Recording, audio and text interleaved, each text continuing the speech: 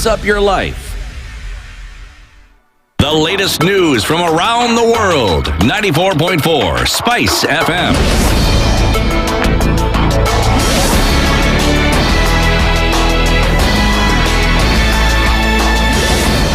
Good morning. This is the News Wire. I'm Ndu Okoh. Kenyans who graduated from the Kenya Institute of Management beyond 2018 with certificates, diplomas and other professional certifications have been handed a blow after the government nullified the qualifications. In a statement, the Technical and Vocational Education and Training Authority said it has revoked the accreditation given to the institution and all its campuses and has ordered immediate closure of the institution. According to the authority, the legal action was taken after Kim was found to be offering and awarding various academic and professional to the public without accreditation. The authority says Kim was found to be offering programs not approved and awarding academic qualifications contrary to TVET Act and employing trainers who do not have valid training licenses. Information available on the institution's website indicate that Kim, which was founded in 1954, currently has 13 branches spread across the country and has had at least 70,000 graduates. Timothy Nyongesa is the Director General of TVET Authority. Iwapo tutapata cheti kingine chochote kile ambacho kimepeanwa na vyuo kama hivyo, chumo chao kimotoni, tutawaendea na tutawafunga. Wale ambao wamesoma na wakapewa vile vyeti kutoka 2018 mimi kwa ufupi ni kuambia hivi, we are not going to negotiate for diplomas. You will earn the diplomas. ODM leader Oburu Oginga has declared that the party must be in power come 2027. Speaking during an ODM youth conference in Nairobi, Senator Oburu reiterated that ODM has been in opposition for a long time and must prepare to be in the next government. Sisi kama chama nia yetu ni kunyakua power, kwa sababu hakuna chama dunia hii mzima ambaye inaundwa kwa opposition. Lakini tunataka tukienda mbele, tukifika next year 2027, chama chetu ni lazima itakuwa kwa power, either alone au with other parties. Lakini ni lazima tuwe kwa power. At the same time, ODM youth leaders distanced themselves from the planned Gen Z protests set for today, opting instead to back a development-driven agenda. The youth unveiled resolutions aimed at strengthening grassroots structures and securing greater influence within the party. Speaking on their behalf, Regional Coordinator Masi Akinyi said the group had resolved to shift focus from street protests to political mobilization and voter registration. And finally, DCP party leader Rigathi Gachagua has expressed concerns over Kenya's territorial integrity and security, alleging that Kenya is hosting Sudan rebel leader Mohamed Dagalo alias Hemedti, who is accused of war crimes. Gachagua was speaking at DCP headquarters in Nairobi, where he unveiled John Mwaura as the party's gubernatorial candidate for Kiambu County. The former deputy president accused President Ruto and Interior Cabinet Secretary Kipchumba Murkomen of mutilating Kenya's position in peace and security matters across the world. He alleged that Hemedti and his 4 wives now own a home in Runda. This is very embarrassing to the Kenyan nation that a war criminal facing sanctions by the United Nations, the European Union, and indeed the whole world has been given refuge in Kenya and is enjoying privileges meant for the Kenyan people. A warlord and his family, a man who has butchered women and children, have been given diplomatic passports. They have been given a safe haven in Nairobi with a house in Ruda, guarded by the General Service Unit. That's the News Wire. I'm Ndu Okoh.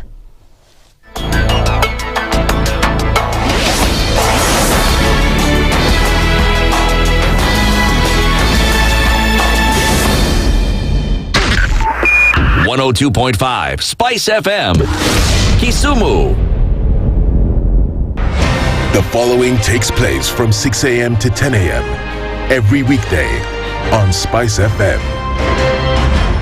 In this country, 6 families and 8,000 Kenyans control 90% of the GDP. We are not a country. We are a plantation. We work for Ruto. When you're telling the judges court orders are papers or they will not obey court orders, they're sitting and you're seeking orders from them. So how are they supposed to interpret it? Isn't it an oxymoron? When you see a judiciary that seems to be under some control somewhere, you start questioning.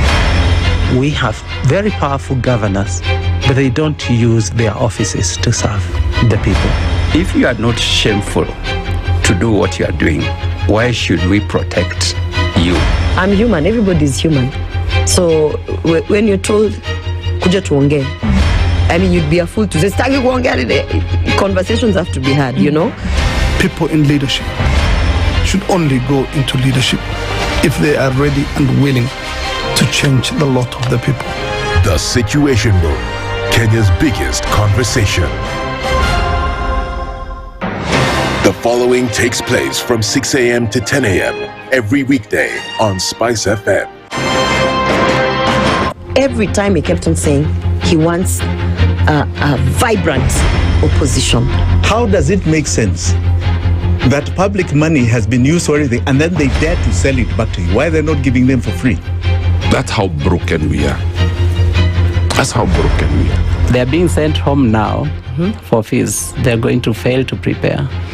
We are compromising the futures of these children. This is the Situation Room, the only way to start your day. The following takes place from 6 a.m. to 10 a.m. every weekday on Spice FM.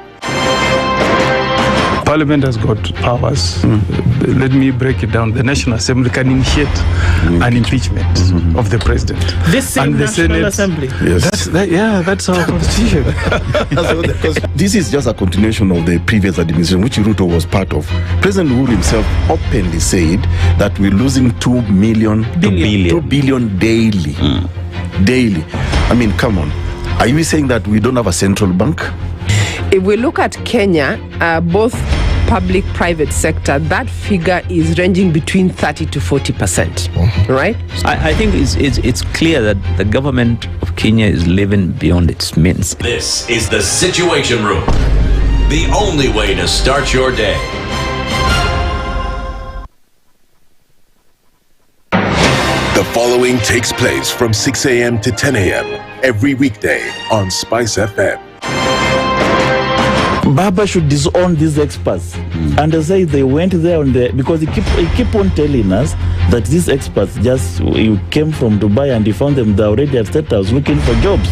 Government has to has to introduce austerity measures. It's something that this government and the previous ones have not been able to do in this country. We've talked about it so many times.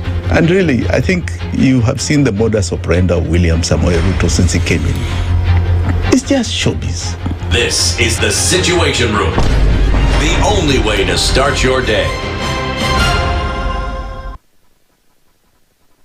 The following takes place from 6 a.m. to 10 a.m. every weekday on Spice FM. Members of Parliament, they go to State House, they just promised they get given tea, mandazi, and 100,000. That's not development. External borrowing, 589 billion. Are we on the same page? What did Parliament pass? If anything happened to our president today, God forbid, that man would become president. Na ndio alilenga hizo stories za Shakahola. The real thing is our constitution has only one person who is accountable to us. This is the Situation Room, the only way to start your day.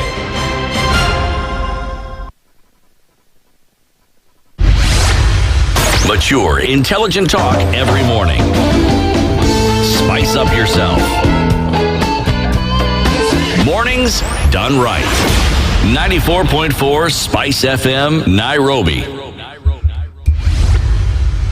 And we say a very, very good morning to you at 9 minutes after 6 o'clock. It is the 21st of April. Why are we still talking? I don't know, but here we are. Okay. A very good morning to you, and hope everybody's doing okay. 10 minutes after 6 o'clock, and let's see if I can find Osido. Osido, are you there? All right, Ndu, how have you been? I'm fine, thank you. Good to see you. Good to see you. How are you doing? I'm all right. How was your holiday? You know how we say we want another one. I know, just right? like the other one. It comes to an end when it's just beginning. Right? Exactly. Exactly. Welcome. Good to see you. Thank you. But it was good to. I keep saying it was really, really good to be home. And amazing. Yeah. Great. I look forward to every time that I can. East and West. Home's best. That's the truth. Welcome back. Asante Sana. Are you doing okay? I'm all right. Rain came down and it keeps raining and raining until people are saying that, it looks like this April rain is a little bit more than April showers. Oh, yeah, precisely. Most important thing is, have we learned any lessons, or are we going to be, swimming and flooding, and then we begin to say, the weatherman? Oh, God. Wait until we have coffee, Osido. No, the rains are a blessing, so we hope that indeed there will be food all over. Very true. Yeah. Very true. And then I saw EVE this morning, and she was, oh gosh, you can't, when she smiles and jumps around, you can't, it's just contagious. You can't but join in. She has 4 eyes now, right? Are you not seeing? And they're looking very beautiful. What happened? I was only gone. I don't understand. I was only gone for 2 weeks. You have glasses? No. Even they have taken your eyesight. Oh, no. We don't agree. Yeah. But everybody's doing okay and getting into it today. Yes. Thank you so much for joining us every morning as you do. We don't take that for granted. Say hello to Kev. He's here. And we're hosting the Situation Room this morning. Yes. And we're getting into it today. So let me tell you some of the things that we'll be discussing today. All right. Today is Tuesday. And I don't know if it's a promise or intent, because what people are saying is that they will be out on the streets today to protest the high fuel prices, and that things like this come, and of course people are going to use it for political mileage, but at the end of the day the Kenyan continues to suffer, and people are saying, well, you are in a position of leadership, you should then be able to do something about it. We're going to start off our conversations today with just that. Are we going to see that there will be Mandamano today? We'll wait and see. Stella Agara is a governance and security analyst. Wanjiro is a political activist. They'll both be here. We'll be talking back to the streets. What are the demands? Yeah. And also, I think, really interrogating about whether protests work. I'm of the opinion that they are part of any nation state because there's a space for them. Whether they're effective in a particular space is a totally different story. Yeah. But we'll be looking at the intrigues of all of that with these two ladies at 7 and see what essentially could happen if anything does.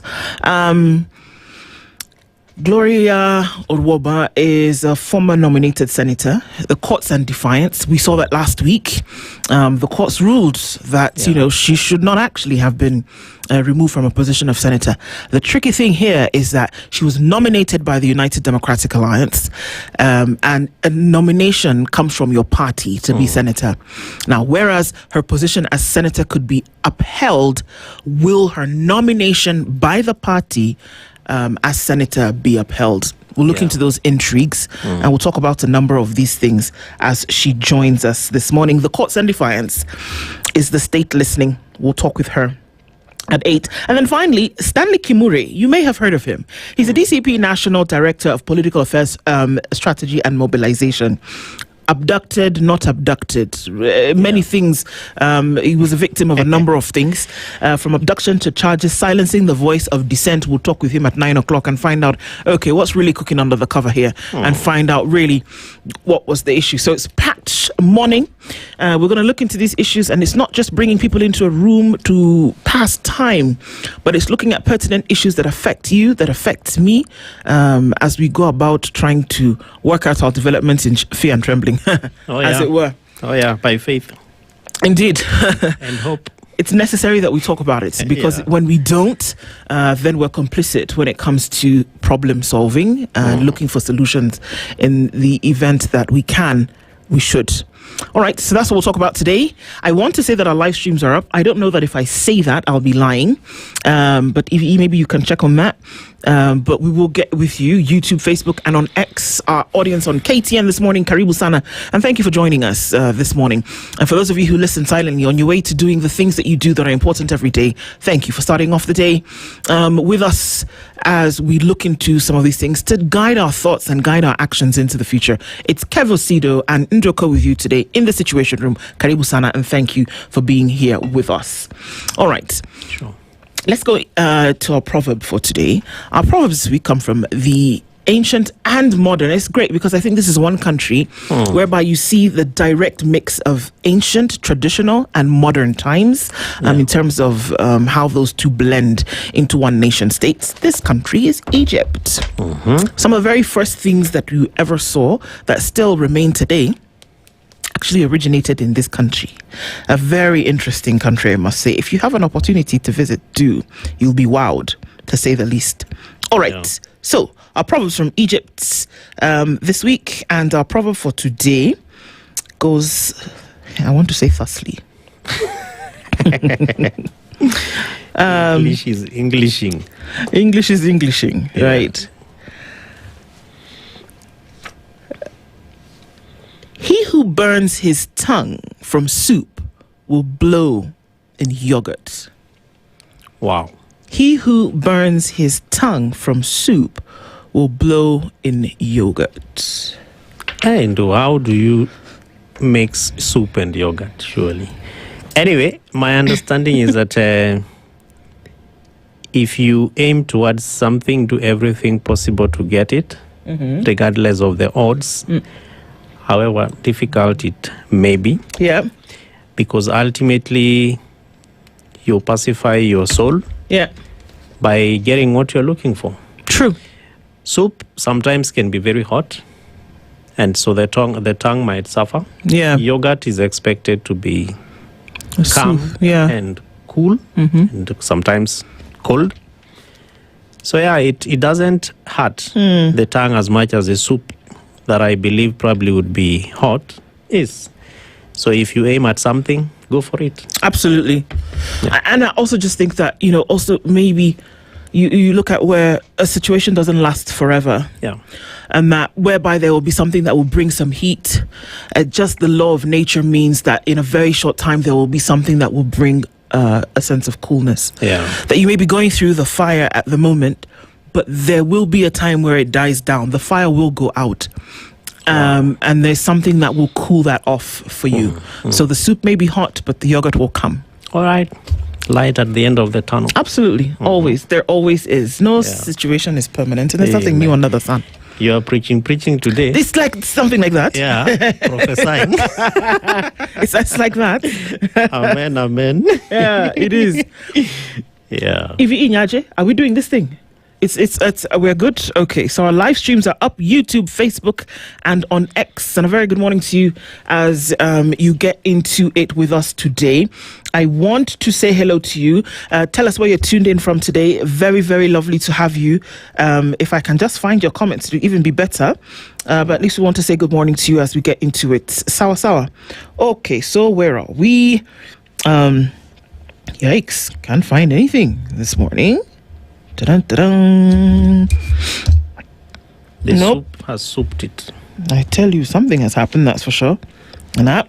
If you ever make a yogurt hapo to cool it off. There's something.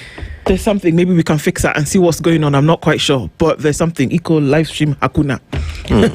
Okay, so maybe we'll find that in a minute, but I know that you guys are all tuning in, so let's say hello to you at a time when we'll come back and do that with you, and we'll then be able to then get you to tune in a very short while. Just a small technical hitch, I'm sure, and they'll be able to fix that.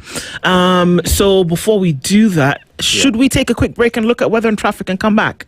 Let's do that. We can even do that now and see what the skies have in store for us today. And then we'll come back and look into what the headlines have to say, as well as maybe at that time then be able to say hello to you. Doesn't matter. We'll figure it out some way and somehow, and we'll get into it this morning. Sawa. All right, let's go that way and do that. Very good morning to you. It is 19 minutes after 6 o'clock on this morning. We'll come back and look into Hello with you in a short while. Good morning.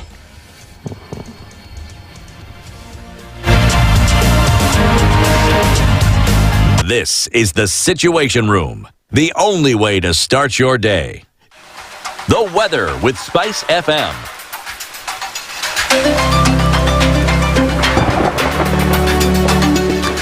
15 degrees and cloudy conditions after a morning of rain in Nairobi. We'll see a high of 24 and a low of 16.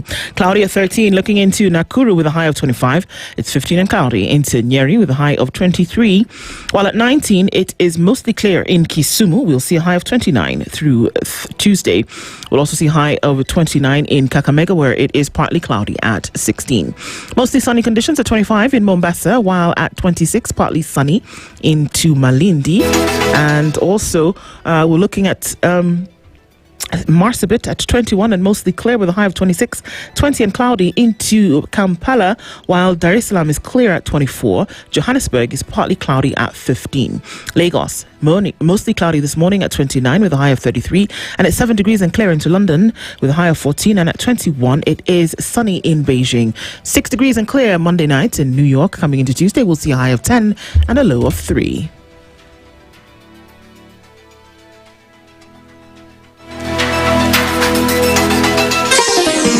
Chilled Spice.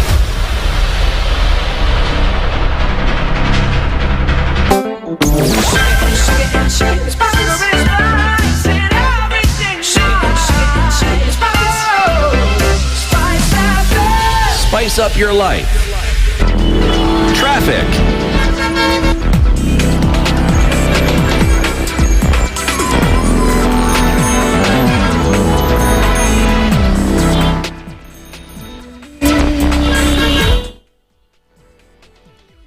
All right, so what are we looking at in terms of the roads today? Let's take a quick look. Coming off the Thika Superhighway, traffic is already starting to build up, and it's busy as you come in from that outer ring junction, but not too crazy. As you come in from the Radar interchange, we'll see some traffic as you get then towards the junction getting into the city. You'll get off to the northern bypass without an issue whatsoever. Are people staying off the roads today for some reason? I don't know, but we'll wait and see. As you come off of Mombasa Road, inbound, there is some traffic as you head into that Syokimau junction, but nothing too crazy at the moment. And it's busy on North Airport Road already coming in from Embakasi. Let's keep an eye on all of this and try to keep things moving. We'll talk SpiceFM, KE on X, hashtag the Situation Room.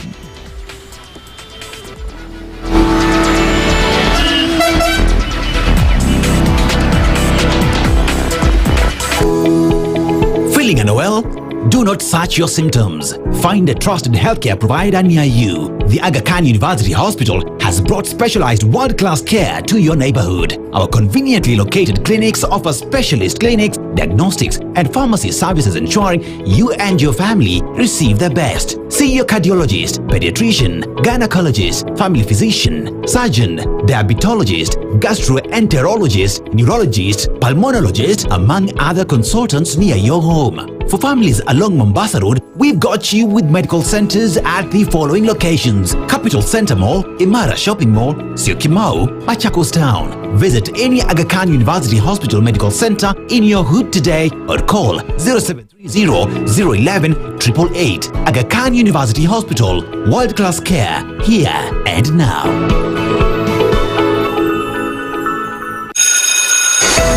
Out and the fun is in. Feast your eyes and your kids' hearts on a feast like no other with StarTimes. Recharge your monthly subscription today and get upgraded to the next high bouquet for 1 full month. Turn your home into a world of adventure with Bluey on CBeebies, playful giggles on Baby TV and Jim Jam, learning that feels like play on Mindset Learn, non-stop action with the Batman on Toonami and the Powerpuff Girls on Boing, endless fun with SpongeBob on ST Kids, and thrilling wins with Super Strikers on ST Tunes. Unlock your upgrade today. Simply renew your subscription on your current bouquet and we'll automatically move you to the next high bouquet for 30 days. Dial *858# or call us on 0719-077-077 for customer care. Download the StarTimes on app to take the fun wherever you go. StarTimes. Enjoy digital life. The following takes place from 6 a.m. to 10 a.m. every weekday on SpiceFM. Members of Parliament, they go to set house, they just promised they get given tea, mandazi, and 100,000. That's not development. External borrowing, 589 billion. Are we on the same page? What did Parliament pass? If anything happened to our president today, God forbid, that man would become president. Na ndio alilenga hizo stories za Shakahola. The real thing is our constitution has only one person who is accountable to us. This is the Situation Room, the only way to start your day.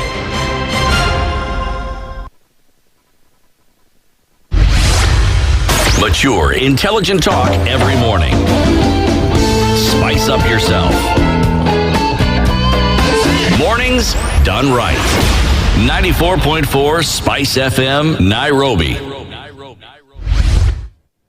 All right, so an opportunity to say a very good morning to you, and thank you for that. 25 minutes after 6 o'clock, and I know that we have a few issues here and there, but we're getting into the technology of things. Come on in on the live stream today, YouTube, Facebook, and on X. That made that provision for you. So thank you for being able to join us and do that. All right, let's say a quick good morning to those who've been able to say hello to us, and we'll get into it this morning. Sawa Sawa.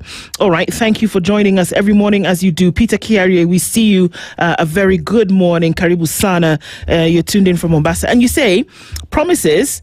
Okay, where did that go? You say promises are easy to make and takes a lot of determination and commitment to see them come through. It is, however, better not to make them than make them and not keep them. Wow, I know, right? That's amazing. Beauty, it is that it's not a proverb. Yeah, I guess it's just a thing. Right?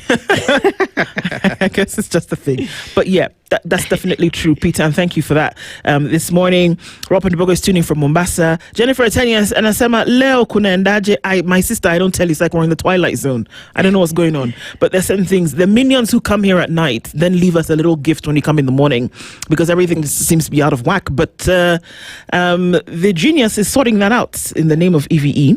Yeah. Jennifer says, good morning, Karibu Sana. Say hi. The whole Spice family, thank you for being here every morning. Tibbs Muge is tuned in and says, good morning, Spice team. David Mangera, good morning. Welcome back. Did you bring palm wine? No, but I had it. I did not bring it, but I had it. Christina says, good morning. Good morning to you. Leo says, hello, Princess Ndu Osido. Who will compensate Kim graduates from 2018? Can we talk about that for a minute? Because what are you saying? That the last 7 years, 8 years, that essentially you've been graduating students who should not have graduated, or what? Quite an unfortunate scenario, Ndu. And we hope that the institution and the government, particularly the TVETA authority, will do something about it. Yeah, because I'm sorry, people have paid fees, people have graduated, people have entered into careers based on their certification. And you know, it is at this point that sometimes the other side of the work that I do, I ask people to write to the ombudsman. Yeah, because that's really the last point of call. Yeah. When you feel aggrieved by any government agency. TVETA authority is a government agency. Kim is also a registered institution. Yes, it is. Right, and let them give you a response. And something needs to be said. The silence is not going to help anybody. Oh, yeah, definitely. That's for sure. Sarah Kilonso says, good morning, Team Spice. Wakenya Water. There's an N before the DU. So it's Ndu. And Zora is saying, kuna mandamano ama? Well, let's see. Luhimbo says, good morning, tuned in from Dar. Welcome back. Mtoto wa Kimfalme Ndu Asante Sana. Every time I think about our political class and how they think and act, I wonder what does the future hold. Well, you have to be ready for it with whichever way. That's one thing that we can't run away from. Eric Orr says, good morning, guys. Good morning to you. Good morning, everyone. Aseto, where is she? He is... so Aseto lost his aunt and he had to go and attend that funeral, so he's away for that. Sorry. So you're asking where is she? Oh, you're asking where I am. I'm here. If she's back, mgote and tell her ODM wamemwa. Wamemwa nini? Oh, wame nuna. Oh, Vinoma. Wanataka power. Hey, those are a lot of consonants to deal with this morning. Yeah. Wamenuna Vinoma. Okay. Anyway, huku Bondo kuna joto, usiku na kanairoje. It's raining, it's pouring. I don't know if the old man is snoring, but hey. Yeah. Eric, good morning to you. Good morning, Ndu and Mr. Osido from Toronto. Wanda, good morning to you. It's 11 p.m. and I have an early rise tomorrow. But before I go to bed, I must say hi to the best show on air. My sister, you got it right. Oh, yeah. And even as you sleep, for those few hours, may your sleep be deep and may your rest be fulfilled because you chose to start off the day with us. Amen. Asante sana. Henry, good morning. Good to see you back. Thank you so much. While you were away, Ebindu Bichenjanga. Vindu Vichenjanga. Things normally change. Oh, things went all right? Yeah, that looks like Luya. Vindu is things. Yes. Yeah. Right.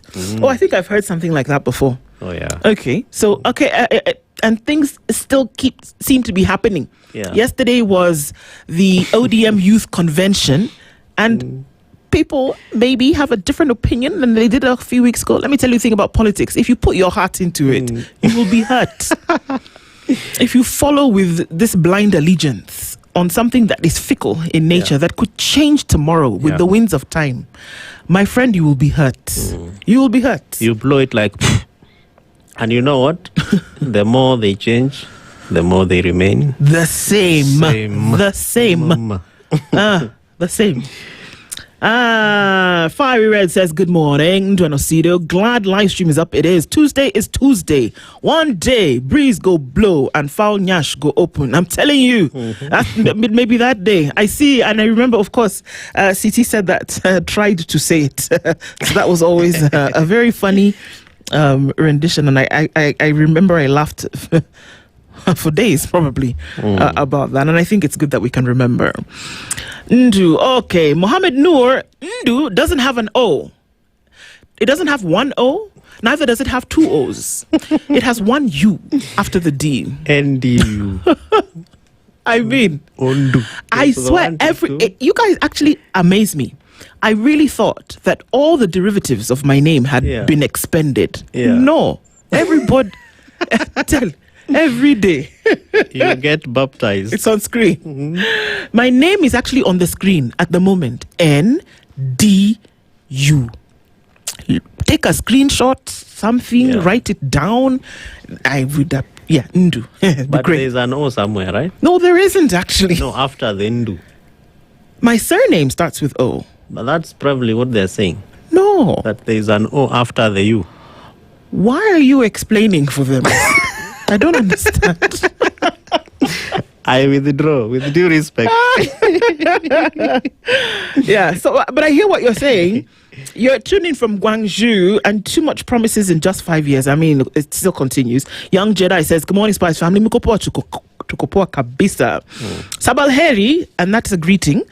Team Karibu Nyumbani Asante Sana. Live stream delay. It is well. Oh, Papa Ogutu, but it is back. Washo Gatoto, good morning. Welcome back. I missed you. I missed you too. I've actually had the privilege of meeting Washo at the funeral service of my good friend Edward Quach. It was good to see you there, Washo. So I'm glad that you're tuning in every day. Wanda, Ndu, I hope we will not see any butcherization of your name for the rest of this week. My sister, that's why they pray God I beg, because I don't understand. Yeah. But butcherization is a fun word, Wanda. Drift Session says, good morning and good day, team. Soraya Brown, good morning, Spice team. My favorite program on planet Earth. You see, planet Earth. Go to the galaxy. Welcome back, Asante San. I hope you have a wonderful time with your family and friends. I did. Say hello to Osido. Osido, you've been greeted. Thank you so much, Asante. Mohammed Noor says, I'm sorry, dear Ndu Okoh. Correction. Thank you so much. Desmond has said, they call me Ndu Okoh. It is not Okoh. Young Jedi. Welcome to the village. Good Lord. Madam Okoth. Young Jedi says, Ndu, the fact that some regions of the chat still miss your name is hilarious. It is actually hilarious. I'm telling you. Yeah. Mary Kenya says, good morning, Spice, tuned in from Los Angeles, the city of angels. Aaron says, Ndu, how is the city situation? Kabla Nikuje, have you started demonstrations? Sasa mimi na sasa mimi. Osido is the one. Tushaanza. Okay, bas. Anything lately? Ni hao Spice team wa Kenya wenzangu. Good morning to you, Sheshe. Collins Juma, Prezo amenda maju kudu. One more Nyota fund. Ndio swali, amenda kudu. Italy. Walisema ni return visit.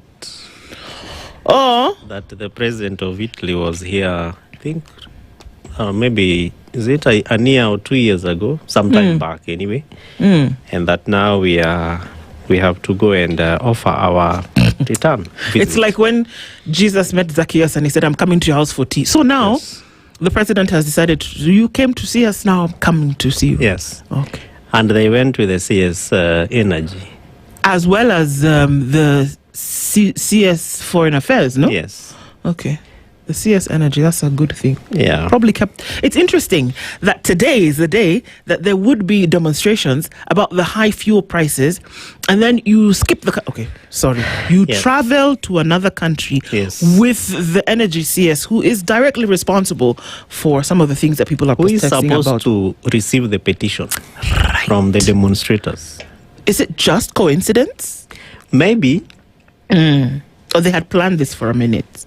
It was not the demos were communicated well in advance. So anybody who wanted to do anything in between, including going to visit our neighbors, you'd easily just plan a visit and you go. So Collins asks a pertinent question. Amanda could do? Could return a visit. Okay, could return a visit. There's your answer. Hey, God in heaven. Okay, sour. Good morning, everybody. Thank you for tuning in. And let's please ride on all the welcoming protocols. Even if you join us later, we are welcoming you with open arms and thank you for joining us in the room. Yes. Izakale, did you greet and I refuse to greet you? Wait a minute. It's not possible. I didn't see you. Oh my goodness. I didn't see you. Izakale, but I've told everybody that you're here. Thanks for skipping my greeting. I didn't see you. I missed you personally. I missed you too, man. But thank you so much for being here every morning. Where is that greeting? Highlight it, copy it, paste it, put it again. And I'll stop in the middle of anything and greet you properly as you should, as you should be greeted. Yeah. All right. At this point, let's look into the headlines because there are quite some for us to look through this morning. A lot is going on. We'll start on Kenya's bold newspaper, The Standard. Battle lines drawn. ODM has escalated its 2027 political positioning, rejecting zoning arrangements and vowing to field candidates from the presidency to the ward level. A declaration that intensifies its contest with UDA while exposing deep fault lines within the party over its relationship with President William Ruto, its participation in the broad-based government, and who ultimately controls the electoral strategy going into the next general election. Let me tell you something. Tell me, Ndu.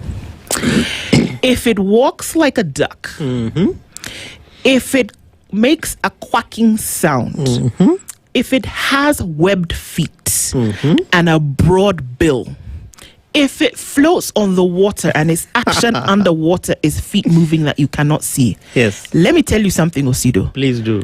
It is not a camel. It's a what? A crocodile. But you just mentioned clothes and water. It's a duck. You want to come and tell people that you got into this wonderful relationship where both of you had a rebound. Both of you were rebounding. Both of you picked the next chick in the bar. And then you want to come and make us believe that this is a thing of holy matrimony and we should all believe and swallow. It doesn't take long for the fishes to start to show. Because somebody makes a statement and then all of you got your knickers in a bunch and you're saying, no, in fact, zoning, no zoning. Even you, your SG should be removed. You told us to remove our SG. Blah, blah, blah, and blah. Ndusi ungoje kwanza. Oh, sorry, please. Where is the 10-point agenda? Which one? Where is the sauti ya mwananchi kwa hii sasa? Oh, no. The marriage is not about the children now. We will field candidates from the ward level to the presidency. Kitambo, when people were being told, who told you that ODM will not have a presidential candidate in 2027? Mulikuwa wapi? Me, I don't feel sorry for anybody. No, honestly, for me, ODM just needs to get back to the original foundation. Do you know what the original foundation is? Speak for the people. Bas. I do not know what they said about the fuel prices. They didn't. I do not know what they're saying about victim compensation. They are not. I do not know what they're saying about Kim and the people who graduated, the graduates. How do you want me to talk about Kim when tunataka zoning? Tunataka power. Sasa hatutaki power, tunataka heshima. Yeah, so ODM, these battle lines that have been drawn are good, but I believe that the power of the party lies in the original foundation. This is where most of the followers of the original ODM will miss the former Prime Minister. Yep. And it's showing, guys. It's showing.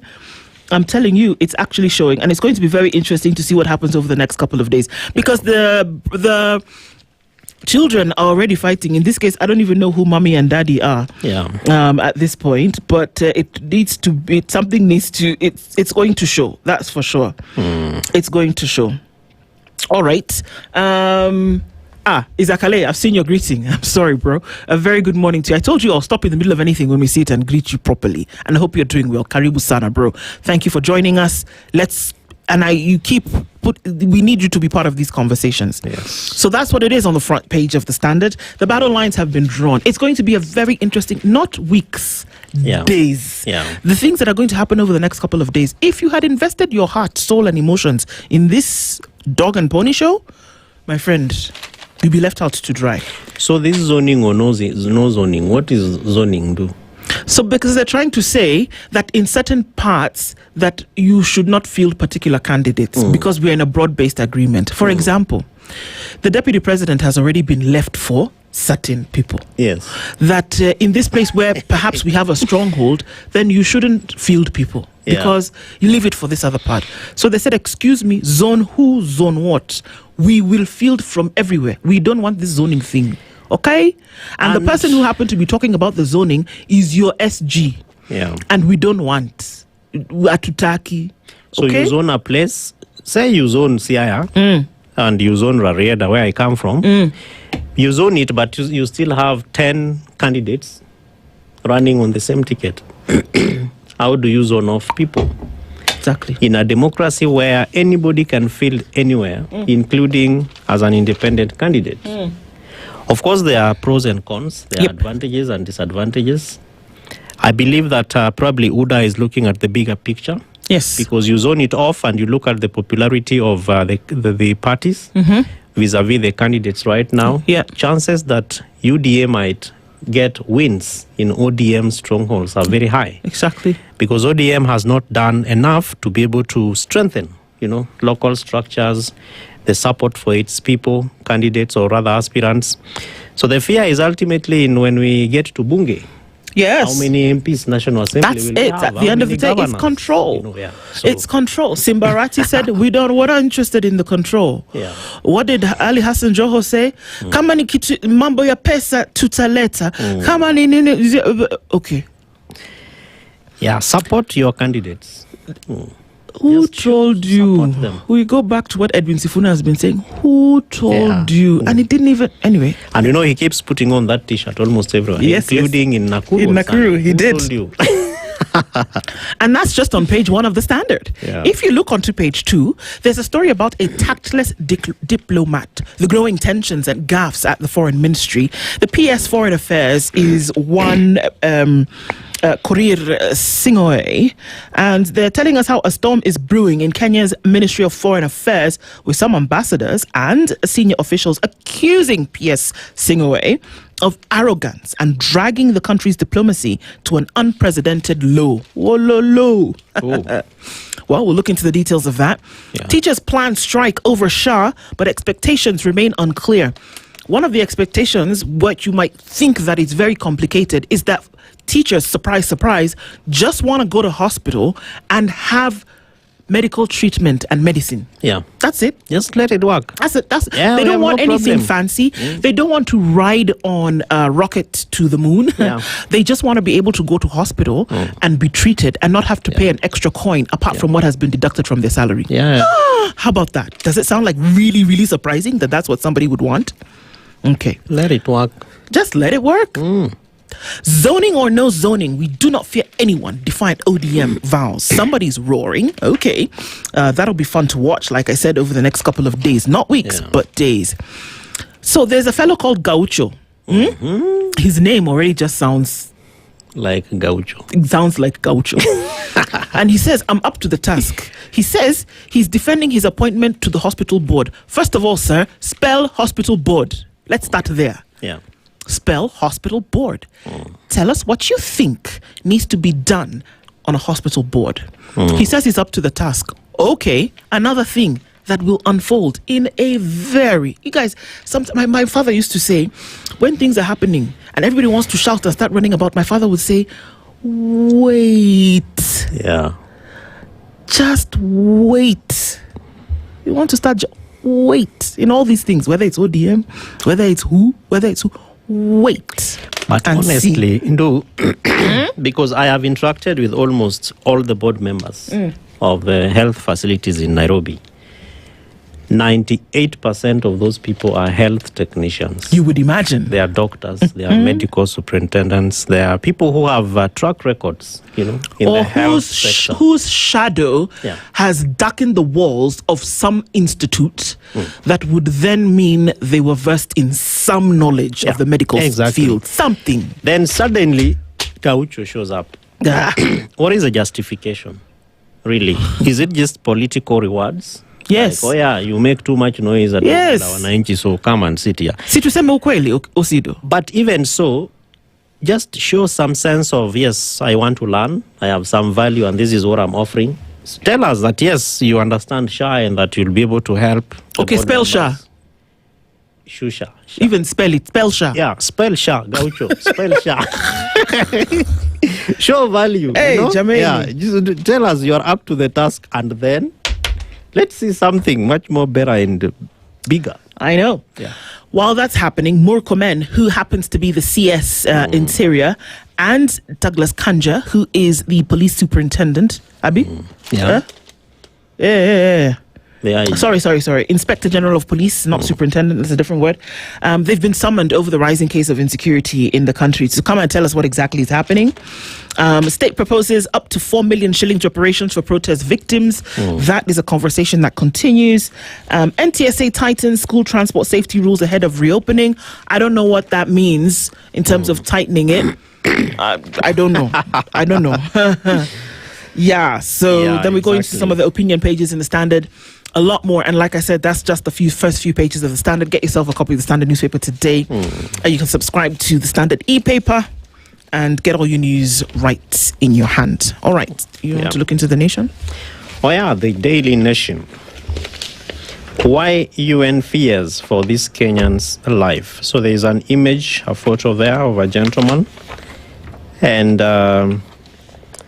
they're saying that Clement Muiruri Kamau, a human rights activist, has been documenting atrocities committed at the vast Del Monte pineapple plantation in Thika and has reported persistent persecution. His case has drawn the attention of Miss Mary Laula, the UN Special Rapporteur on Human Rights Defenders, who has petitioned the Kenyan government. So the big story is on page 4 and 5. You can have a look at it. And then we have an image of Mheshimiwa Gachagua there. Gachagua rackets up pressure on fuel protests. And so he says that former Deputy President Rigathi Gachagua yesterday warned President William Ruto to brace for street protests if the government does not implement measures to further reduce the fuel prices. Okay. He claimed the prices can be reduced by half if profiteers are eliminated from the supply chain. By half. Who said this? By the way, did you listen to the president at this church on Sunday saying, yes, I did. Our fuel is this because we are middle income and that those people are least developed and that, we have more roads, we have more vehicles on the roads. Yeah. So our fuel has to be very expensive. It doesn't, but okay. It is well. My God. Page 2, the Tuju story continues. Yeah. Court declines to grant order stopping arrest of lawyer in Tuju case. And so there is 1 million amount lawyer Kimani Wachira claims former CS Raphael Tuju presented at a meeting to frame him. And the High Court has declined to certify as urgent a petition by Nairobi lawyer Kimani Wachira seeking to block his arrest and prosecution over 1 million shillings alleged to bribe a judge. All right? You can look at that and follow the story.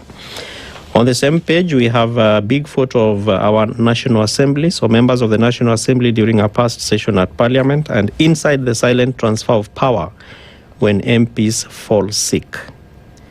And the story is that the Speaker visited Eileen Kwanza MP Wanyonyi in India, dismissed rumors about his death. Wow, this is an interesting story you can pick up from there. Page 3 of The Nation. Staff sue multinationals after maternity job losses. So there is a court that is finding labor laws that were infringed, grants firm a stay of execution until the appeal is determined.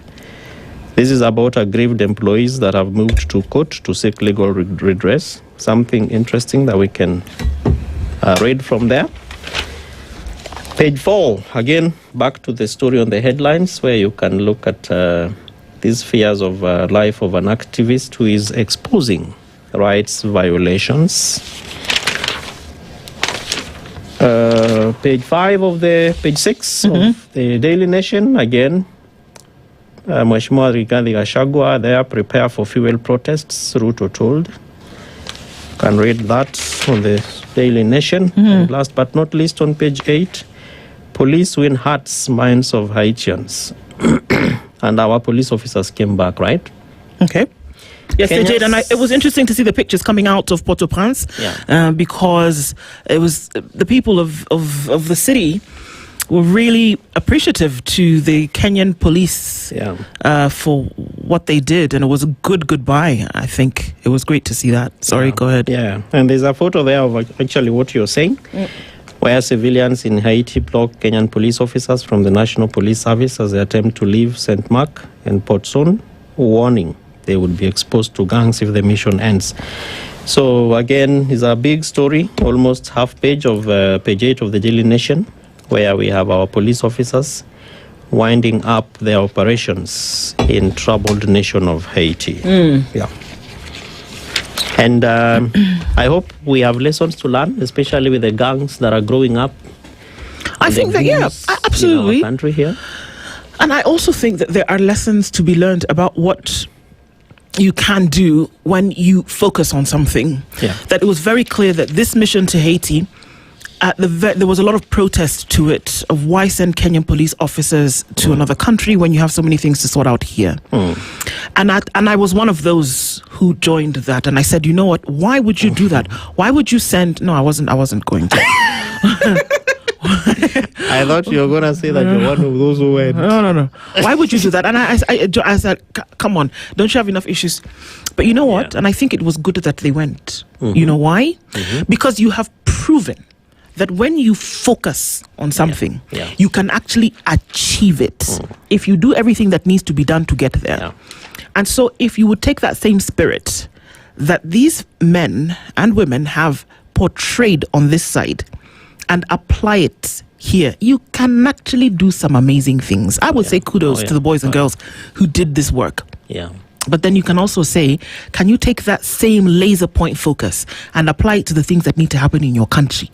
You would be miles ahead because you have the personnel, you have the resources. With time, the books that are going to be written by those gallant officers, they will tell us the stories.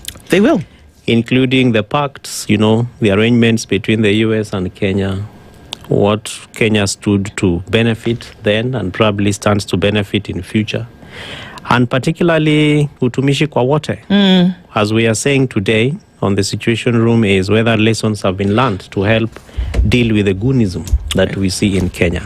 Yeah, and then we can pretend that it doesn't exist, but we know that it exists, and that there are people who are paying other people to cause harm on the lives of others, to the lives of others, cause death, cause injury, cause trauma, and that you sit as you live and breathe, and that you know that you are the reason behind this. Let me tell you, it's not a book thing, Osido. It will not be well with you.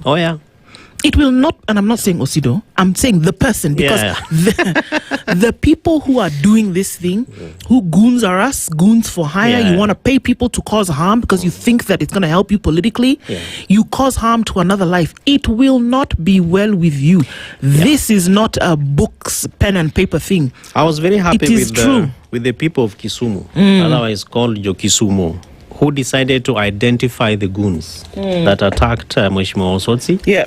And they said, but these are people we know. We know them. Is this not so-and-so? Is this not so-and-so? This is where they stay. Love to see it. That is purely what community policing should be doing. Our politicians who are calling out P.S. Raymond, I think that they are taking us for a ride. You have all it takes to probably summon the P.S. to your committee of security and foreign affairs and ask him to answer questions. And that if you want to use him as an excuse, he's also human. He's a government officer who can decide to also speak. True. So whether PS is sponsoring or not, parliamentarians, let's not politicize this security issue. And whether he's the blue-eyed boy of the president or not. Yeah. If there is a question, ask it. Yeah. Stop using rallies and funerals and, even sometimes making the bereaved look like, why did you even invite them? Have you seen how they are disorganizing certain funerals and burial ceremonies? Unfortunately. Quite unfortunate and uncouth. Uncouth, that's the word. Yeah. So, in case you thought we were out of the water, billions, deadlines, and dreams is what is on the front page of the Star. Yeah. Kenya's AFCON Stadium rush. I drove by the Talanta Stadium a couple of weeks ago. I have to tell you, it's a monstrosity of a thing. If finished and finished well, it's actually going to be beautiful. It reminds me of some of the iconic buildings, and I'm not even talking about the world, around Africa, some of the theatre that you see in South Africa, the National Theatre in Lagos, this Talanta Stadium, if it's done right, it's actually beautiful. Yeah. My problem is that, first of all, you're spending more money than you ought to on the thing, and so you have to wonder if the contractors are doing their thing, and you've paid billions of shillings to then be able to host the tournament. Yeah. But will you meet up? Will you meet up? If you do, this could actually be an iconic thing for Kenya. So it's interesting that nearest completion with round-the-clock works. People are working night and day to have this thing finished. Remember, AFCON is in 2027. Okay, and it's a tripartite hosting of Kenya, Uganda, and Tanzania. And people are saying, but didn't we just host AFCON? No, you didn't. You hosted CHAN.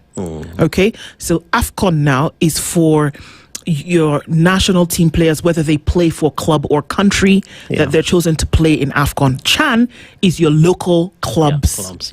So you're wondering, didn't we just host it? No, you hosted something else, and now you get the chance to host AFCON. So round the clock to figure that out. Senate seeks EACC probe as counties fail to account for billions. Surprise, surprise. Yeah. Good God. Wow. Which way ODM? Internal rifts, UDA clashes test the party. And I don't know who's going to pass this one. There's a picture of the president taking a selfie. Hey! He was touring. He was touring the Talanta Stadium. He was taking, I don't know if he had that thing. You know how nowadays you walk into the city and people, everywhere you go, somebody's holding a stick with a phone on it, filming themselves. Looks like that's what he was doing. And I guess he's happy with the progress. So Senate is still saying, call us what you want to call us. You spent the money. We want to know how you spent it. Account for it. And we're taking no prisoners. Well, in this case, they just might. Yeah. Really quickly onto the business, and we look at one story. Business Daily tells us about how broke and jobless graduates have a 90 billion shilling HELB default rate. Yikes. Wow. Because we know that HELB is a rolling fund in the sense that you pay, more people get access to money, you keep paying, the interest goes back into the fund. But the thought that is that after you graduate, you will get a job that enables you to pay. But if you don't get a job, or you're not able to start a sustainable business because you didn't have access to credit, which is what government is supposed to be doing in terms of making a conducive environment. If that doesn't happen, you can't pay help. See what I mean? The cycle is vicious. But what really happened? Because, this discussion, we keep having it in some town halls out there and do about youth employment and employability. And sometimes you have our elders standing up and saying, me, when those days when we were going to school, in fact, when you graduate, you already have a letter. A letter of appointment to go and work here or there. Of course, lots of things have happened. But what really has happened? That today we have hundreds of thousands to millions of young people who cannot just get jobs. I don't know. State of affairs is... And the thing is not that good, yeah. It's actually not government's work. It's not when government comes out and says we're going to create 100,000 jobs. It's not your job to create jobs. A better atmosphere. You're supposed to create an environment where some of these things then can happen. Yes. Now that environment is what you don't have. Yeah. You need to create it. That's what we keep talking about. And so, I mean, you ask. That's an interesting question that you ask. Yeah. Maybe I want to write something about that because why? Why are we still in this situation? Yeah. I mean, of course, I was home for a couple of weeks and I see the situation where the entrepreneurial spirit in people has risen because that environment has not been created. So people have to fight for themselves, but are still having to pay allegiance to government in way of taxes. Not cool, man. It's quite unfortunate. And then you come up with many programs, Nyota, Youth Fund, Women Fund, Uwezo Fund, all these funds. And can't we just think about, industrial aggregation? You have an idea, we take you in, help you grow it. Yep. And then value chain. And it's interesting because there is an office in this country called KNCHR. KNCHR actually does that and does it well. Yeah. But one of the things about government that they do very poorly is communication of the things that they do well. Yeah. So I wish that more people would then be able to fall under that program. But who knows that KNCHR exists to do that thing that you're talking about? And even the KIPES, the County Aggregation Industrial Parks, where I would then expect that young people out there would walk into parks like what is happening in Konza. Yeah. And then you have an idea, it's properly grown, and you get money out of it. These are the questions. And as we look into the headlines, these are the questions that we will ask. It's not just a story, but there's something that lies beneath it. And that's why it's important for us to talk about these things as we ask ourselves the question at 7:01. Good morning. At 7 o'clock. Around the world, 94.4 Spice FM.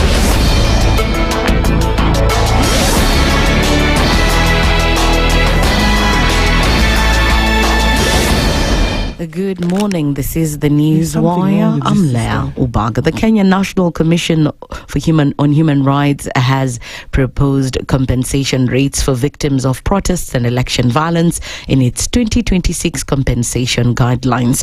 In a statement, KNCHR announced that the victims should be provided with adequate financial compensation and other medical packages.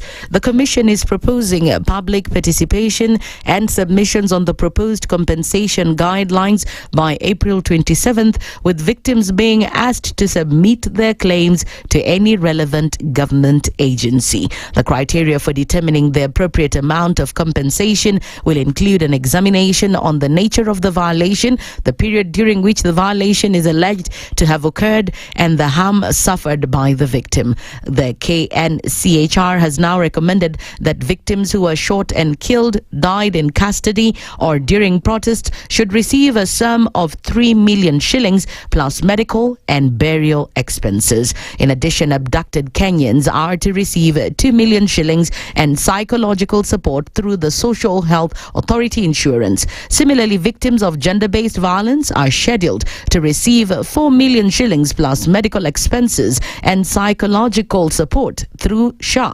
Clarice Onganga is the chairperson of KNCHR.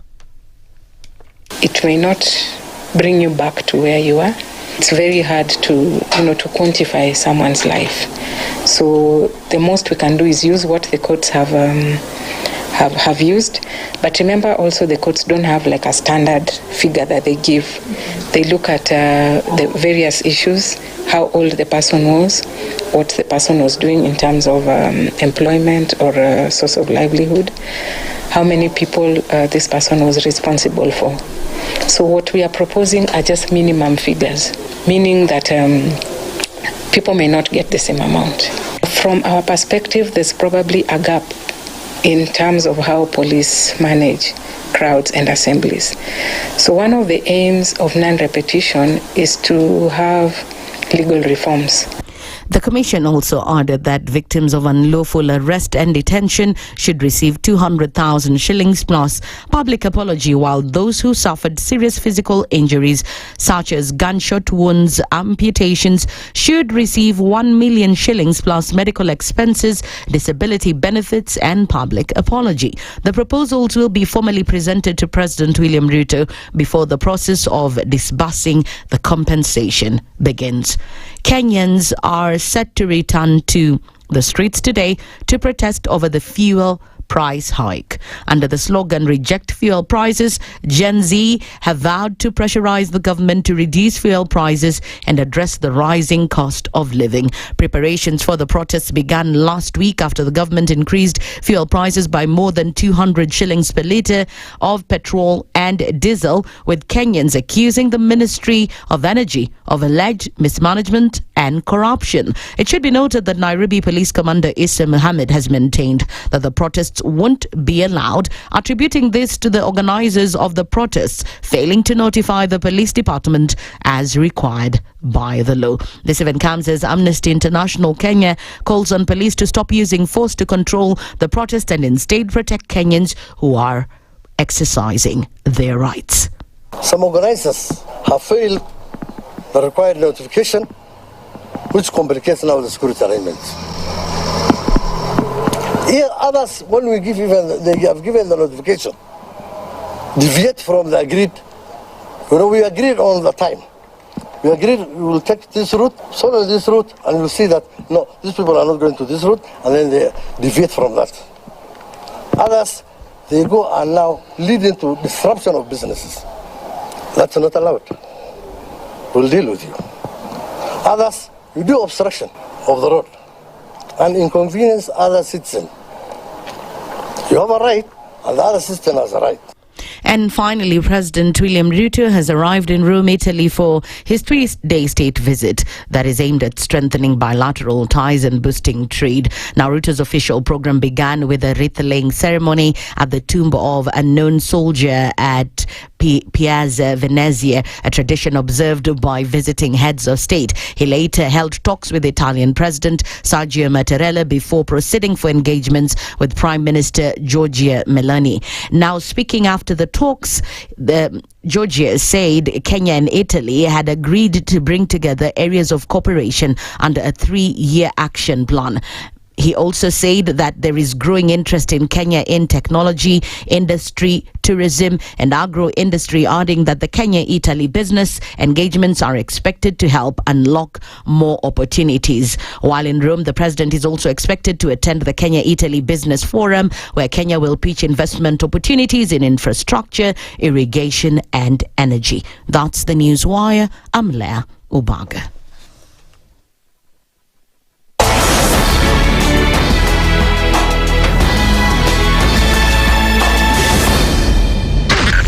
SpiceFM, Nakuru. The following takes place from 6 a.m. to 10 a.m. every weekday on SpiceFM.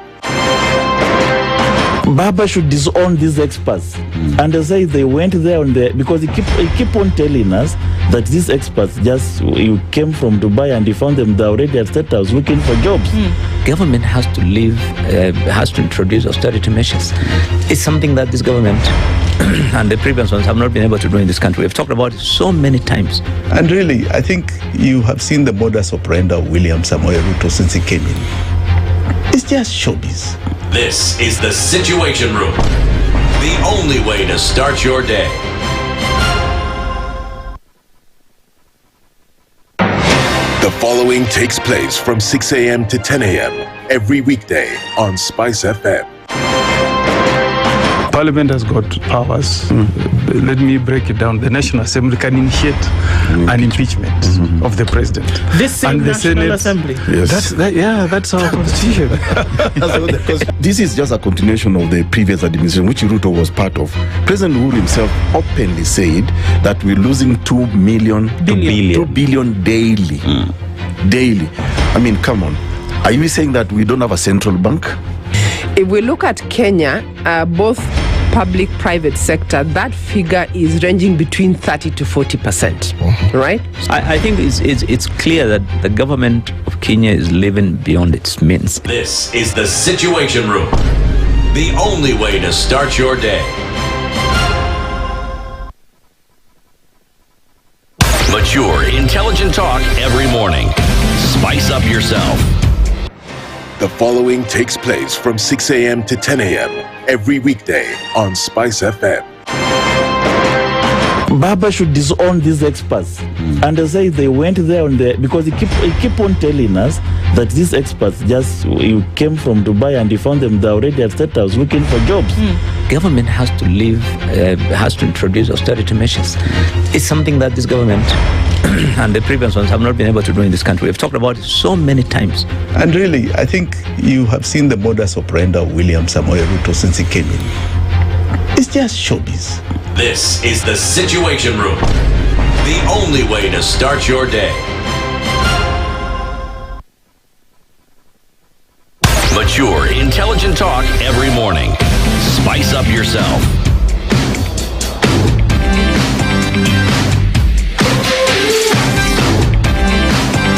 Mornings done right. 94.4 Spice FM, Nairobi. Okay, good morning. It's 10 minutes after 7 o'clock, and we continue our conversations this morning because it's Tuesday. You know what they say about Tuesday? Okay. It's possible that there will be protests today, but that this is normal in the cycle of any nation state, whereby we're asking certain questions about what should happen when the security of the people is not guaranteed and or maintained. So we'll be looking into protests, mandamano, and what could possibly happen today and why that is all taking place. Joining us in the studio this morning, political activist Njeri is here with us today. Good morning. Good morning, Joe. How are you doing? I'm all right. Good to good morning. Good morning. Good morning, fellow Kenyans. Karibu Sana, thank you for being here this morning. A number of things to look into today. Stella Agara is also going to join us at some point. She is one of the people who said, you know what? And I would like to hear her say when she comes. She said, by all means, if what you were promised is not happening, you have every right to come out and protest about it, because maybe that is the language that anybody is going to listen to. But as we do, we normally look into a proverb from a different African country. You know this. And we're going to put you to work this morning. The proverbs this week come from the ancient and modern society of Egypt. And it's, like I said, a beautiful marriage between the traditional, I don't like to use the word old, but the ancient and traditional society and the new, novel, modern society, a blending of both cultures. And the proverb for today, interestingly enough, is one that I think, I thought about it later and I was like, okay, this kind of makes sense for me. So the proverb today, Njeri, is... Oh, okay, where did it go? If you... I've lost it even. The soup. What's wrong with me?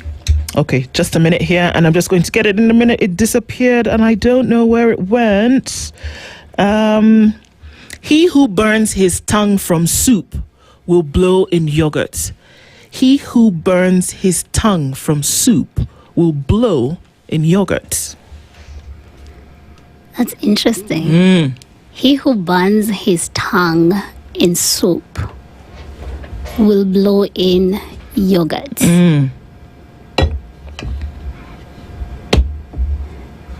Wow. He who burns his tongue in soup will blow in yogurt. So soup must be something nice, right? But yogurt is also nice, isn't it? Yeah. So I am struggling to understand how they will. He who burns his tongue in soup. Assume the soup is hot, so it's burning your tongue. Okay, I get it. Good. So if you burn your tongue in soup, then you're gonna look for the yogurt. There you go. It was gonna come.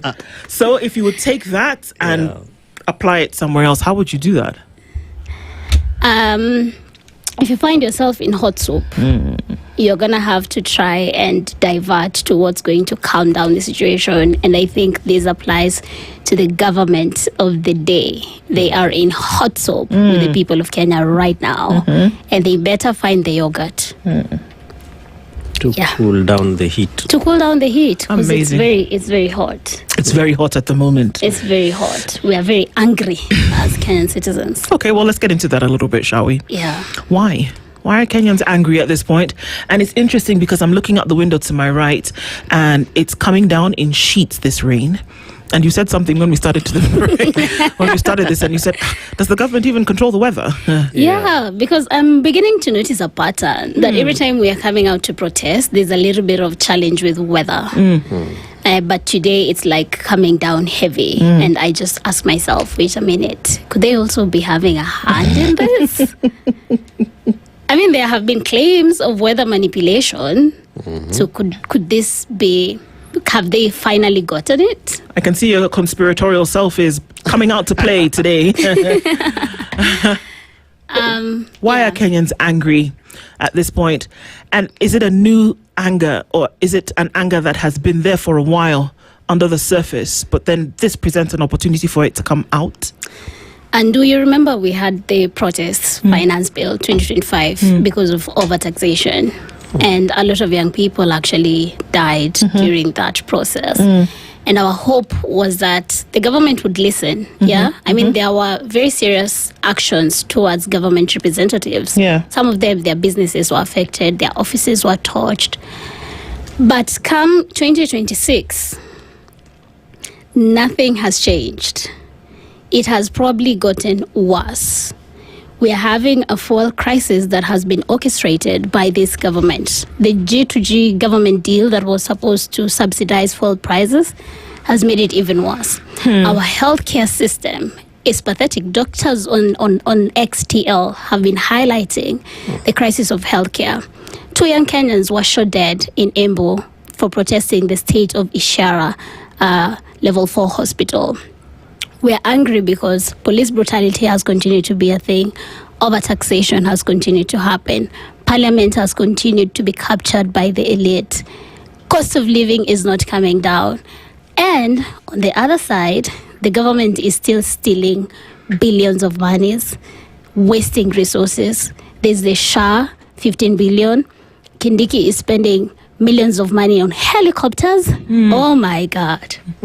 It's outrageous. It's enough to get anybody angry, isn't it?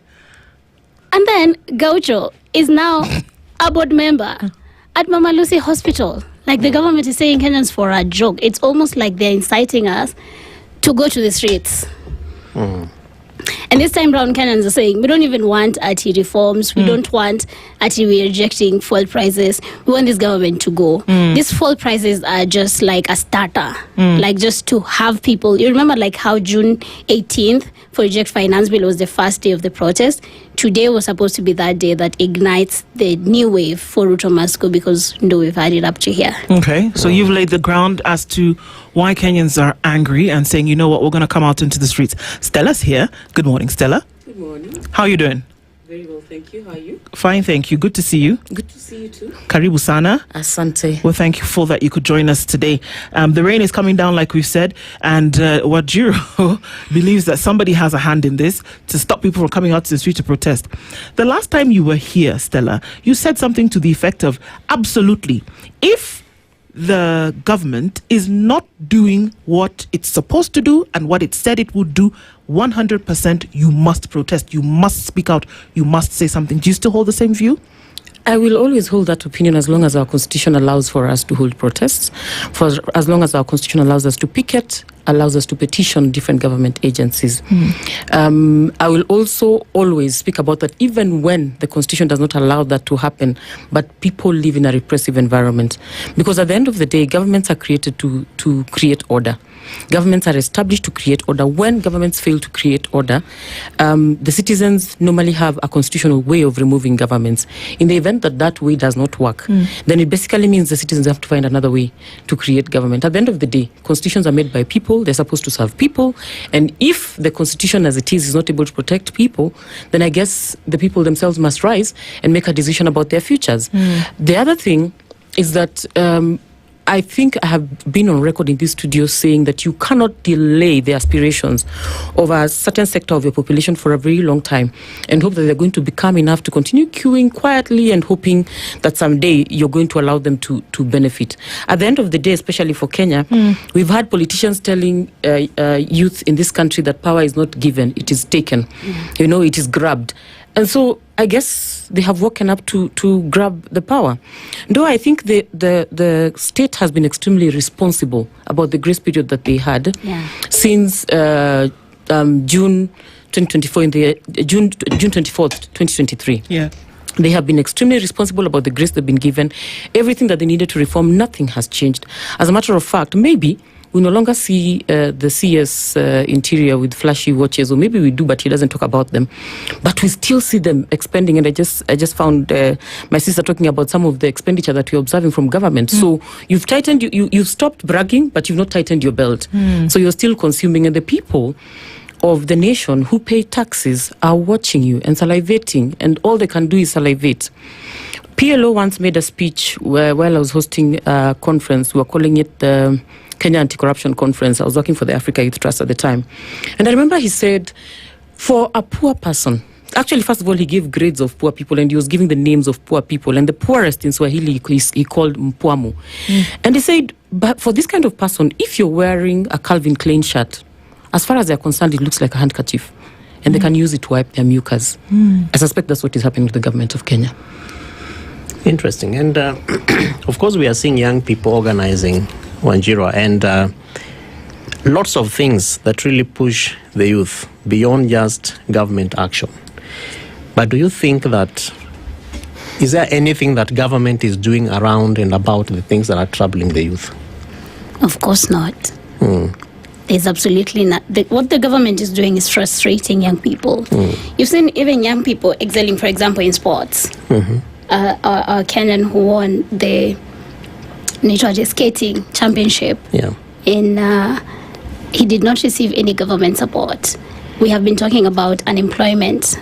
There has been zero efforts. In fact, my friend Sophie was talking about how government's employment or version of Kazim Tani is hiring goons. We have seen them become very prominent in political spaces. It's almost like it's being mainstreamed that this is how we are doing Kenyan politics. So we are trying to push back by, in fact, rallying people to kukua kadi. You have seen young people engaging in taking voter registration seriously because they have been saying young people are not registering to vote. So tumekuwa tukifanya tuko kadi activations across the country, Busia, Siaya, Kitale, Nairobi, and that has been going on very well, and having conversations amongst ourselves and creating those networks across the country because we will need them. We are consolidating the youth constituency for collective action. Have you met any young person who's benefited from Nyota, the government program for youth empowerment? Yes. What is their story like? That money cannot start a business. That money is a loan that we are going to pay back. So it was just to spend kidogo and go back to lived realities. Stella, I'm wondering because you and I know the kind of, and all of us, the kind of organizing that young people are doing. And we know that you can many times demonstrate, picket, do all these things. And the Constitution of Kenya allows that to happen. But for how long will this happen? What is it that we are not doing that we need to be doing? Yes, we have organized, we have picketed, we have petitioned, we have demonstrated. As Wanjiro says, they're not listening. They're just going on with their businesses. But for how long will this continue to go on? First of all, let me start by celebrating the fact that you have not asked me the question about Nyota. Because I will ask you another one. because I am privy to some privileged information that may be very discouraging to this nation on a day when you're fighting a different battle about fuel. Yeah. But this is what I'll say. You know, sometimes the struggle is not short. And the good thing with you, Osido, is that you were here when we were fighting for our constitution. Yes. And for some of us, it was our first even attempt at ever fighting for anything in this nation, and we were so proud to be associated with the fight for the constitution of Kenya. And I think we were not playing the biggest role. There are people who played bigger roles, and for most of us millennials, we saw Njeri being beaten up next to a pavement, and someone truly clubbed that man properly, close to a church. And you didn't need to be there to know that the man was in pain, but he took the pain. And we managed to get a constitution as a result of the pain he took. And there's a list, a raft of procedures that were taken by different people, actions that were taken by different people in order to get us to the place where we are right now. We made a mistake. We elected a government that was determined, continues to be determined to mistreat Kenyans. And so, unfortunately, one of the things that must happen is that we must continue to, wriggle in this struggle, and we're trying to wriggle to create room, first of all, for us to maneuver. Then once maybe we get our heads up in the air and we're able to grasp some oxygen, we are hoping that we're going to break this tent and ensure that we are standing outside in fresh air. How long will that take? I cannot dictate. What will dictate how long that will take is the anger of Kenyans, is how thirsty Kenyans are for change, and what kind of action are they willing to take to reach that level of change.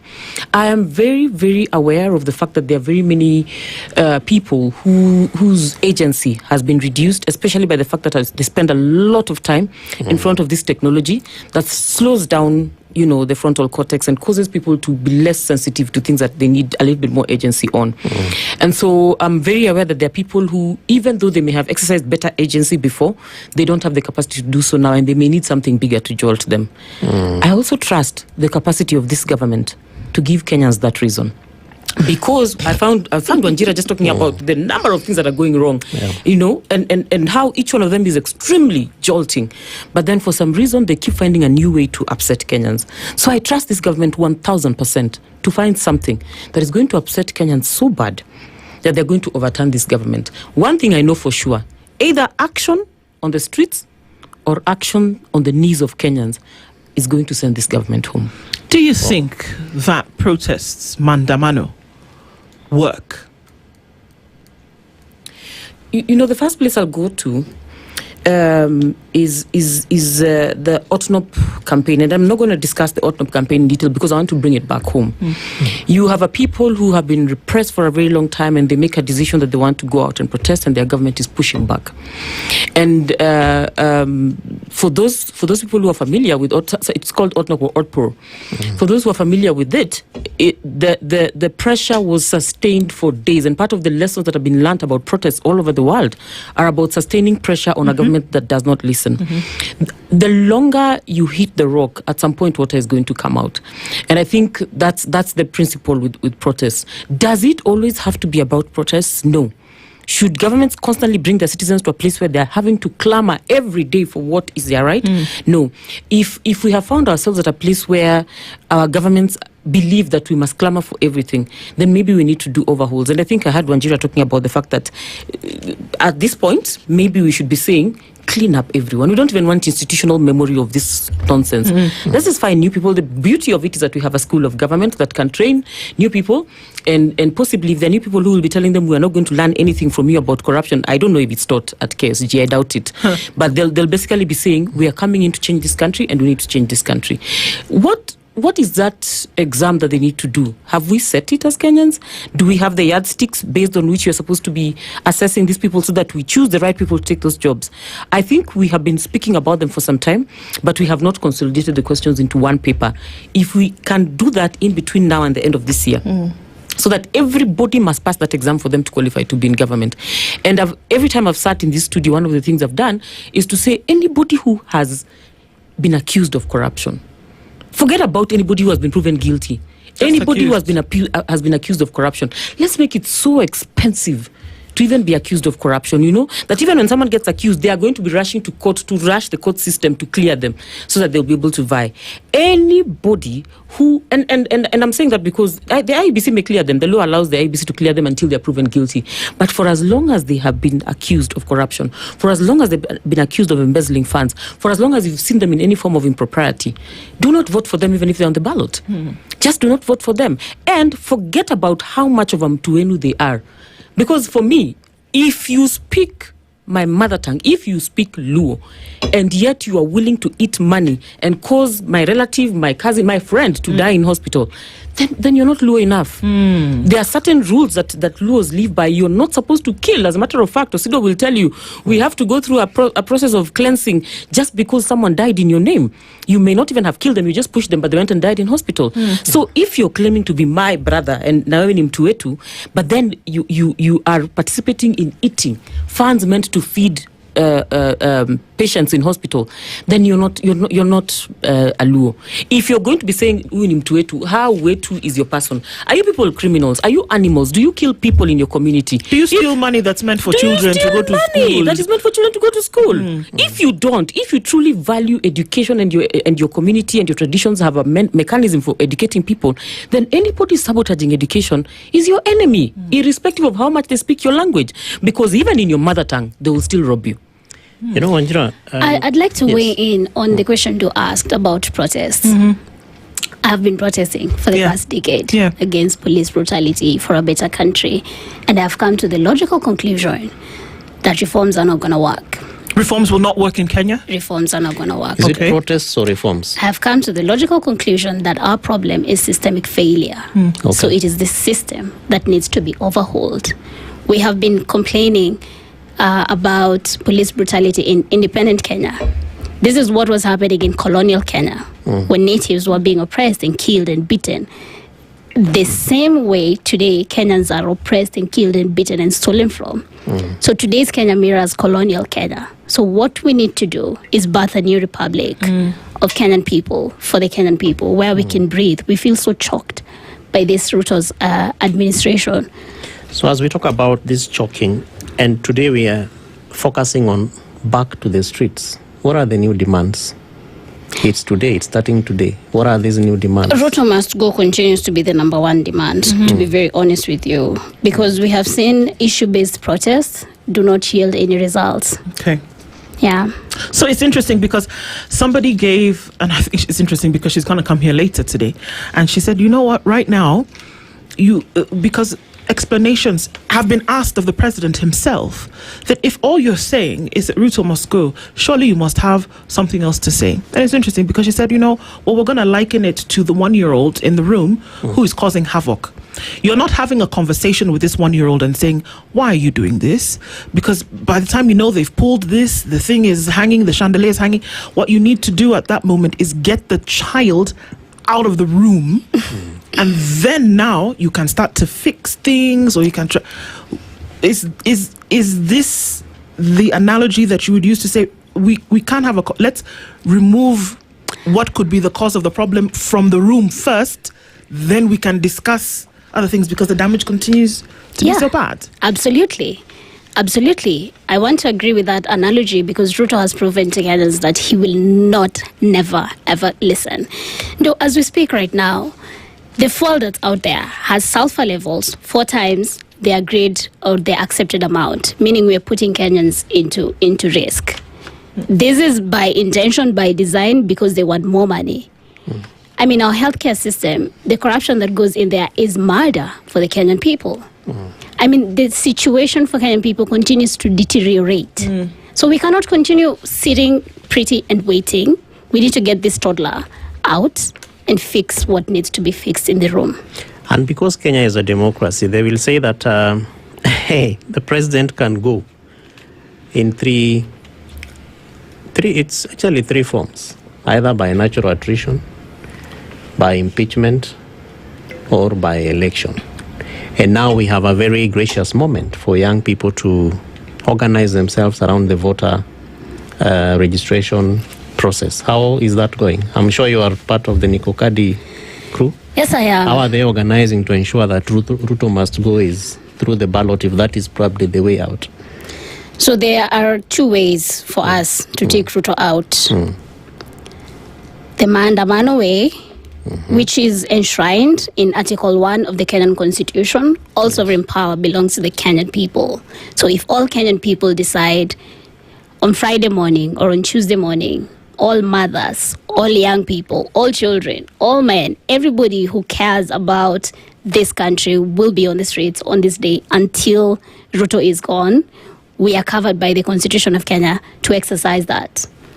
Secondly, even when we do that, we are still going to have to go to the ballot. We are still going to have an election, which is why we are rallying young Kenyans. Kuchukua kadi, kupiga kadi, na kulinda kadi. We're also having civic and political education.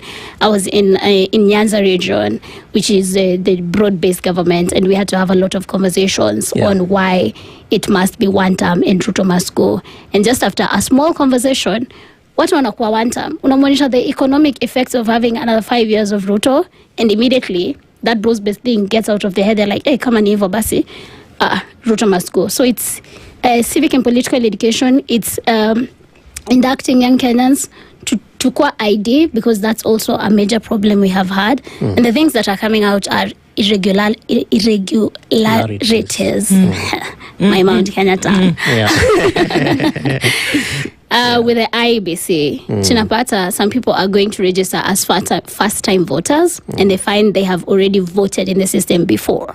So this is something that IEBC is going to have to address. People who are dead are still in the voter registry. That is something IEBC is going to have to address. So as we are doing Tukokadi, we are finding some things that we are raising with IEBC to address that before we go into an election. Yeah, and Stella, talking about the elections and young people, we saw in 2022 that about 8.2 million youth did not wake up to cast their votes. Right now we are seeing this, I would call it the excitement. In other quarters, they would say the hula baloo around Niko Kadi, let's do this thing. Are these people going to wake up to cast their votes in 2027, August 2nd, Tuesday? I'm trying to find something that is not too important to me to bet, and I think I'll bet almost everything that they'll wake up to vote. Okay. And the reason why I think they'll wake up to vote is because in 2022, we may have been having an election that was a bit dicey in terms of the issues, but Kenyans are not feeling the pinch of the economy. They had been buffered, there were subsidies, there were ways that they were covered, and so they were not feeling the weight of the economy at the time, despite the fact that our troubles had already started. And so today, having a capitalist in power who doesn't care about buffering you, they now know exactly where they have been in the last couple of years. And so many of them have been forced to come out and start thinking about what kind of country they want to have and what kind of economy they want to have.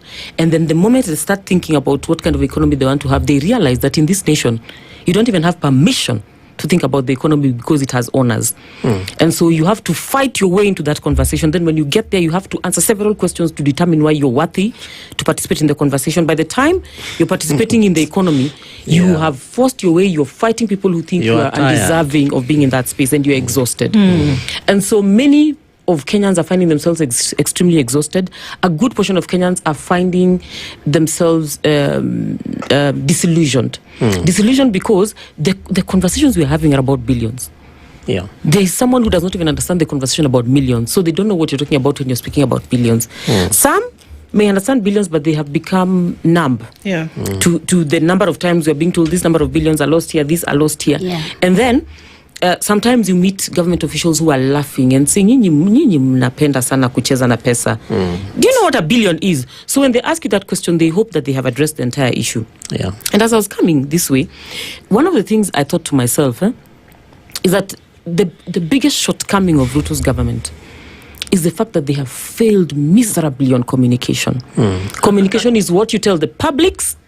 Communication is also what you do not tell the publics and what they do with it.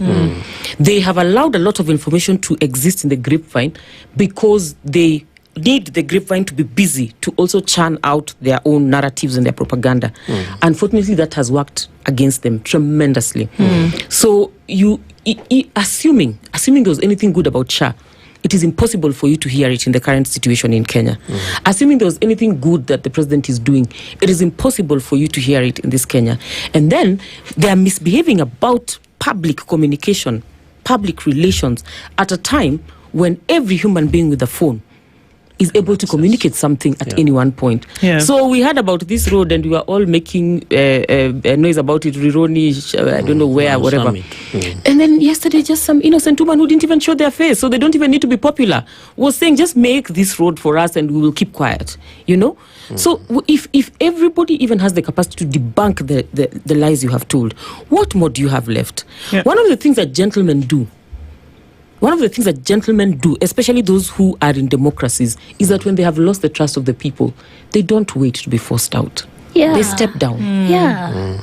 That's what gentlemen do. Let's take a break on that point, because then we can give Wajiro an opportunity to, really buffer that point. She says, absolutely.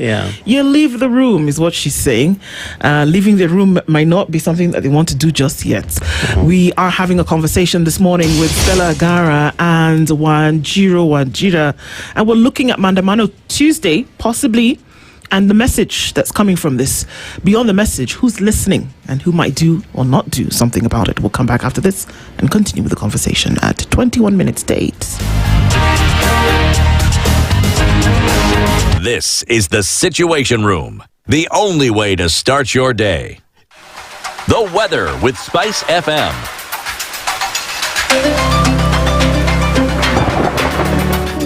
All right, 15 and partly sunny in Nairobi. Showers this morning. We'll see a high of 24, and it's 15 and sunny in Nakuru as well, with a high of 25. 23 will be the high in a mostly sunny Njeri. Currently at 16, it's 21 into Kisumu and 19 in Kakamega. 24 and sunny conditions in Mombasa, while at 27 it's partly sunny into Malindi, 20 and mostly sunny. Then looking into Marsabit, 20 into Kampala and 25 and sunny in Dar es Salaam. 14 and sunny into Johannesburg, while at 27 it is mostly cloudy in Lagos and cloudy at 7 in London, with 23 and mostly sunny conditions in Beijing. It's lowering in temperature in New York. It's now 5 degrees and clear.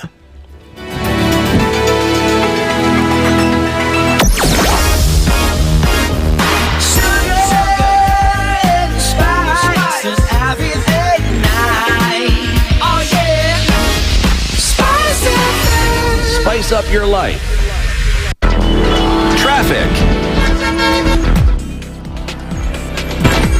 All right, so for all intents and purposes, today's traffic is not too crazy. Do with that information as you wish. Coming off of Thika Superhighway, not much at all.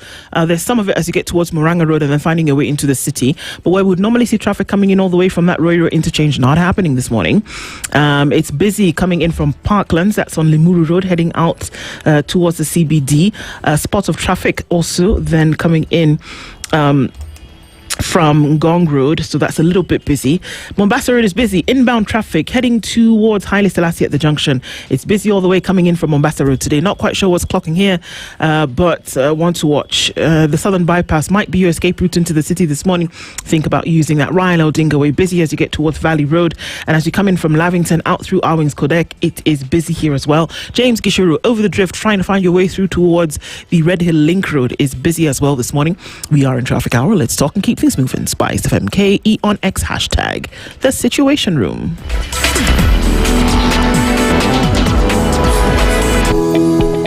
Feeling unwell? Do not search your symptoms. Find a trusted healthcare provider near you. The Aga Khan University Hospital has brought specialized world-class care to your neighborhood. Our conveniently located clinics offer specialist clinics, diagnostics, and pharmacy services, ensuring you and your family receive the best. See your cardiologist, pediatrician, gynecologist, family physician, surgeon, diabetologist, gastroenterologist, neurologist, pulmonologist, among other consultants near your home. For families along Mombasa Road, we've got you with medical centers at the following locations: Capital Center Mall, Imara Shopping Mall, Syokimau, Machakos Town. Visit any Aga Khan University Hospital Medical Center in your hood today or call 0730-011-888. Aga Khan University Hospital, world-class care here. And now, mature, intelligent talk every morning. Spice up yourself. Mornings done right. 94.4 Spice FM, Nairobi.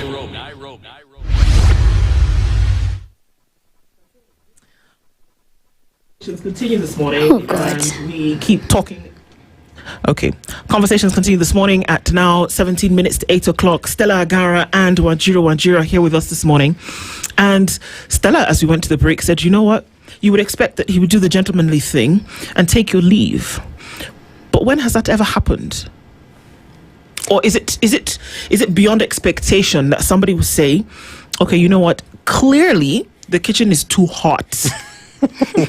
And we need to leave the room.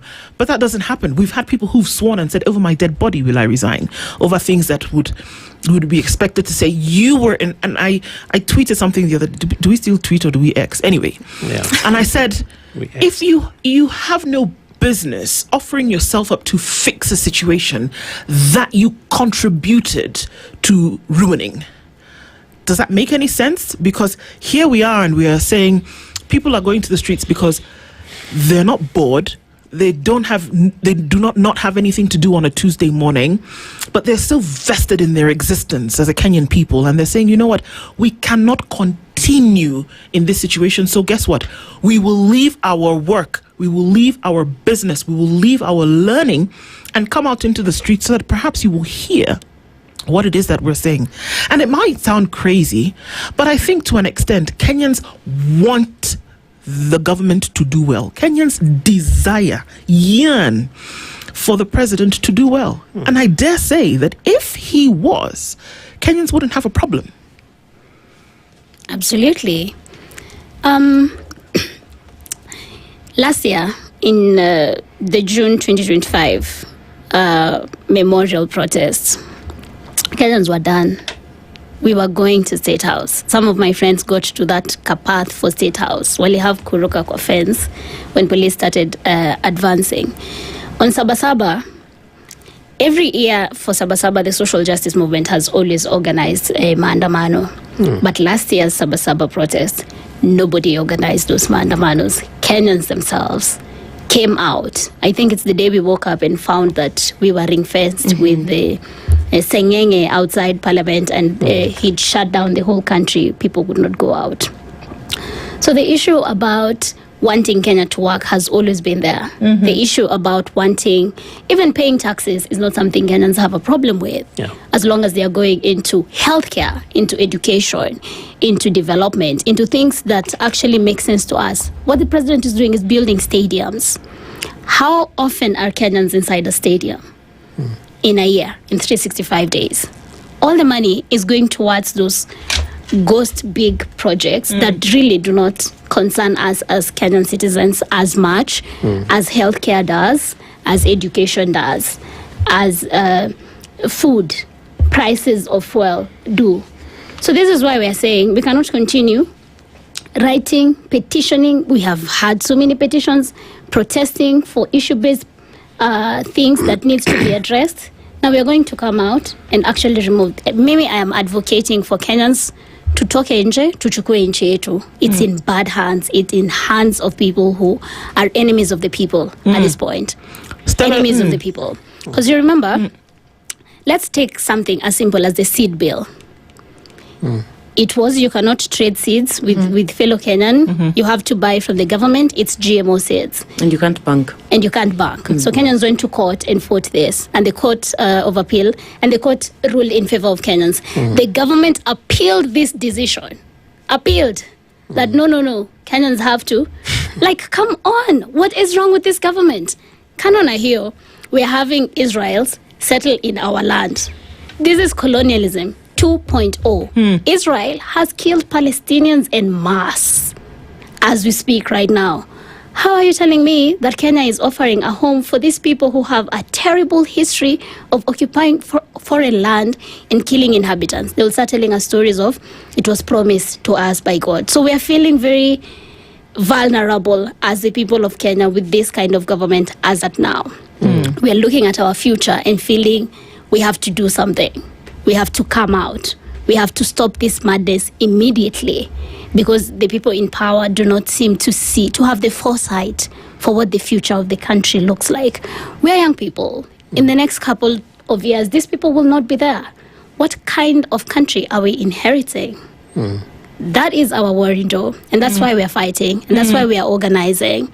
And that's why we will take this government out. So many of us are feeling like 2027 is way too far to keep waiting. So even as we are rallying people to take the vote, the streets continuously seems to be like the only way out. Because we have seen the streets scare them out. We've seen the streets, put a little bit of fear in them.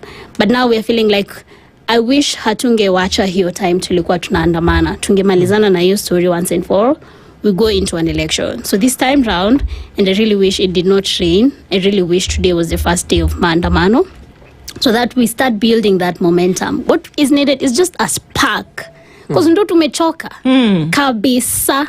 Haven't we had enough sparks, Wanjira? Because talking about fuel prices, it's not the first time this is happening. There's even a time when, any Kenyan with a vehicle was told, drive them to the streets, leave them there, walk and go. It never happened. In a few streets, we saw people trying it. The fear of being abducted, being arrested, being done this and that, you just, what Stella calls weekend agency. You just fizzle it off. Look at being fed with unga, which is rotten. Kenyans have been pushed to the core. Look at the kind of mercury in sugar and mercury that we've been fed with. Kenyans have been tried and tested, pushed to the end of it. Aren't there better sparks? Isn't there a moment when Kenyans will say, Sasa hii, enough is enough? Every push adds fire. Every push adds fire. Every push adds fire. And there's no way you can expect to continue oppressing people.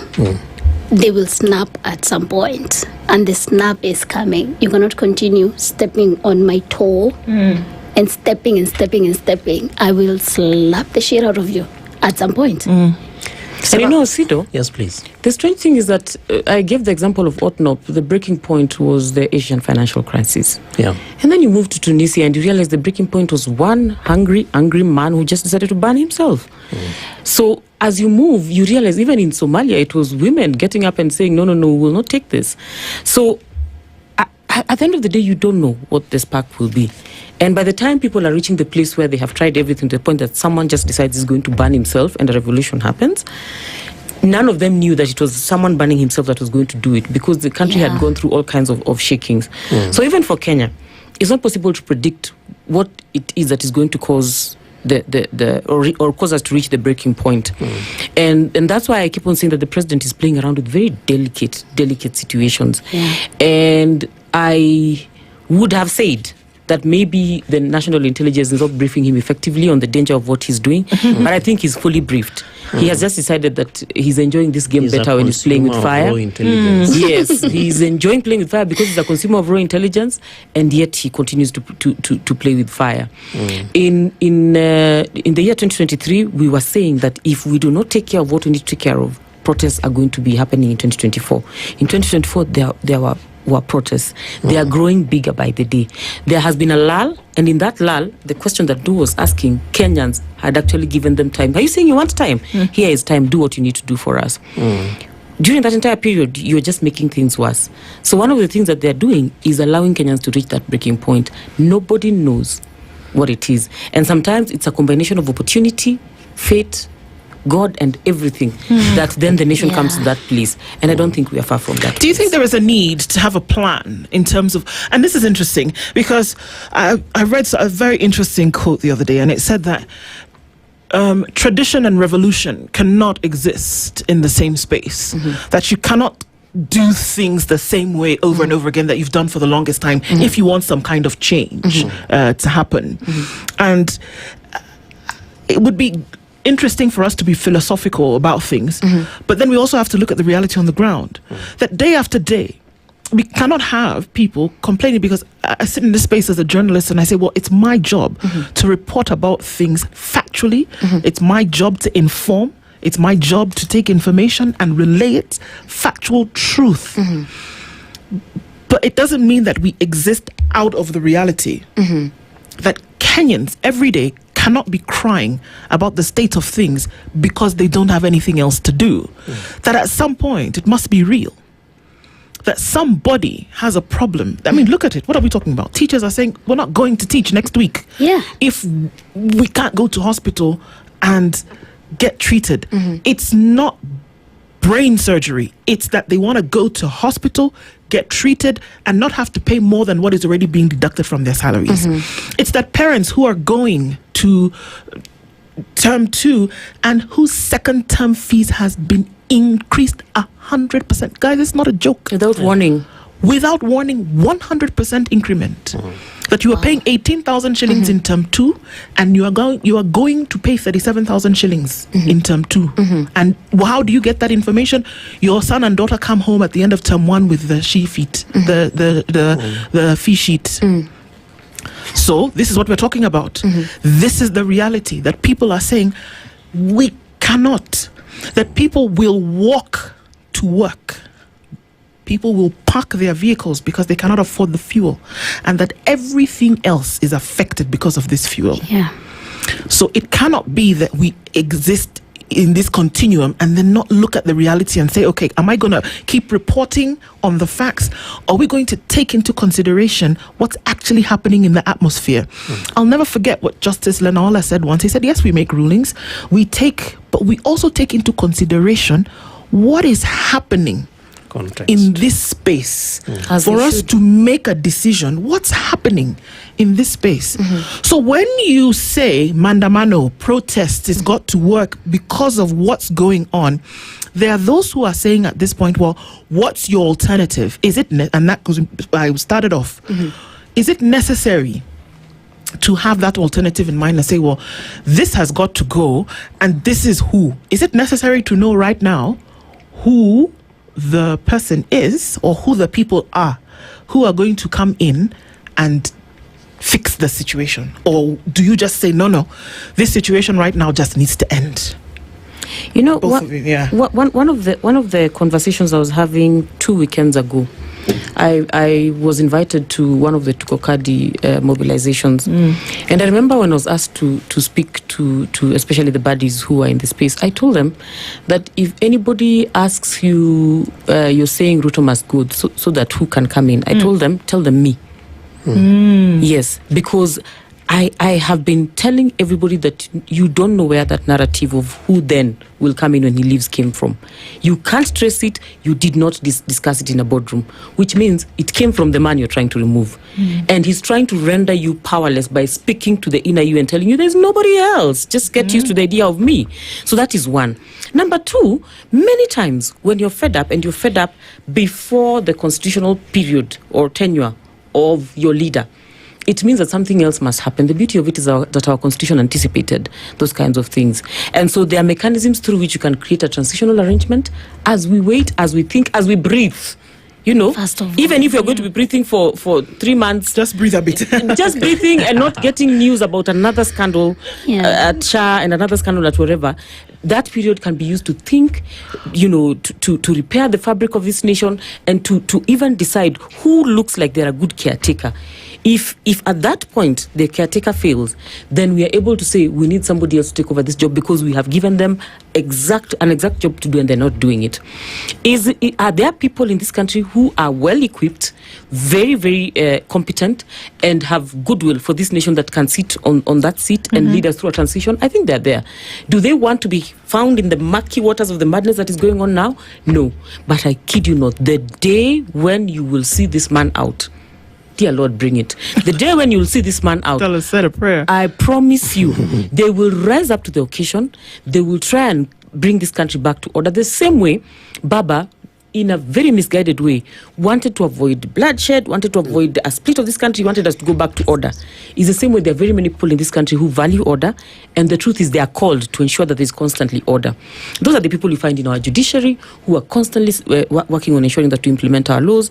They're the same people that you find in the different departments of our government, and they're constantly working. They're technocrats. They don't even know how to go outside the procedures because they like order, and they're going to be able to work us through that procedure. I will say, first of all, stop being afraid of what happens afterwards. Stop being afraid of it completely and start planning for it. If you plan for it, you're better equipped for it. But number two, it stops being an ogre and becomes something that you can face. You know, the other part is to break it down into small components so that you're saying, this person has been great with the Constitution. How about we declare that when that time comes, we will assign this person the assignment of reminding everyone what our Constitution says about this. This person has been great about numbers. Do we allow them to be the caretaker of our monies until that period? Of course, there are procedures and rules on how much money can be expended during that period, who can approve, all those. Do we trust the people that the system is supposed to hand over power to, including our Speaker of the National Assembly? Let us start having those conversations, because I mean we saw what happened in Bangladesh where practically everyone was being sent packing. So we must have those conversations, and I'm saying that we don't necessarily have to have those conversations now, especially where Kenyans are so burdened with a lot. They are dealing with daily announcements of corruption, and then also dealing with planning of protests, and also dealing with, am I going to be able to drive my car tomorrow? Am I going to be able to afford my bus fare? Will I be able to even give birth in a hospital, or I'll have to give birth outside? You know? Yeah. So they're dealing with so much. I think burdening Kenyans with everything at once is falling into the trap that this government has created. One of the things they do the best is to give us so much to worry about, so that we don't even have time to strategize. Stella, is that moment even possible? Because if you look at the Constitution and how it is properly guarded and guided, in the absence of the president is a deputy president. In the absence of the deputy president is a speaker for 90 days. How possible is it to even have a caretaker government, despite, of course, or rather including the kind of profiles that you're painting, judiciary, this and that, AG? How possible is that? Because if you look at jurisdictions that have gone the caretaker government, there have been either coups or serious protests, like Bangladesh, where actually the person that was being hunted had to run away. But in this, properly guided constitutional democracy, how possible is it to have a caretaker regime? The Constitution must always anticipate order. The Constitution must be designed to make sure that there's order, and the order is foolproof. So the Constitution does not prepare for the day when order will not exist. But when the Constitution fails to deliver that order for our people, and they decide to go extra constitutional to be able to create a new order, one of the things that happens is that the people must sit down and agree on how that order is going to be restored after the danger that they consider the danger towards them is removed. So I can assure you, the Constitution of Kenya as it is does not anticipate that we're going to come to the place of disorder. As a matter of fact, they are hoping that all those safeguards they have put will constantly leave us in the hands of the Speaker is a caretaker. He is not a president by any means. As a matter of fact, even the powers he exercises are very limited if you read our laws. So you realize that all those people are caretakers, but in the event that all those people are not trusted, we have also seen that it has happened in other places where they were not allowed to even see the light of day, and they had to run out of the country before a caretaker government was set. So that moment will come. It will come. The question is when. The question is when, and the question is who is going to shepherd us through that period. And I don't think it is far. And I'm truly, truly afraid of that moment, because I cannot believe we have waited until we've gotten to this place where we may not even be able to turn back and say that we'll go under the rules of our Constitution to sort this out. Well, you're in 10 seconds because our time comes to an end now. Looking into this Tuesday, and what are we expecting Kenyans are still angry. The rain is coming down, but that doesn't stop what has resonated in the minds of people. Yeah, I think there might be protests. I think Kenyans might come out to protest, but I am sure June 25th is the day Kenyans will be on the streets. Luckily, there's always days. There's also Sabasaba. Yeah. Luckily, we have created a very good culture of resistance, and on days when we know this is when to take care of business. So my urge would be to ask Kenyans that we mobilize ourselves, at least on June 25th. We all come out and say, put an end to this. Let's put an end to this, guys. It's insanity that's going on. June 25th, kila mtu atoke maandamano. Stella Gara, 1010, thank you for being here with us this morning. Looking at some of these things necessary to do and necessary to talk at 8:02. Good morning. Thank you. The latest news from around the world. 94.4 Spice FM.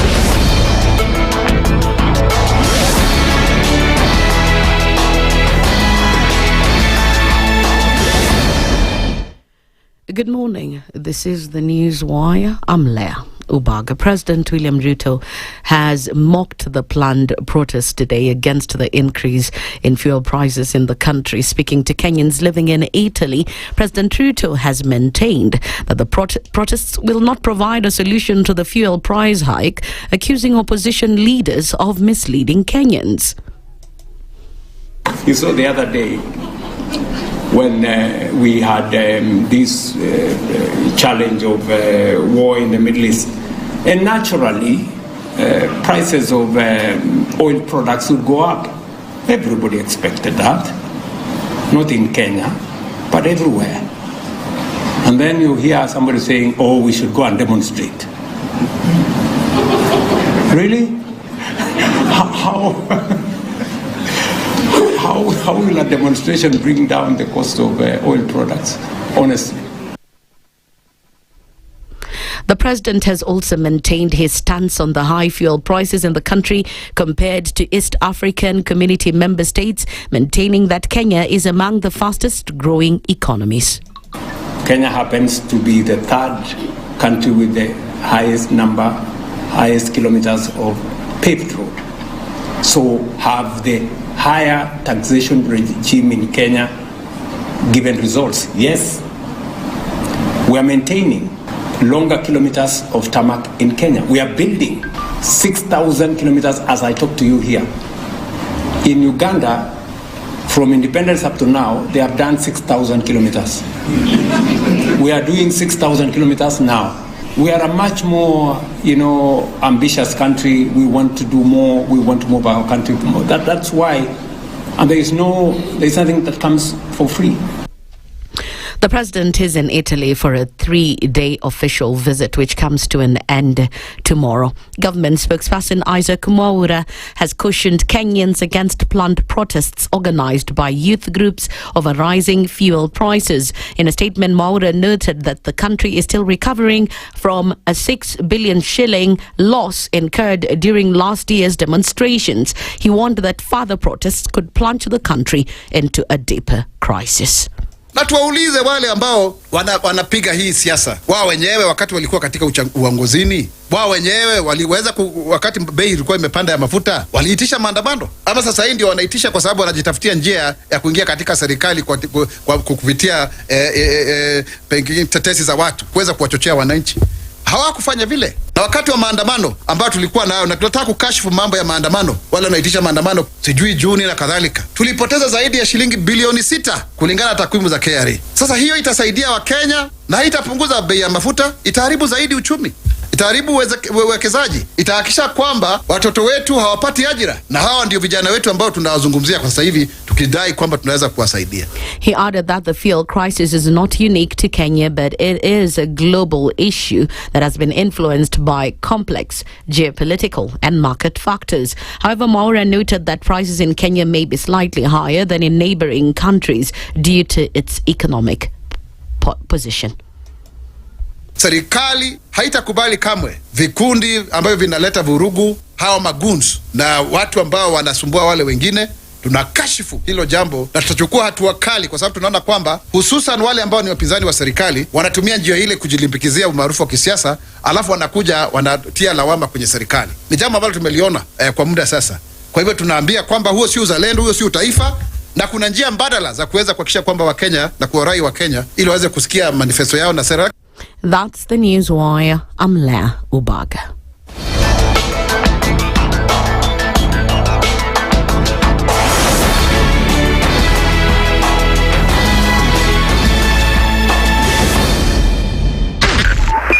.5 Spice FM, Kisumu. The following takes place from 6 a.m. to 10 a.m. every weekday on SpiceFM. I am also a publicly elected official. Okay. My salary is paid by your taxes. Yes. So if you need me to answer questions, we will not run away from you. Asante We will always be here. The government itself is engaging in corrupt practices. That the government itself deliberately schemes to influence through bribery members of parliament. You pay for a passport online. Alafu you're told there are no booklets.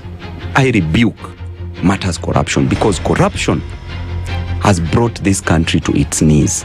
This is the Situation Room, the only way to start your day.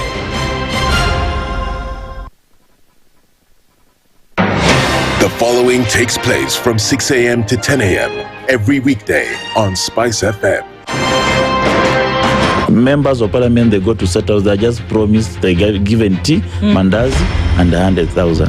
That's not development. External borrowing, 589 billion. Are we on the same page?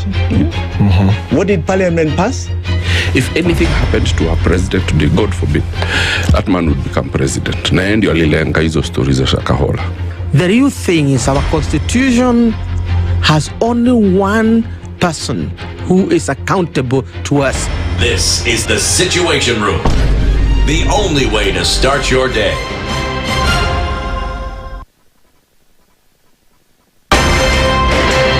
If we just gloss over issues and hope that time heals, then we may find that in generations to come, we might be back at the same situation. And the whole thing is born of stolen elections. Spice. When it comes to the decisions you make, you must be independent. There's no way you can allow one institution to dictate to you how you're going to conduct your operations, how you're going to decide cases. It's a no.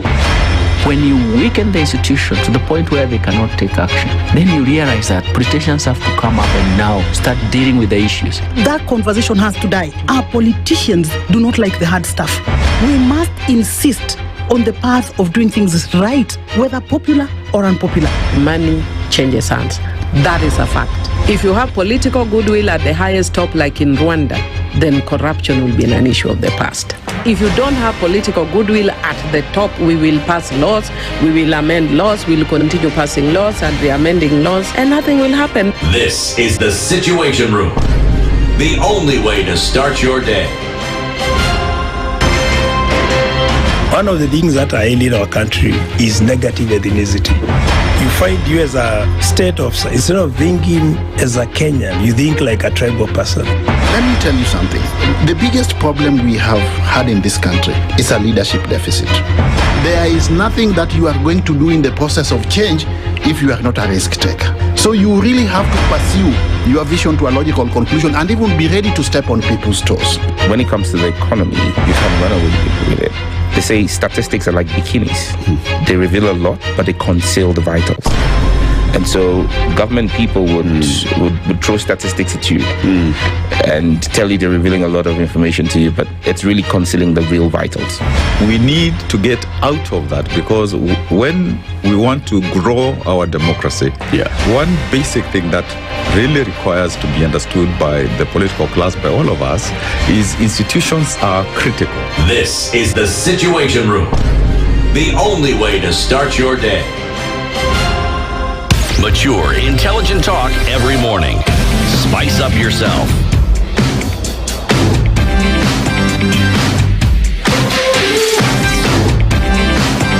Mornings done right. 94.4 Spice FM, Nairobi. Our conversations continue this morning. It is now 11 minutes after 8 o'clock, and we're getting into the third hour of the Situation Room this rainy Tuesday morning. Things continue whether the rain is coming down or not. And our second conversation this hour is with Gloria Orwoba, who is now with things, how they've changed. We're not even sure the title to use, but perhaps she will tell us as we get into it. Good morning. Good morning. How are you? I'm good. The title has never changed. All right. Because this is the second reinstatement. The first one was in the Political Parties Tribunal. Okay. And what happened is UDA went to appeal the ruling of the tribunal. The tribunal basically said, UDA, you are wrong. You wrongfully removed her and gave orders to reinstate me. They ignored the orders as usual. They went to the High Court and they tried to get the tribunal. They put an application to basically ask the High Court to revert. I mean, to quash the ruling of the tribunal. They basically went to the High Court to say, High Court, please tell the tribunal they were wrong. And the High Court said, no, the tribunal was in order and the ruling should stand. Executed, and it stands. And you should actually execute. Basically, you should reinstate her back to Senate again. So this is a second court saying the same thing. So the reason why I always tell people, legally, and because we are law-abiding citizens, legally, I've never really stopped being a nominated senator. Okay. Yeah. Nominated Senator Gloria Orwoba is here with us this morning. Of course, we're going to be looking into the intrigues of all of this and why it's so difficult for us to be able to follow the law.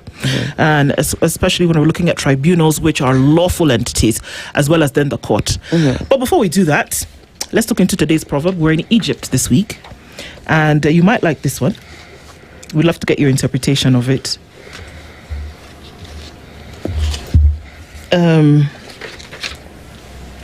Got lost again. I tell you, I don't know what's wrong with this proverb today. I find it and then it just disappears. The problematic proverb. Okay. So, once, it was here and then it disappeared. Just give me a minute. He who burns his tongue from soup will blow cool in yogurt. He who burns his tongue from soup will blow in yogurt. That sounds very complicated. It's actually not. Think about soup. Do you drink cold? Do you cold soup? No. Definitely. So he who burns his tongue in soup will blow in yogurt. And think about yogurt and its properties. I'm just giving you the answers here. No, Osido here has to help me. I better not pretend like the current regime that I know everything. When you don't know, you just say you don't know. So you think about the soup, it's hot soup and your tongue. So it gets burnt and you look for the yogurt. To cool it down. Okay, so now interpretation. Yes. So in your life, every day, how you see things. Hot things, cold things. Soup. One is used to extinguish the other. Situation may never last forever. Or maybe you actually need to bring in a coolant where there's a hot situation. Can you think of certain situations where those things might be? It's just a proverb. It doesn't have to be right. No, I'm just saying, I'm trying, normally when I get proverbs, I try to contextualize it with everyday life. And I'm like, okay, I'm trying to, what's the symbol of the hot soup and the symbol of the cold yogurt? So hot soup goes with your tongue. So you are burning your tongue. He who burns his tongue from soup. So you're so like in your life, Kevin. Tell us. Yeah, if I face difficulties, there is a better tomorrow. There's a way out. Yeah. Okay. So basically, there is always light at the end of the tunnel. Precisely. See? That's it. Well done. Okay, we're there. I'm telling Finally. you. Today is that day. Okay. Yeah, so however hot things may be. That is true. Everything is for a season. That's true. Exactly. Yeah. Thank you. And so, of course, if we're going to look at seasons, so in the last week, we saw that the High Court essentially came and said whatever happened at the political parties tribunal and that was ruled upon then remains. And of course, we know that when the court gives an order, we all abide by it, no? I mean, the political parties tribunal is also a court and it gave orders and the orders were ignored. They were ignored by IBC, they were ignored by UDA, they were ignored by Senate, the Speaker of the Senate, the Parliamentary Service Commission Chair. They were ignored by everyone. So I am, to me, it's that thing of, we already know that these people are not going to follow court orders. Okay. Yeah, so I'm not holding my breath. So what's your last point of call? Like you are nominated senator, already there is a reinstatement, you are in court, the court has already made serious rulings to your favor. And then what? Well, for me, it's a matter of being vindicated. And I have been vindicated. And I've been vindicated over and over for the last 1 year. It's been 1 year, actually. We're going into May, it will be 1 year. I was removed in May, illegally removed in May. I was reinstated by the political party tribunal 3 months later. That ruling was ignored. So for me, it is literally being vindicated. Another affirmation that I am on the right path. And it's normally people choose the easier path. But in the long run, they come to realize that the easier path actually was never really the easier path, I can tell you. And now more than ever, I feel that for me, it was an experience I've learned from. I'm glad that I have braved the weather through this 1 year later. There was a huge push by, of course, this government, by specific individuals from Parliament who've been fighting me to make sure that I don't get to see this day in terms of even just my health, my livelihood, my life.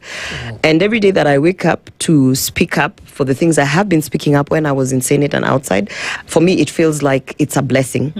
And I can tell you that the idea of Parliament having been captured, or the idea of Parliament being rogue, because that's what Parliament is right now, as an institution, is being rogue. Because how are you the institution that is mandated to legislate, to create laws? You create the laws, you put them out there, but you're the first institution to not follow the laws. That is the paradox of it all. I can tell you that today, as we sit, Parliamentary Service Commission has a secretary whose contract ended in November 2024. Gloria. Yes, and he's still in office. Gloria. The clerk of the Senate, his contract ended in 2024 November. And if I'm lying, I challenge anyone to bring the contract. And these are people who are still in office, drawing salaries. I was reinstated 3 months after I was illegally removed. There's a very nice lady there who has been drawing a salary illegally. And not only drawing salaries, I can tell you, for instance, those two individuals have been traveling. I was reading a Twitter thread of someone who lost their loved one because that particular county didn't have a CT scan, and then someone commented and said if they would just take 4 vehicles from the government, they would be able to buy a CT scan. You can buy at least maybe 5 CT scans from the salaries and the benefits and the trips that have been utilized by these two individuals who are in Parliament. I can tell you for a fact, I'm talking, and people are saying, yes, I have a vendetta again and again over this individual.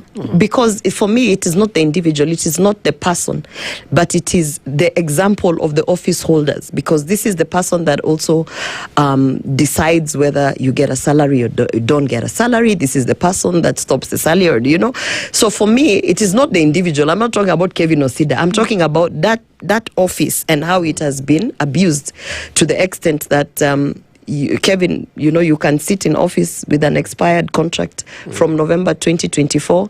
The chair of Parliamentary Service Commission, I don't know whether he's absent because that is the Speaker, Weta. The commissioners, I don't know what is happening because the commissioners are supposed to make sure that things are streamlined. So that's why when you ask me, we have orders. We are giving orders, but we are giving orders to people who in themselves are already breaching their own standing orders, their own laws that they were placed. The institutions that were placed to oversight are in fact acting rogue. Are those the people you're expecting will implement orders? To bring in someone who has been calling out and saying this is wrong, this has to be right. So then you can hear the cry of Kenyans then, because if we're talking about the systems that have essentially been set up within government to run the country, if they are operating outside the lines that have been drawn constitutionally, then what do you expect will happen when it comes to the securing of livelihoods of Kenyans? And I'll continue, let that be the default marker, the people of Kenya. Because here we are, and if it was not Senator Gloria Orwoba who was slighted for whatever issue, then some of these things would not come out. Now, of course, subject to verification about whether this gentleman or these two people have been in office without contracts or without the proper paperwork. I mean, it's ludicrous to try and imagine that kind of thing is going on within Parliament. Remember that this is Parliament is the one that oversights. This is the legislative arm of government. I have always asked this question. Every single institution under the executive, every parastatal, every government entity is actually kept in check by Parliament. Parliament plays oversight to everything. Think of a parastatal, think of a school, a hospital, any institution, including private entities, because private entities, if they are operating outside of the law, Parliament can actually highlight and use the authorities either to take licenses, trigger some level of judicial proceedings or something. But who oversights Parliament? Because you see, the problem has been who oversights. There is a prefect here. Yeah. And the prefect was put there in the assumption that prefect will follow the laws. But now when the prefect breaks the laws, who goes to say, hey, you? Nobody. And that is why they can spend billions. That is why they can have people without contracts. That is why anybody who tries to speak up, including the parliamentarians who are lawfully voted in to actually make sure that things are in order, cannot speak up. Because you will speak up and Gloria Orwoba playbook. That is what's going to happen to you. But these things come into light because an incident occurred that involved you. Yes. So how many things are happening without the knowledge of Kenyans? And people do not know. So many. Because people are not going to ruffle any feathers because they're comfortable in a particular situation. Absolutely. So does it take a scandal? Does it take an incident then for people to then know that actually the systemic fissures in the country will continue deepening and widening until and unless something happens? I tend to think this way. Until we get to a point where we can really trust independent institutions to abide by the law, there has to be checks and balances. The same way we have put Parliament to check the executive and all other bodies, there should be an independent body put to check Parliament, because the wastage that is happening in Parliament, the illegalities that are happening in Parliament. Today, if you just type in, if you have some researcher who's dealing with parliamentary cases, just to see how many things that are happening illegally, so many. But the fact that nothing can happen. You see, I reported a What case. Do you mean nothing can happen? I reported a case. Kevin is here. Kevin, you are in human rights, and do you know about safeguarding? Yeah. It can be a ludicrous report. The first thing you do is you investigate. You investigate. Right. If someone reports a case and nobody's interested in investigating, you have to ask yourself, why? What is the issue? Who is after you? Yeah. So, to date, when I tell you, nothing has been investigated. And in fact, if anything, they have placed so much emphasis, resources. They've been paying for lawyers, both internal and external lawyers, to make sure that I stay out of Parliament. They've been, they've actually gone out of their way to resource certain departments to make sure that they are finding a way that they don't allow me my rights. And the truth of the matter is, that is not just happening to me. You saw the case of Anthony Kibagendi, who is it's a witch hunt since he actually highlighted the issues that are happening in the Ministry of Health with the SHA and the back and forth that he had with Adan Duale. And from then, it's been chaos in his life. He's been arrested, he's been driven to Kisumu, down to Kisii in the middle of the night. He has had to pay for lawyers to go to court to defend his rights as an MP who's playing the oversight role. He came with court orders, presented them to the floor of the House. Wetangula, in his fashion, said they are not going to follow those orders because apparently Parliament is independent of any orders of the court system. And I'm sorry, no, it's not. No, but that's the ruling that he gave, that Parliament is independent of it, and parliamentary processes cannot be interrupted by the judicial process. That's why it brings you back to, it's very good Parliament. You're independent. You always remember you're independent specifically when you want to be rogue. But when you are supposed to be independent against crazy instructions coming from State House, that time they're quiet. But they said Parliament is independent. That's fine. Parliament is independent. But does that mean that Parliament is above the laws that they create? And it's a very thin line, because I hear like 2-term, 3-term parliamentarians saying that, you can't come with court orders to Parliament. So if you can't come with court orders to Parliament, it begs the question, if today something happens in Parliament, someone loses their life, are they trying to say that that is not a situation that will follow due process under the judicial system? So there's a thin line, and honestly speaking, it has been abused. You can continue seeing being abused. By the way, we served the orders last week.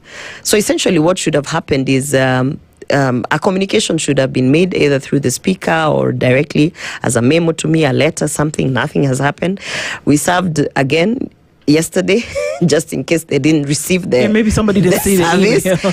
And I can tell you this, we are only doing it to tick the boxes, because the regime will not be there forever. And people are saying, that's a ruling that has passed, has been overtaken by events. I want to draw their attention to Kenyans. They might not be aware. Maybe those days there was no social media. But there's a time we had senators who are nominated under the persons with disability. Yes. And there seemed to have been a confusion or some kind of corrupt dealing that happened. And so then the people who ended up in Senate were apparently not the people who were in the original list. So they were sworn in. So you can go and check up the list and check. So they were sworn in. Big names. They served, do you remember? Yeah. And they served for about a year. While the case was ongoing, challenging the people who had been nominated. The case was won.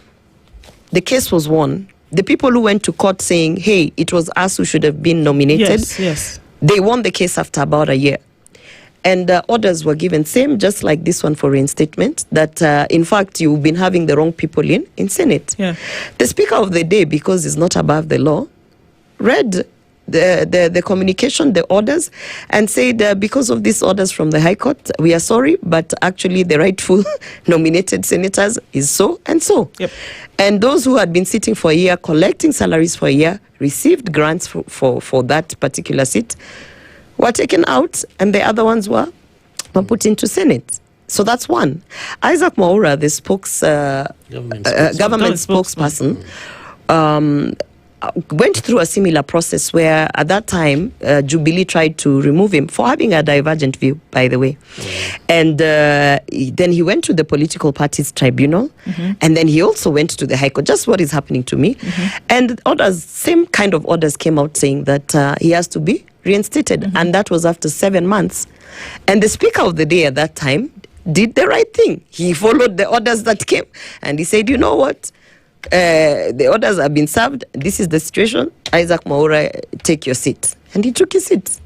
It was a communication. But you say these things as though they're crazy. I mean, it's like fantasy that people actually observe. It seems because it seems like the absolute opposite is happening currently. Yeah. But it seems as though people have been conditioned to imagine that court orders are things that should not be adhered to, or that the rule of law is a suggestion. They should be adhered to. And you see, when I think it's also the fatigue of trying to explain to people what is really happening. And I'm glad that eventually, I'm not glad, that sounds bad, because it's like saying I'm glad bad things are happening to other senators. But when there's one time when the clerk of the Senate drafted an apology and forced me through the speaker to read it. Yeah. Everybody saw what happened. The apology was self-incriminating. I refused. And I said to the members, this is the upper house, and you are allowing for this kind of things to happen in the upper house. And today is me, but tomorrow is going to be someone else. I can tell you the craziness that has been happening since I left that place. I can tell you, when Senator Osotsi was attacked in Kisumu, for whatever reason, whatever reason you want to say, he was attacked in Kisumu for his political stand, divergent opinion, whatever. To date, the Speaker of the Senate has never said anything about it. Can you imagine this? The Speaker of the Senate has been quiet throughout a season when one of his members has been attacked in hospital. And it has been highlighted that it is because of having a political divergent opinion, being in a formation that is anti-government. The Speaker of the Senate, his member, he's sitting there. To him, it is business as usual. That is the kind of house that we have right now. And it's not that he had to say anything grand. I mean, literally, it's to observe. One of our members has been at it goes to show you that it depends on which member of the Senate will die. If the member of the Senate belongs to a formation that is not respected by government, he might not even give an internal communication. It's like good riddance. So that is the kind, when you look at this parliament, when you look at this particular National Assembly and the Senate, this has been, and in the eyes of many who have served in parliament, many who have worked in parliament, and many who have observed, including myself, this has been the lowest ever that this institution has ever gone to. The lowest. And they might try to blame it on members. Oh, it was the lowest because we had these taka people like Orwoba. No. It was the lowest because certain people actually highlighted what has been ongoing for years and years and years. And not only that, it is the lowest because it has reached a place where staff members in these institutions are taking directions from State House. They have forgotten who they serve in Parliament. They are now taking directions from State House. They are taking directions from the Cabinet. They have no respect, absolutely, for the members of the House. They have no respect for the law. And they are walking around with all this bravado. This has been the lowest. Senator, I'm just wondering, because we already have quite positive precedents in terms of how similar cases like yours have been dealt with. And you've also enumerated the number of letters that have been sent to so many to Bunge, and no action is being taken. Yes. Yet in the other two cases, and there could be more even at the county assemblies. Of course, this is there are many. There are quite many. A number of cases. Yes. Why is yours different? That even letters go and received and responded to. Yet remember that even before you were nominated, you and I and many other people were joking, and you kept telling us, Osido, mimi nitakuwa bungeni. I'm going to the Senate. This is many months. I tell many, actually more than a year. I used to tell you I'm going to that you had a very special space from your party leader, your party, even the leadership of the executive of your party. Why is your case different? Why is there no attention? First, when Osido used to tell you from 2020, I'm going to Bunge, because I vied to go to Bunge. Yes. So I was telling you in the assumption that I'm going to get elected and I will be in Bunge. Yes.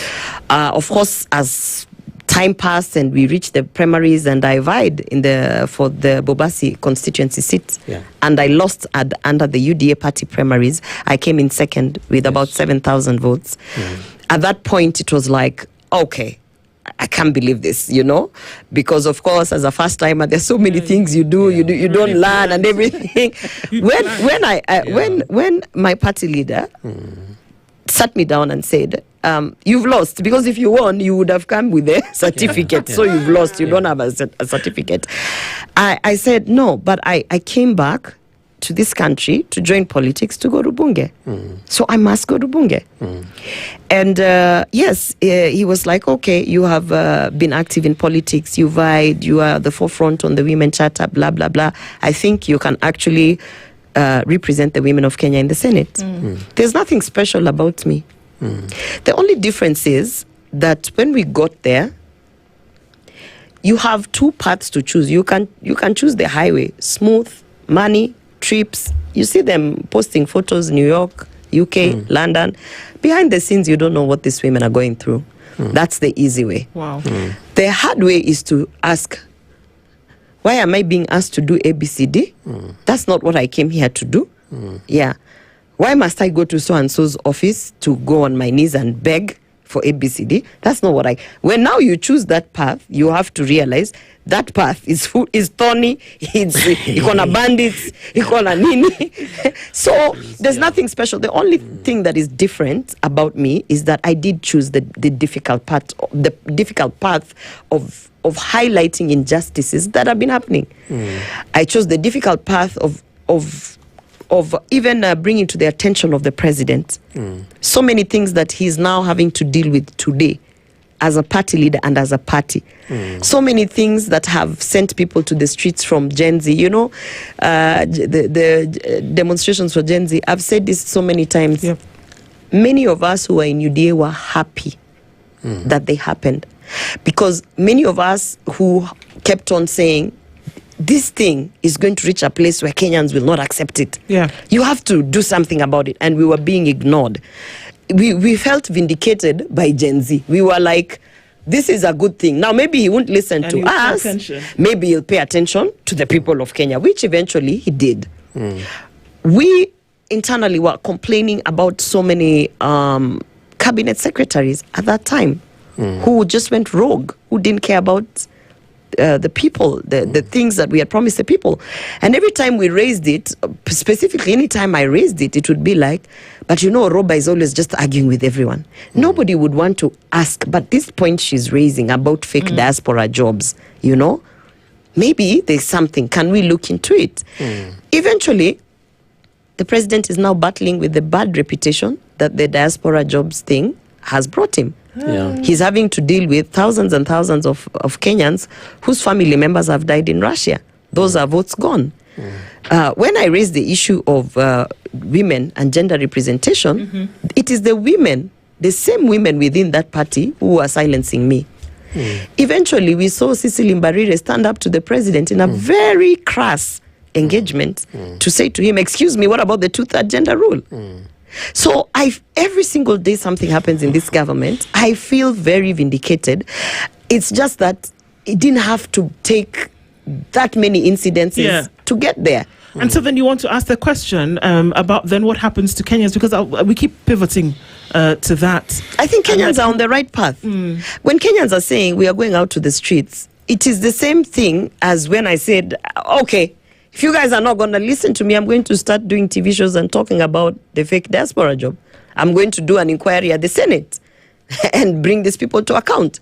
Because also I was like, how many times can I raise this thing internally for you people to pay attention and fix it? If you don't want to fix it, I'll take it to Senate. I took Linda Mama to Senate. I took diaspora jobs to Senate. I took UFA, Unclaimed Financial Assets Authority, to Senate. Now we are being told now how the money is being squandered.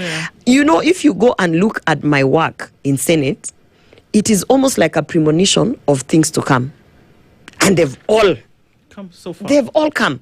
In fact, the one thing that I'm really waiting for is the inquiry that I took to Senate about 1 billion Kenya shillings that was spent to buy pads, sanitary pads, for girls in schools.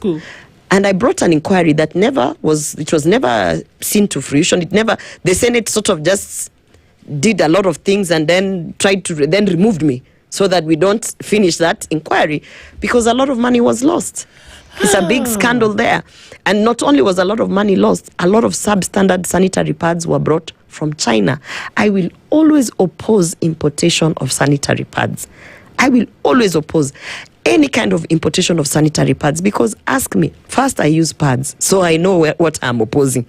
Secondly, I saw the sanitary pads that were imported in that year when 1 billion Kenya shillings was given. And let me tell you, the amount of trash, the amount of UTI, the amount of infections that the girls are dealing with now, I can promise you is because of those sanitary pads. I want to open that up a little bit, because then it goes directly to policy. It goes directly to the things, again, that people are saying, let's come out in the street and talk about.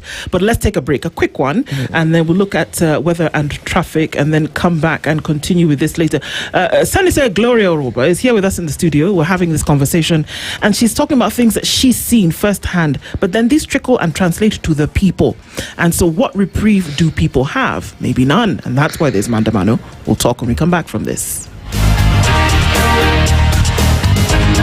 This is the Situation Room, the only way to start your day. The weather with Spice FM.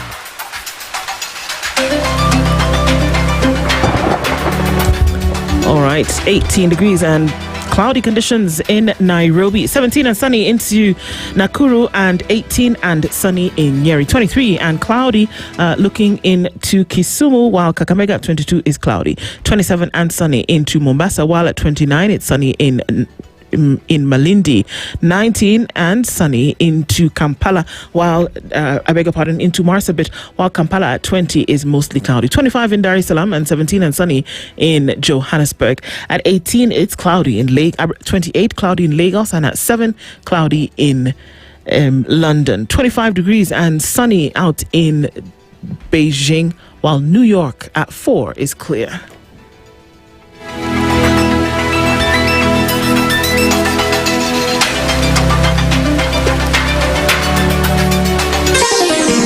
Chilled Spice.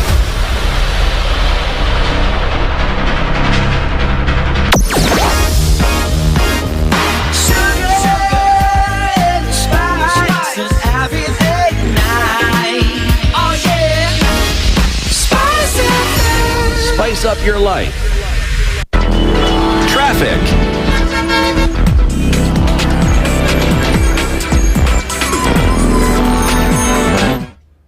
All right, so a little bit busy in the city this morning. Mombasa Road traffic is interesting, heading out to the city, and it's also busy as you come off of Rilo Dinga Way, getting into the city via Valley Road. The Thika Superhighway, done and dusted that traffic. We're not seeing much of it for now, but we do see some inbound traffic coming in on Limuru Road, and also some of that on Gong Road. So that's where you have most of it. Still watching the situation on Mombasa Road and seeing what happens with that in terms of getting where you need to go. Let's stay safe, talk and keep things moving. Spice FM KE on X, hashtag The Situation Room.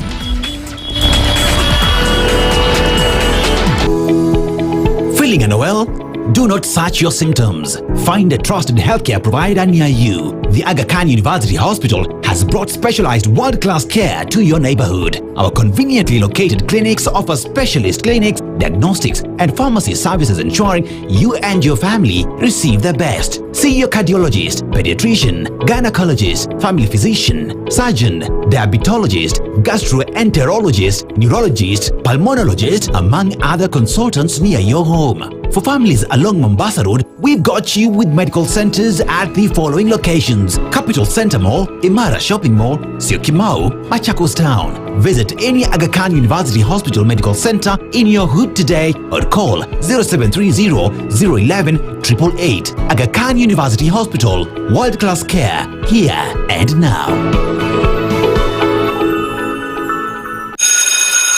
School is out and the fun is in. Feast your eyes and your kids' hearts on a feast like no other with StarTimes. Recharge your monthly subscription today and get upgraded to the next high bouquet for 1 full month. Turn your home into a world of adventure with Bluey on CBBS. Playful giggles on Baby TV and Jim Jam. Learning that feels like play on Mindset Learn. Non-stop action with the Batman on Toonami and the Powerpuff Girls on Boing. Endless fun with SpongeBob on ST Kids and thrilling wins with Super Strikers on ST Tunes. Unlock your upgrade today. Simply renew your subscription on your current bouquet and we'll automatically move you to the next high bouquet for 30 days. Dial *858# or call us on 0719-077-077 for customer care. Download the StarTimes on app to take the fun wherever you go. StarTimes. Enjoy digital life. Mature, intelligent talk every morning. Spice up yourself.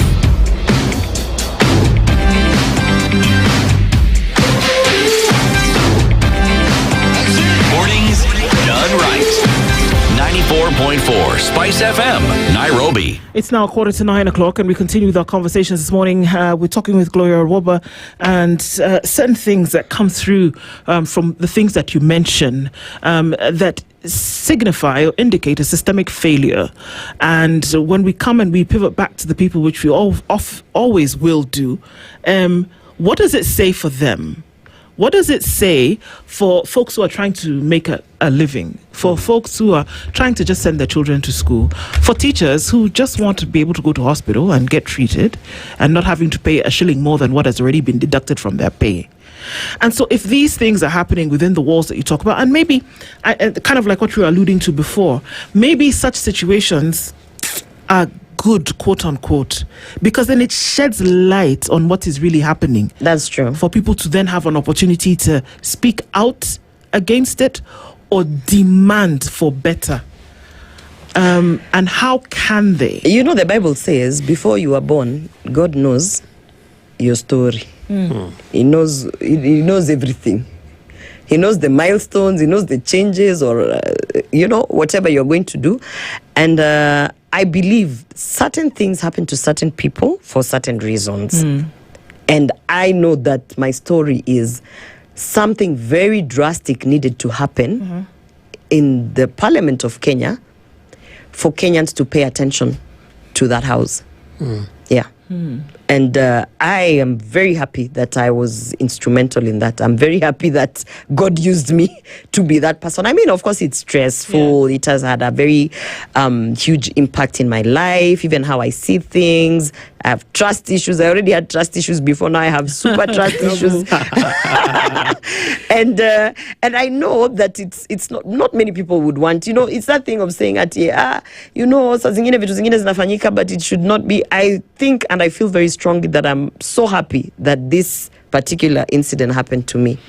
And you raised something quite important earlier on about parliamentary accountability. And if you look at the number of times Kenyans expect Parliament to behave in a manner that really befits the House, august House, your honorable members, there is something more that you have that others do not have. And your story really paints a very difficult, dirty end of Parliament. Now the Senate, in this case, because that's the House where you sat.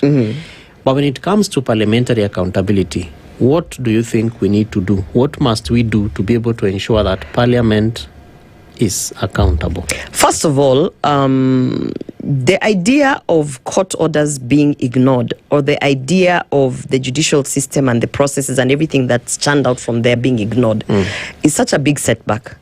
Because the last line of defense is really the judiciary. And if we cannot rely on the judiciary, we are going to a place where nobody will want to go to court. Why are you going to court? You'll go to court, you'll get orders, you'll win, nothing will happen. Why waste money and years staying in court trying to follow due process?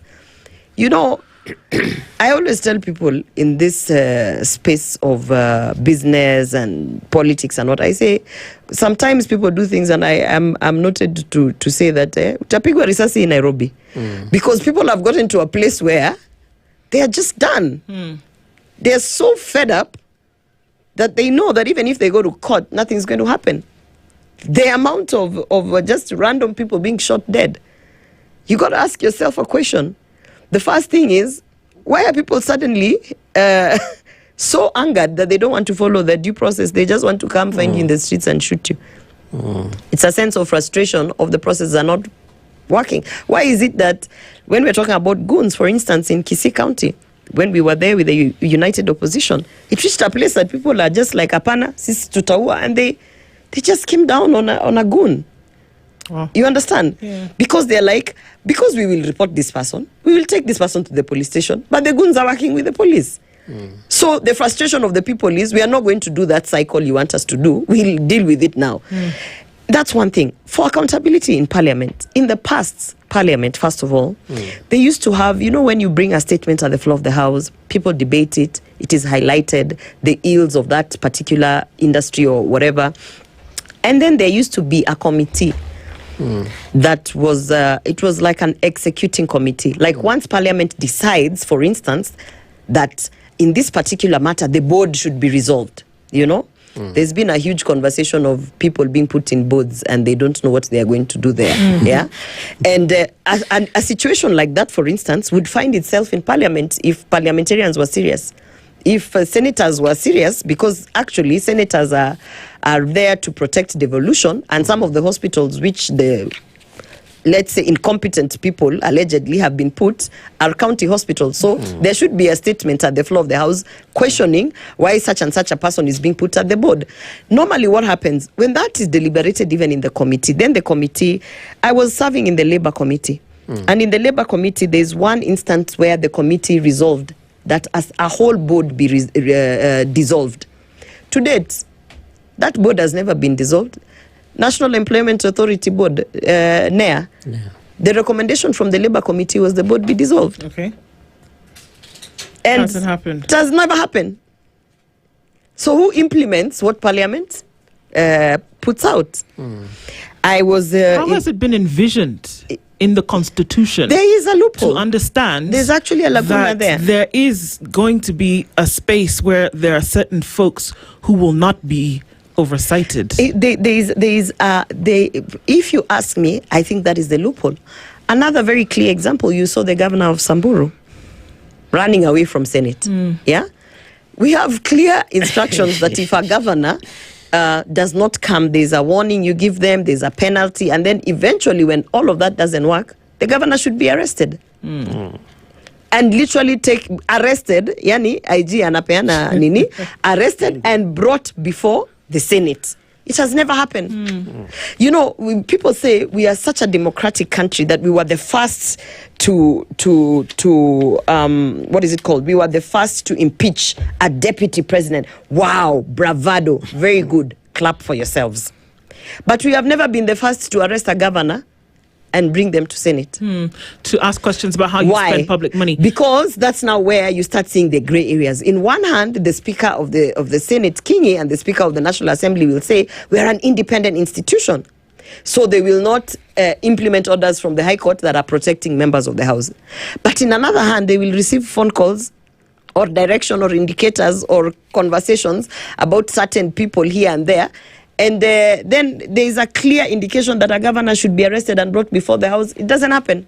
And so you sit there as senators asking yourselves, okay, you know, we can't go and arrest this guy. That's why senators were running on the streets to catch the governor. Because now it's like... You're not doing your job. Yeah. So then, my question then from all of this is that how do you expect then that Kenyans will choose new leadership from this pool that is aware of systemic failure, is aware of, if not involved in corrupt practices today? Because you're talking about a sitting parliament for whom a number of these individuals are coming back, including yourself, who are coming back to people and say, vote for me.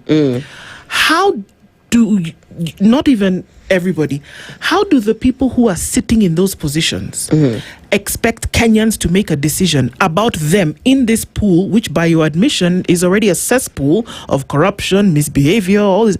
How do Kenyans make a selection from that?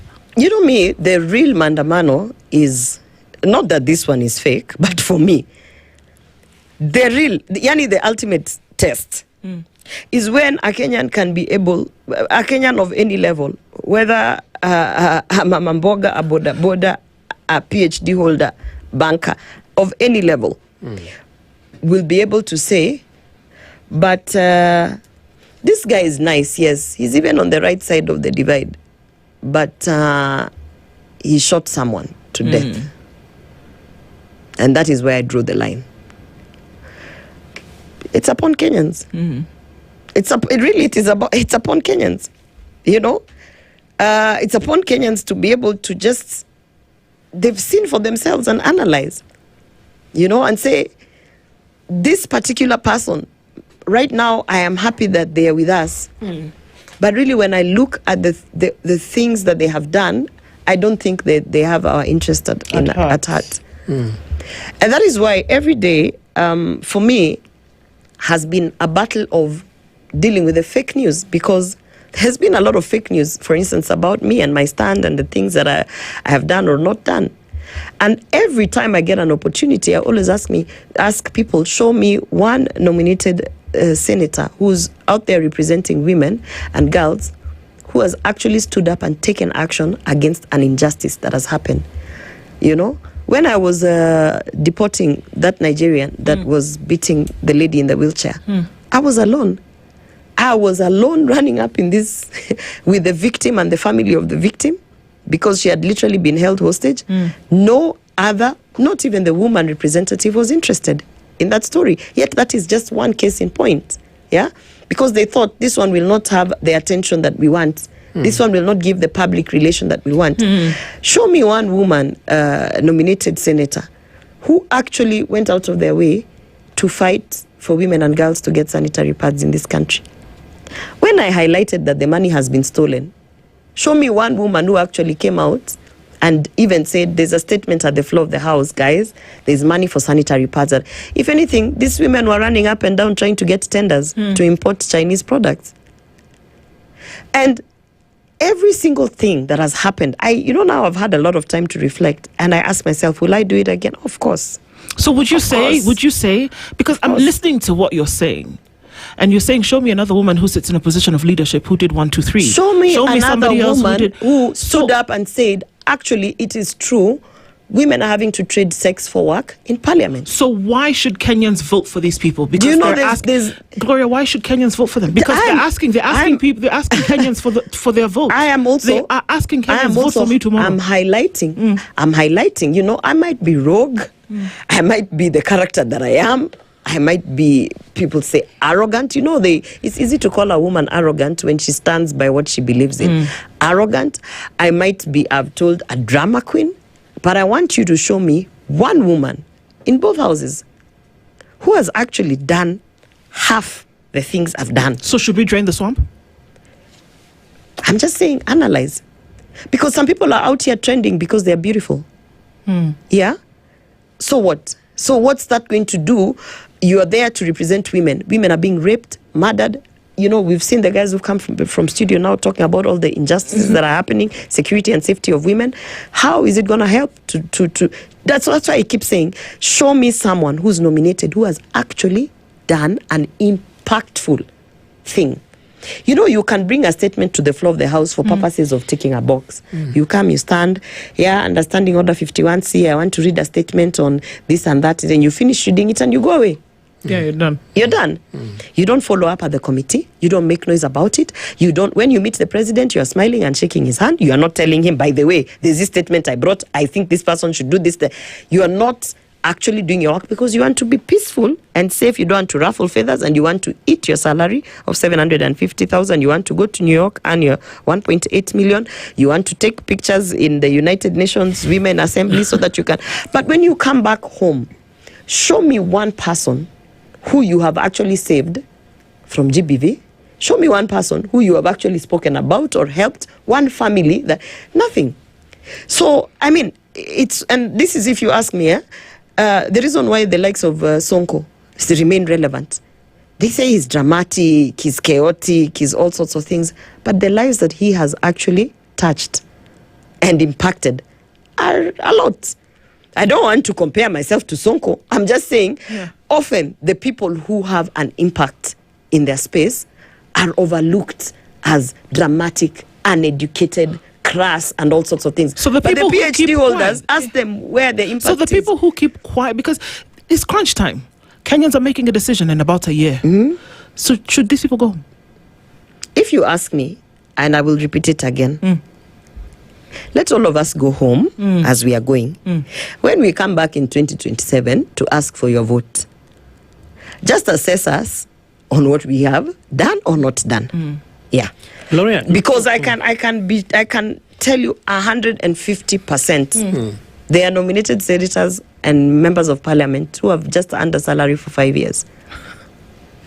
Looking at your story and really what you have had to go through against the constitutional expectation of 2/3 gender rule, which for close to 12 years now has not been enacted, what would you tell the female gender?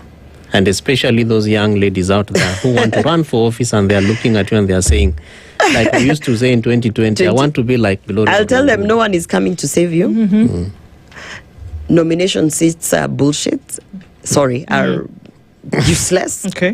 In the sense that you are nominated to oblivion. You are nominated to be silenced. They've given you something to do in the corner. You are nominated to actually kill your drive as it stands now in the arena of politics. A nominated member of parliament is not allowed to be a member of parliament. So why nominate them? It's better you tell them that they will be coming to sit as guests in chambers and not participate, because in the past they would not even be in committees. They were not even you know what I mean? Members, yeah. So no one is coming to save you. What is supposed to act as a springboard is actually being used to silence potentially active women leaders. And that people say, oh, that is theoretic. It's not theoretic. You go in, you're active. Kevin, we did so many shows with Kevin. Yeah. Kevin knows the passion I have for women, girls, the gender agenda. You know, we did many shows when I was telling you this and that. And then one day you decided to make me walk out. Then one day you walked out. You remember even you walked out on the show because I was so passionate. I was telling you, we're going to change the world. We're going. And I went in there with that same passion. I maintained the same passion. But look at what has happened to me. Now, Kevin knows there are so many other people who had my passion. They went in and went silent. And went silent because of the dynamics of being nominated. So if you are telling me, I'm going to help you get elected, let me place you here so that I can silence you, that is not helping me. Indeed, it isn't. As we have these conversations, a lot of stuff that's said is being listened to, and a lot of stuff that's not said is being listened to as well. Correct. Gloria Orwoba, thank you for joining us this morning. Thank Time you. runs out. Oh, I know, but I have to wish those of us who will get the opportunity to go out for Mandamano, to stay safe. Okay. Because it's a thing that's happening, and for most of the time I tell Kenyans, you are saying politicians are horrible. What are you doing?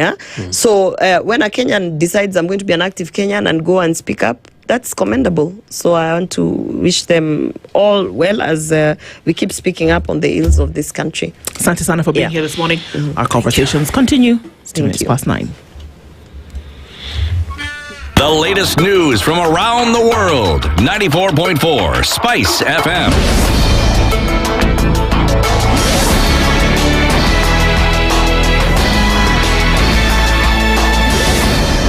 Good morning. This is the News Wire. I'm Leah Ubaga. The government has reaffirmed Kenya's commitment to transforming its HIV response, calling for a shift towards integrated, sustainable and domestically driven systems. Speaking while opening the 2026 HIV Coverage, Quality and Impact Network high-level meeting in Nairobi, Principal Secretary for Medical Services Dr. Uma Oluga said Kenya is making steady progress towards ending AIDS as a public health threat by 2030, with about 1.4 million people living with HIV and the country nearing the UN AIDS 95 target. Now, the PS, however, cautioned that these gains remain fragile. The PS also challenged stakeholders to move beyond vertical HIV programs and adopt integrated, people-centered care that addresses broader health needs, including maternal and child health, tuberculosis, and non-communicable diseases. He noted that Kenya is already embedding HIV services across community, primary, and referral levels to improve continuity, efficiency, and dignity in care. The Kenya Union of Post-Primary Education Teachers Machakos branch has issued a stern warning to the government and the National Assembly to urgently address challenges facing teachers or risk a nationwide strike. The union, through its leaders, has raised concern over delays in implementing key reforms in the education sector. Among the key issues is the proposed law that would grant teachers greater autonomy, as well as the need to improve services under the Social Health Authority. Speaking in Machakos branch, Secretary Yvonne Musyoka warned that teachers won't report back to school when the next term resumes on Monday next week if their grievances are not addressed. She also urged parents to keep learners at home until the government takes decisive action. Farmers in Trans Nzoia County have raised concerns over a severe shortage of urea fertilizer. The farmers are urging the Ministry of Agriculture to fast-track its distribution to prevent potential losses from poor harvests. They warn that the delay could also undermine government efforts to achieve the country's food security targets.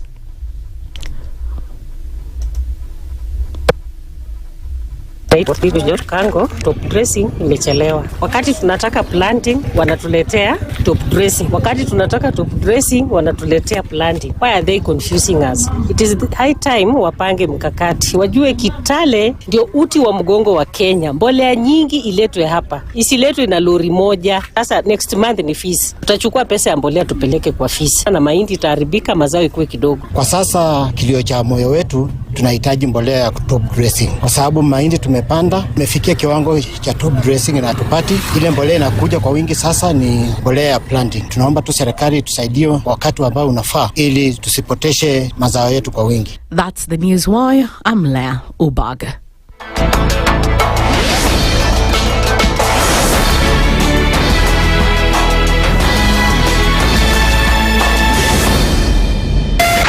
.4 Spice FM, Nairobi.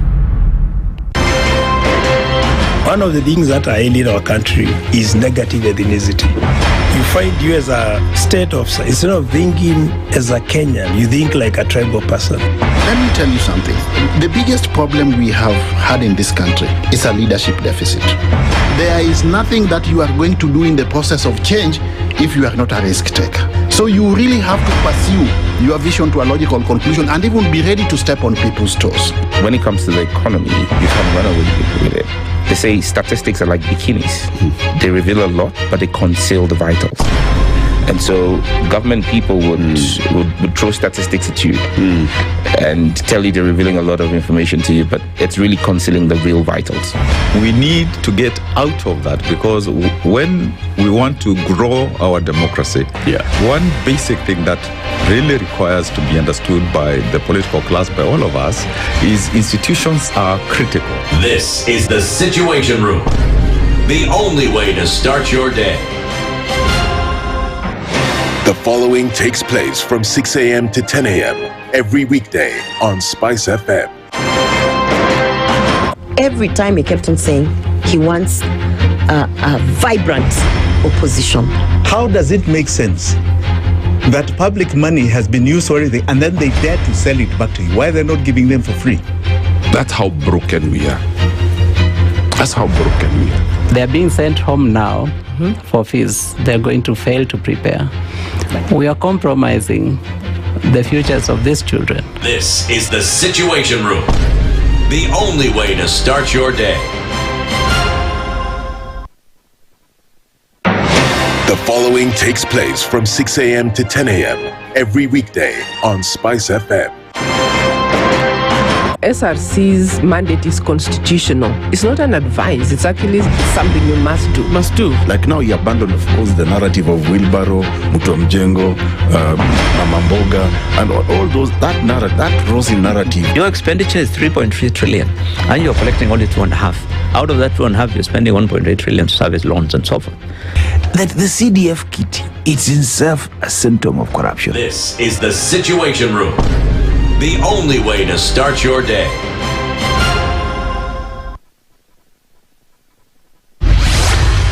Mature, intelligent talk every morning.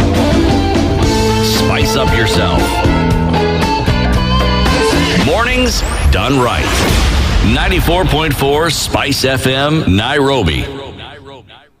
And coming in at 9 minutes after 9 o'clock into the final hour of the Situation Room this Tuesday morning, and where many things will be happening today, but we'll continue with these conversations. Our next conversation is this morning with the DCP National Director of Political Affairs, Strategy and Mobilization, Stanley Kimura, and he joins us in the hot seat of the Situation Room this morning. Good morning, Stanley. Morning to you. How are you doing? Can't complain. You can't, or you won't? I can. You can complain. But I can't complain, but you can complain, but you won't. But I won't. Okay. Well, we don't know. Let's see. It's just 9:09. Let's see what happens as we get into the conversation. Thank you for being in the hot seat this morning. We're going to look at a number of issues. But before we do that, we go around the African continent. Every week we come back from one country with their proverbs. And then we give you the delightful task of interpreting what that proverb means and how you would then interpret that, or how you would then apply it. This week we're in Egypt, a mix of the traditional and the modern in terms of a society. And the proverb today, I think, is an interesting one. We'd love to get your interpretation of it. He who burns his tongue from soup will blow in yogurt. He who burns his tongue from soup will blow in yogurt. What would you interpret that to be? Sometimes you might do things that you think are right, but they end up banning you. So you try how you can and ban yourself. Yes. But what would happen after that? You will heal. Okay. Okay. You will heal. What will the yogurt do to you? Yogurt. A soup is something hot. Correct. But yogurt is smooth and cold. Wow. Yeah. Okay. Okay. There's a way out of it. There is a way out of it for sure. There's always a way out of it. Okay, so great to get that interpretation from you. And as we go into certain conversations this morning, to then look into certain things of abductions, of being, you were abducted. Yeah. Said to have been abducted. Unknown individuals. Around Rironi area. Yeah. You then were found. Before we get into the details, give us your rendition of what happened, when it happened, how it happened, what exactly took place. Okay, thank you very much for having me here today. And I want to go straight to the point. I attended a memorial service for former member of Parliament, immediate member of Parliament for Olkalau, who was my friend for many years, and I went there a day before. As a director of political affairs, strategy and mobilization in DCP. Sometimes there are things that we do before the arrival of our party leader, who is Rigathi Gachagua. So I went there a day before. Then that fateful day, I wake up very early in the morning, and then at around 10, I went to the stadium where the memorial service was, where the member of Parliament service was being held. And we went, and everything went on smoothly. When the party leader called us to the podium when he was singing, I went there because I'm part of the choir. Thereafter, like the actual choir for singing songs? Yes. Okay. Then I went back to where I was sitting. After that, we went home. There was a place where we were, all of us gathered after the memorial service. Then after like an hour, I and Mheshimiwa Mark Mureithi Mwenje, for member for Embakasi West, decided to. We were to meet somebody along the Nakuru-Nairobi highway at Delamere. So we decided to board his vehicle, a GKI vehicle, because he's, as you know, he's a minority chief whip, deputy chief whip. After Delamere, we went home. We thought we were going home, but around Rironi, that's where we saw a vehicle. There was like a small jam, traffic. So we saw a vehicle that was overtaking us, and our driver allowed him to overtake. Little did we know that he was trying to block us. So they blocked us, and that was a Subaru now. So they were overtaking in this traffic jam? Yeah, they were overtaking the traffic jam. There was another, there are two vehicles. The other one also, we thought it was also overtaking. All of a sudden, tukaona guns zimetolewa nje. The big ones now. We couldn't do anything. Then they alighted from their vehicles, kama wamejifunga uso. You couldn't identify any of them. They came, Mheshimiwa introduced himself. He said he's a member of parliament for Embakasi and his name. I also did the same. I said my name. They came, they asked, is he the one? So I don't know whether they were asking whether Mheshimiwa is the one or myself. Then they said, Shukeni. So who are they asking? They were in a group? They were in a group. They were themselves? They were asking themselves. Okay. So when they said we shook her, Mheshimiwa asked, what is wrong? What have we done? Then wakaachana naye, they came to me. They were trying to handcuff me. Then Mheshimiwa asked them, what has he done? What is the problem? They said, hata hakuna shida, hakuna maneno. Hakuna maneno. So we thought, wanataka kukagua gari ama or something, haina barua or something. All of a sudden, another group of like 3 came. Wakasema, weka pingu. That's where now they started, Mheshimiwa asked them, how can you arrest someone in my vehicle? Kama we ni police officer, take us to the police station. Tell us where you want us to, tell me where you want to take him. They said, hapana. Then Mheshimiwa started taking photos. The photos that you saw in the social media and media is Mheshimiwa himself who took them. Wakaniweka kwa gari in the between the two of them huku nyuma. Then the vehicle sped off na speed kubwa sana. Mheshimiwa Mwenje followed us kila mahali na ile siren. Maana that's a GK vehicle. Several kilometers he followed us. Where were you going? Sasa mimi nishafungwa uso. Okay. So I don't know even where I was. We reached, I don't know where we reached. Then they said, let's finish him. He is trying to show us that he's a member of parliament. So they stopped another vehicle what I came to realize later, that the vehicle that was following us blocked him. Then the guys who were in my vehicle, the vehicle that I was, shot in the air, like 6-7 shots. I think that's where now Mheshimiwa alipoteza njia.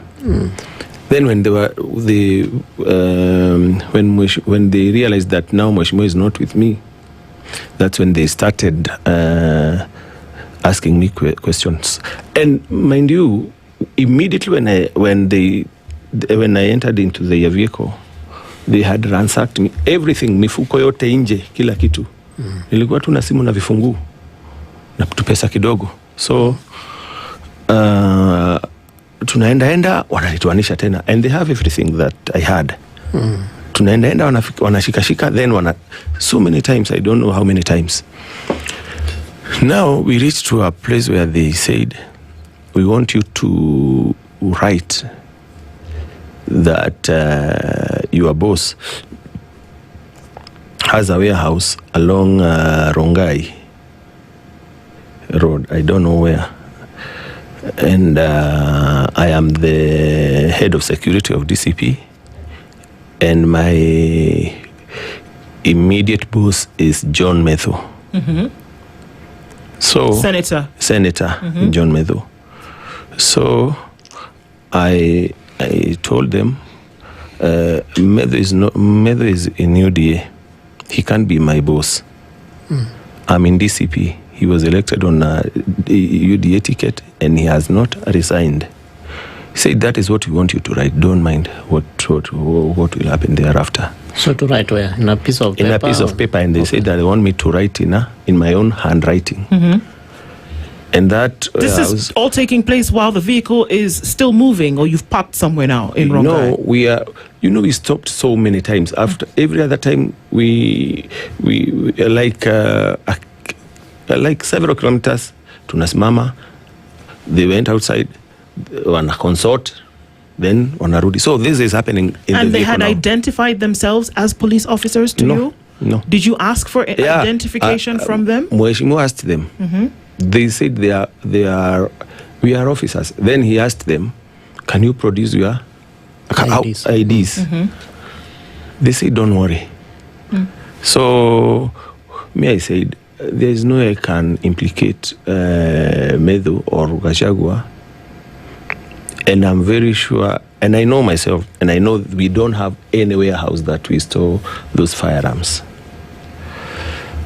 Then I was taken to I think is a tea plantation. I think that is Kiambu now.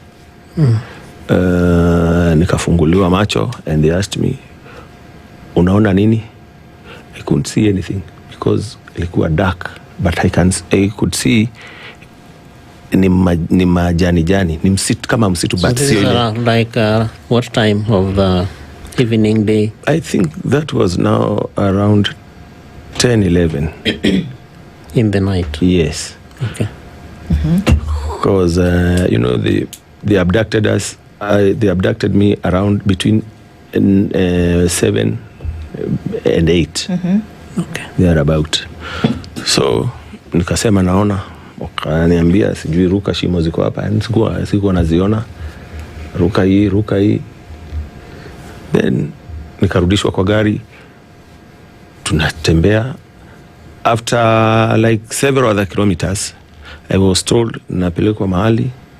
I was offered money. You were offered money by police officers. Who, according to what you're saying, there were police officers who abducted you at around 7 o'clock. They've taken you, I don't know where you went, but at this time you're thinking you're somewhere in Kiambu County. You've been released into a field. You think it is a tea farm.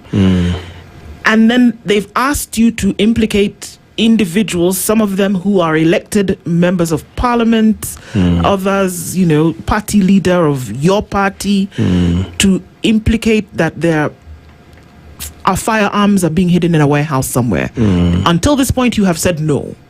These same individuals are now offering you money. For what? That is after I told them, since I have children, I don't think it's right to implicate a father of like those of mine, children, those kids of mine. It will haunt me forever. They told me, well, usijali, we will take care of you. You will choose a country of your choice na watoto wako. At that point, I told them, hata kama ni evil, let me not implicate anyone. Tafadhali na waomba. Since you know very well that whatever you are telling me is not true. That's when now they started beating me. Kanipiga mateke za huku. I'm sorry, let's go back. They offered you money for what? To implicate. So after you had refused to implicate anybody, because you've mentioned a number of people, you've mentioned the Senator John Methu, you've mentioned Party Leader Rigathi Gachagua, and you have said you're not going to implicate these people. One would imagine that you'd already told them that this is not going to happen. So on what point then were they offering you money? They thought that if they offered you money, you would then implicate them? I think that's what they thought, because they offered money when I said I have children. Na mimi ni mkulima mdogo. A small farmer. Yeah, a small farmer. Like I have a long way to go. Me si mzee sana. I have kids. That's when they said, we will take care of you. Tutakusort na tutatafuta nchi. Utatafuta a country of your choice where we will take you. So I was like, mimi hata sijui enda nje, naenda kwanza namna gani, but I didn't ask them. When I said no, I didn't say no. I said mimi roho yangu inakataa. So at this point, them, are they still hooded or now they? Wako tu naona tu macho. Actually sijui kama walikuwa wametoka, cause I also mimi nimefunikwa. Okay. Then I told them, please, hata kama kuna makosa nimefanya, you'd have told me so that I can correct. Then one of them told me, have you, wewe uko na gari? Umewahi kuwa na gari? I told them yes. I don't know, BX or DX, I don't know. I said I had a BX Harrier. Then one of them said, unanunua vitu ya kuibiwa. Nikamwambia, like what? Like that one I was talking about. I bought it from an auctioneer. The other one, I bought it from the National Assembly. And you're telling these people all of these details when they're asking you, when they're driving you around hooded. You're giving this information about where you bought your vehicle, all of this, when you've been abducted and they're driving you around tea farms in Kiambu. Yeah, not in Kiambu now. Now I think we were in somewhere in Ukambani. So now you've gone to Ukambani? Yeah. Okay. Machakos. Okay. I think Machakos. Kwa maana nilisikia mahali wamesema tunaingilia ya Salama. So Salama, that's Makueni actually. Salama. Almost. So me, I told them, hizo tu ndio sijui kama ni simu. Me, I always buy my phones kwa Safaricom. So hata ile ya River Road siwezi kuwa nayo. Then we stopped somewhere, wakaniambia utadecide whether utafanya hivyo ama tukuache kwa msitu. That is now another msitu. Hiyo sasa we went like 3 or 4 kilometers according to what I heard from them, because they said switch wazime lights. So we went kwa corrugation kama hakuna lights kwa gari. Sorry Stanley, let me take you back so that we can understand. When you got to this first place, when they removed your hood and they asked you unaona nini, you said ata sioni. You had a conversation there and they said, oh, we're going to offer you some money. You refused the money. You said, I'm not going to implicate such and such a person because I have children, right? If I'm following your story correctly. So then what happened? They put the hood back on you because you said it was somewhere around Kiambu. They put the hood back on you. You got back into the vehicle. Now you've taken another drive. All right. What was happening now on this drive? Because now you said, tunafikia, tunaingia salama. What was happening? Kiambu then? Now you find yourself in Machakos. What was happening at this point, and what now were they trying to convince you about? Was this the place where they said they would take you to another country now? If you wanted, we can take you to another country, money aside. Now the offer of money is off the table. Now they're saying we'll make you a citizen of another country if you'd like, if you just give us the information. But my question is now, what is it about you, Stanley, that they have now abducted you, what was previously hostile, and now they are being your friend, to essentially say that if you give this information about these two gentlemen, Senator John Methu and Party Leader Rigathi Gachagua, if you gave this evidence or gave this statement, that they would then believe you and put it down on a piece of paper to then indict them on some level. What is it about you that they insisted that they must have you and are now offering you money, offering you migration status to another country? What is it about you that they are insisting on, that it is you now who will fell these two giants, these two political individuals? You know, they even became my friends. Yeah, they became my friends because there's a time we could go like 20, 30 minutes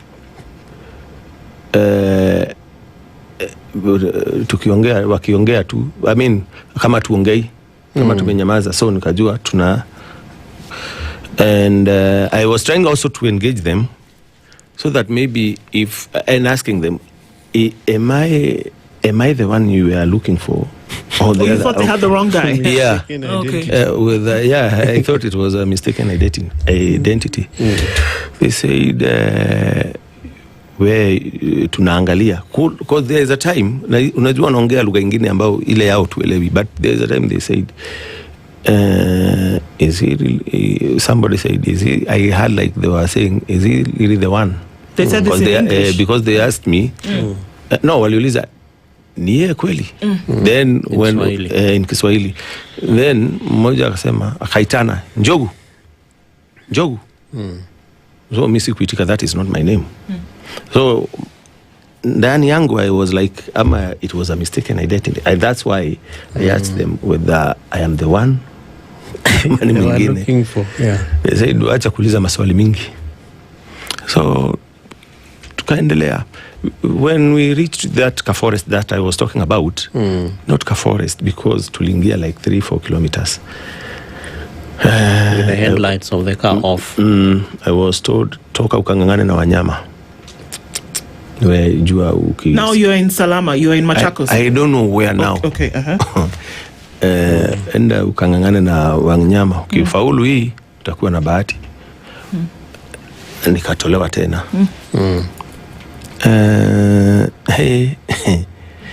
I decided, I told them, you better kill me kuliko kuniacha nikufe kwa wanyama, kwa maana nitasikia uchungu sana.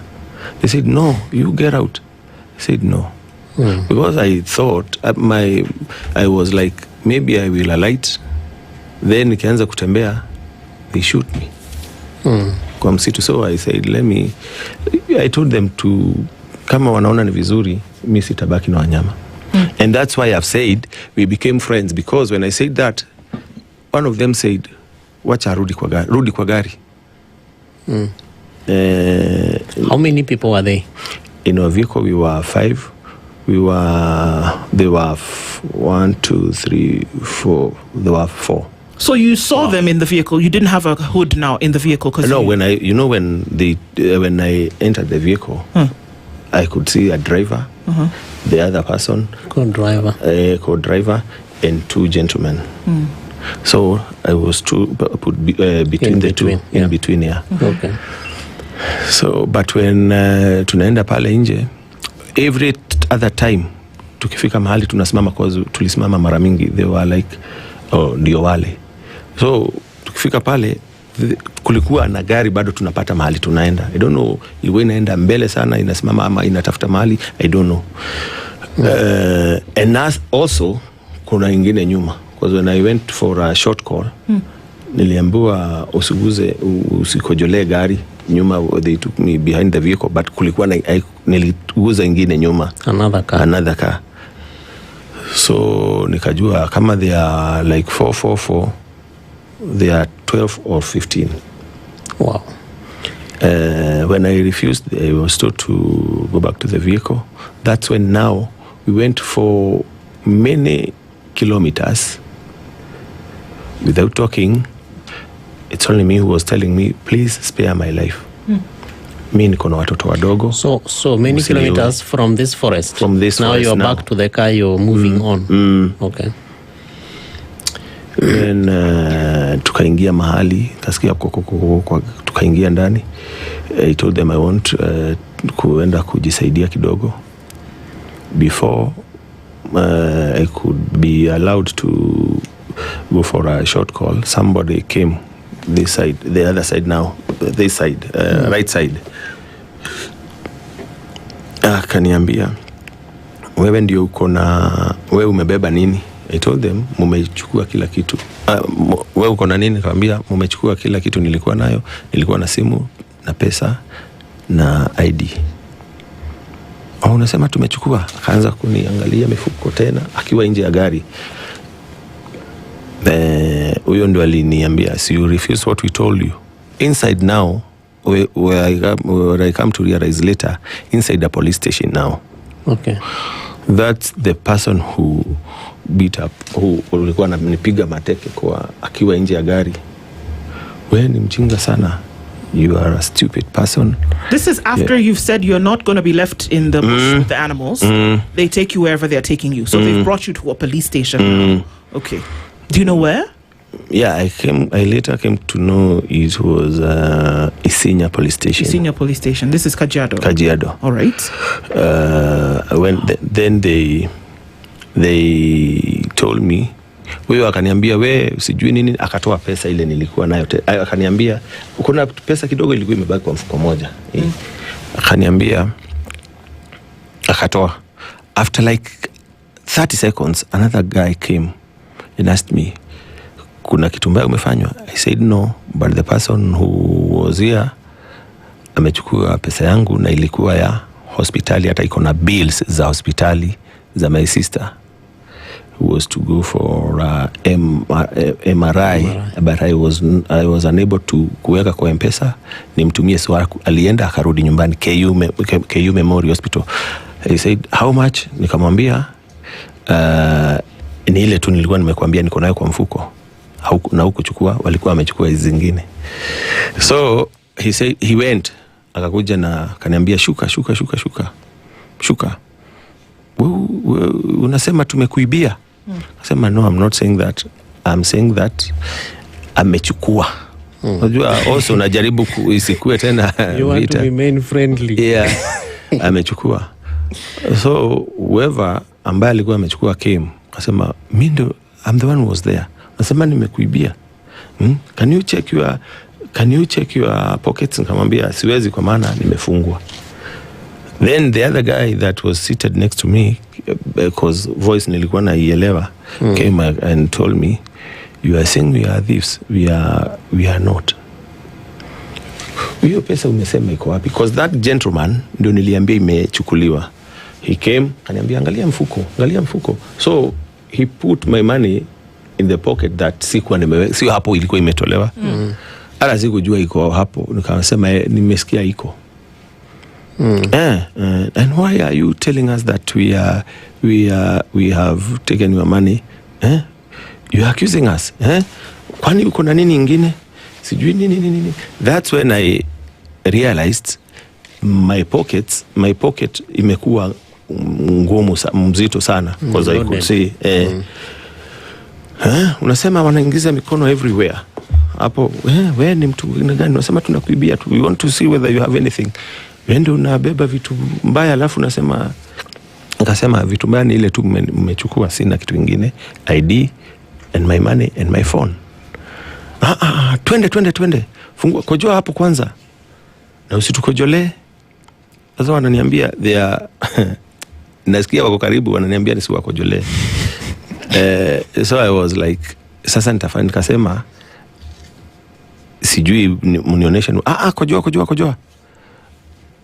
And nikajiachilia mimi. So after that nikaambiwa twende, ndio that thing ilikuja ikatolewa. Nimetolewa sasa, nimeona niko mahali kuna manyumba, so nikajua sio kwa msitu. Okay. Then nikapelekwa kama like 20 meters. Okay, let's see what happens at the other end of 20 meters, what's come from this break. We're talking with Stanley Kimura this morning, telling us about what happened. I'm still wondering why you. But if you're saying that it's possible that there would have been mistaken identity, that could be a whole other story. But let's find out what happened after they let you go.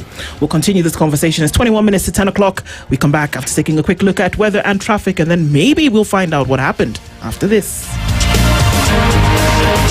This is the Situation Room, the only way to start your day. The weather with SpiceFM.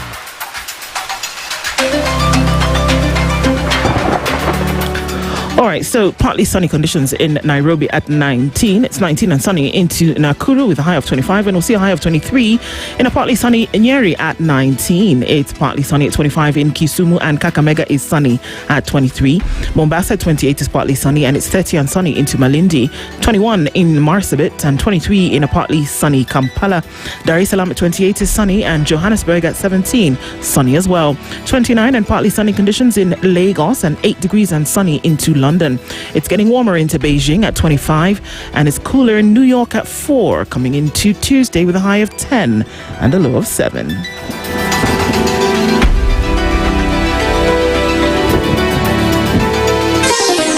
Chilled Spice.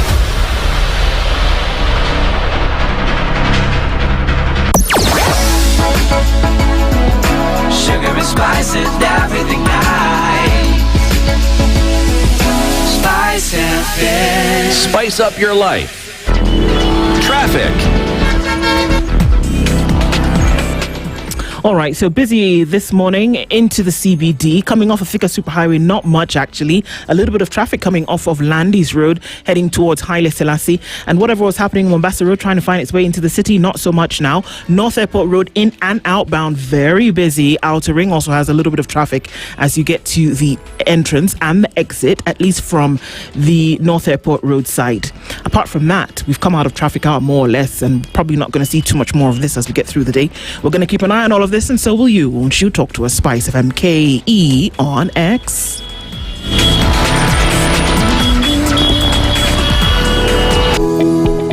Feeling unwell? Do not search your symptoms. Find a trusted healthcare provider near you. The Aga Khan University Hospital has brought specialized world-class care to your neighborhood. Our conveniently located clinics offer specialist clinics, diagnostics, and pharmacy services, ensuring you and your family receive the best. See your cardiologist, pediatrician, gynecologist, family physician, surgeon, diabetologist, gastroenterologist, neurologist, pulmonologist, among other consultants near your home. For families along Mombasa Road, we've got you with medical centers at the following locations: Capital Center Mall, Imara Shopping Mall, Syokimau, Machakos Town. Visit any Aga Khan University Hospital Medical Center in your hood today or call 0730-011-888. Aga Khan University Hospital, world-class care, here and now. School is out and the fun is in. Feast your eyes and your kids' hearts on a feast like no other with StarTimes. Recharge your monthly subscription today and get upgraded to the next high bouquet for 1 full month. Turn your home into a world of adventure with Bluey on CBeebies, playful giggles on Baby TV and Jim Jam, learning that feels like play on Mindset Learn, non-stop action with the Batman on Toonami and the Powerpuff Girls on Boing, endless fun with SpongeBob on ST Kids, and thrilling wins with Super Strikers on ST Tunes. Unlock your upgrade today. Simply renew your subscription on your current bouquet and we'll automatically move you to the next high bouquet for 30 days. Dial *858# or call us on 0719-077-077 for customer care. Download the StarTimes On app to take the fun wherever you go. StarTimes. Enjoy digital life. Mature, intelligent talk every morning. Spice up yourself.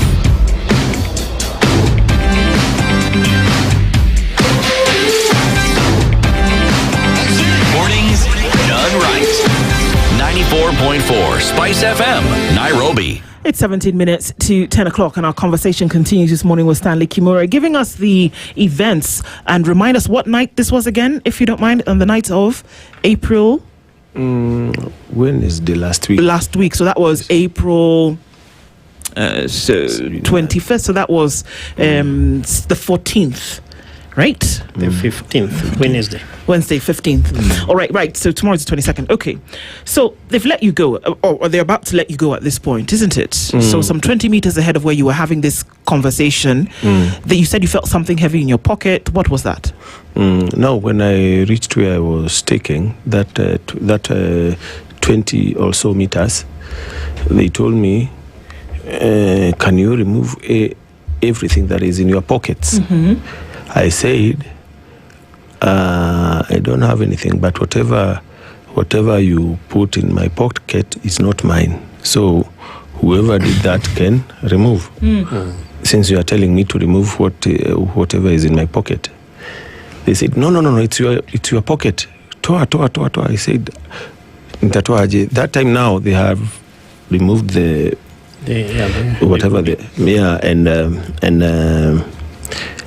wakanitoa pingu, wakaniambia toa, nikasema no, mwenye ameweka atoe, cause me hiyo sio vitu yangu.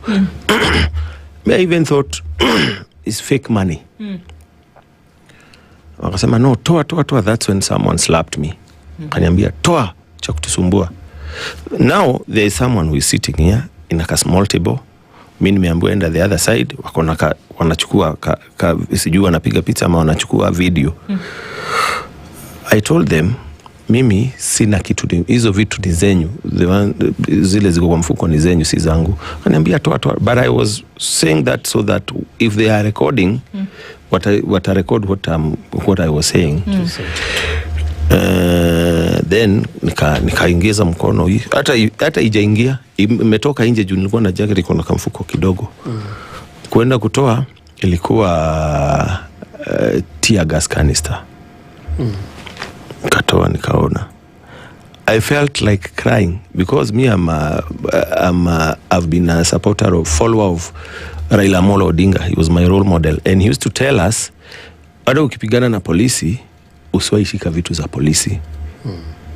Na nilikuwa najua hivyo, wacha watupige lakini usishike. So I told them, me I've never even, hata ile ya kurokota ile imetupwa sijawahi nazionea kwa umbali. And it looked like not ile canister ile ya kawaida. Nilikuwa naona kama ni, actually they told me it's a grenade. And I was like, it is, because ile najua hii ya kutupwa vile inakuwa hii ni tofauti sana. Nikaweka kwa meza, akaniambia toa hiyo vitu vingine iko kwa mfuko. Nikasema hakuna kitu kingine. Sikufikiria kuna kitu kingine. That's when they told me ingiza mkono kwa mfuko hiyo mfuko. Nikapata kuna risasi. Nikawaambia hizi vitu mnaniweka, Mungu mtalaaniwa na Mungu. Kwa maana I told them hii ni laana mnajiwekea Mungu. He said we wengi wametuambia hivyo. So nikawekelea, nikaambiwa tena toa ingine kwa ingine ilikuwa imewekwa 2 kwa hii mfuko. Nikaambiwa hata the other ones who were telling me where they are. Nikatoa nikaweka, no, this one nikaweka 2.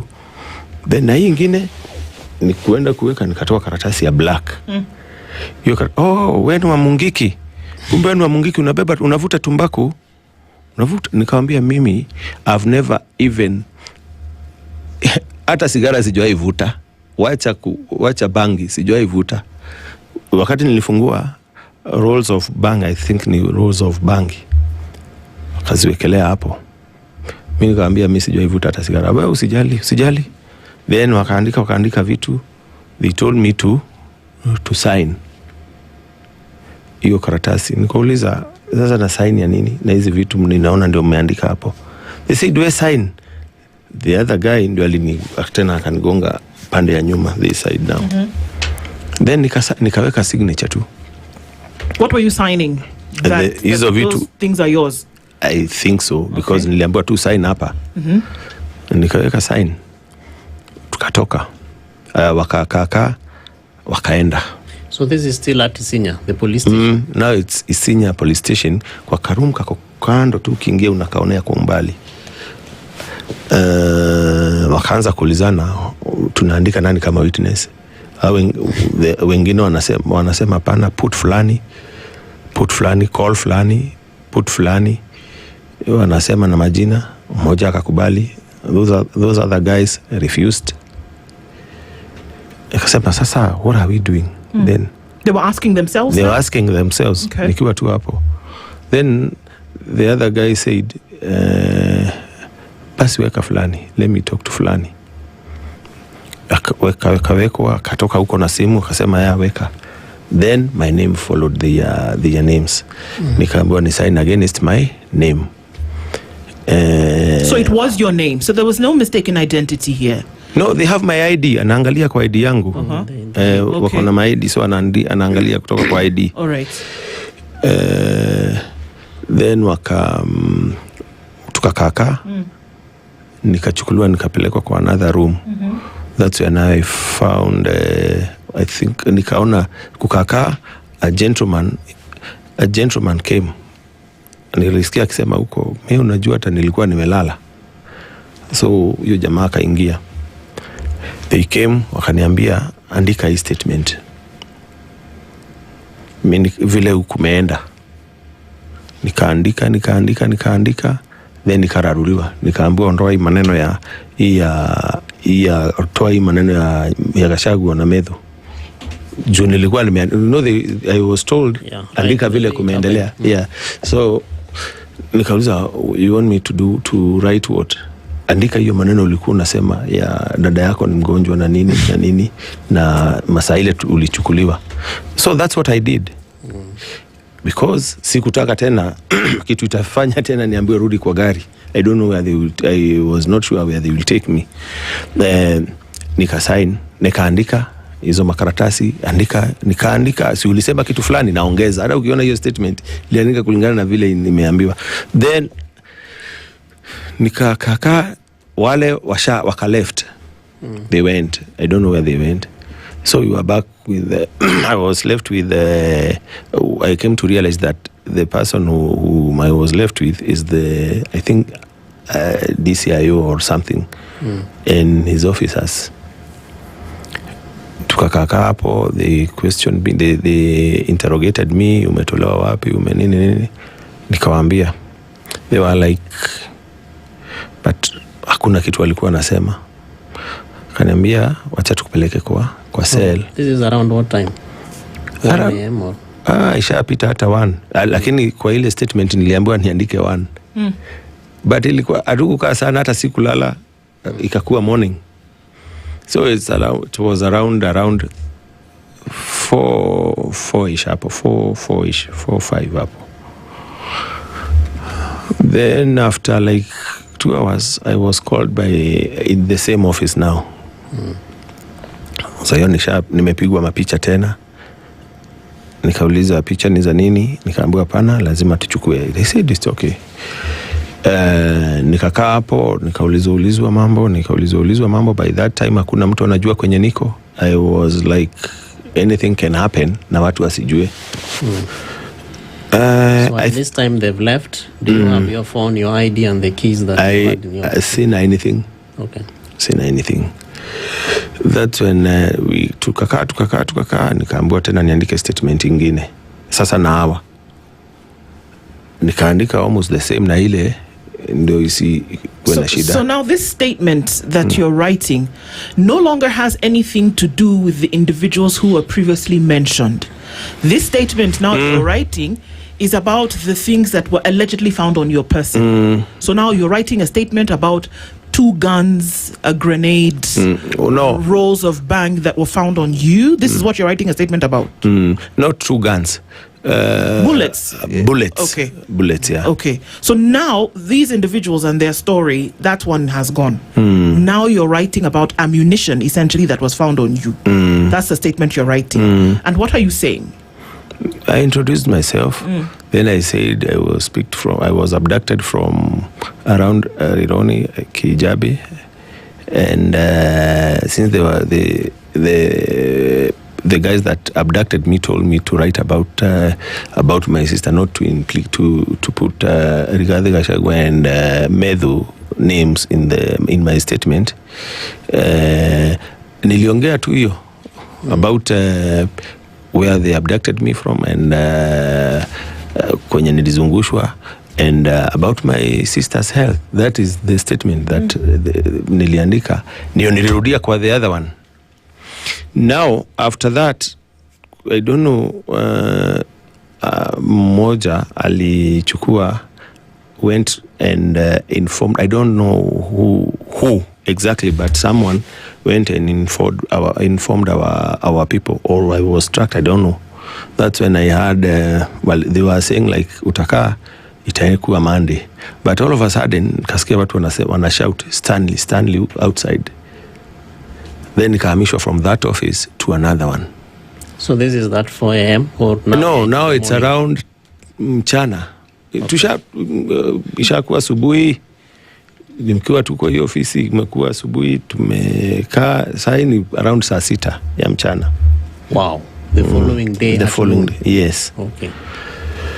I later realized that two of our waheshimiwa aspirants there came, and I think former MP walikam in the station. They said that they will burn the station. They are going to light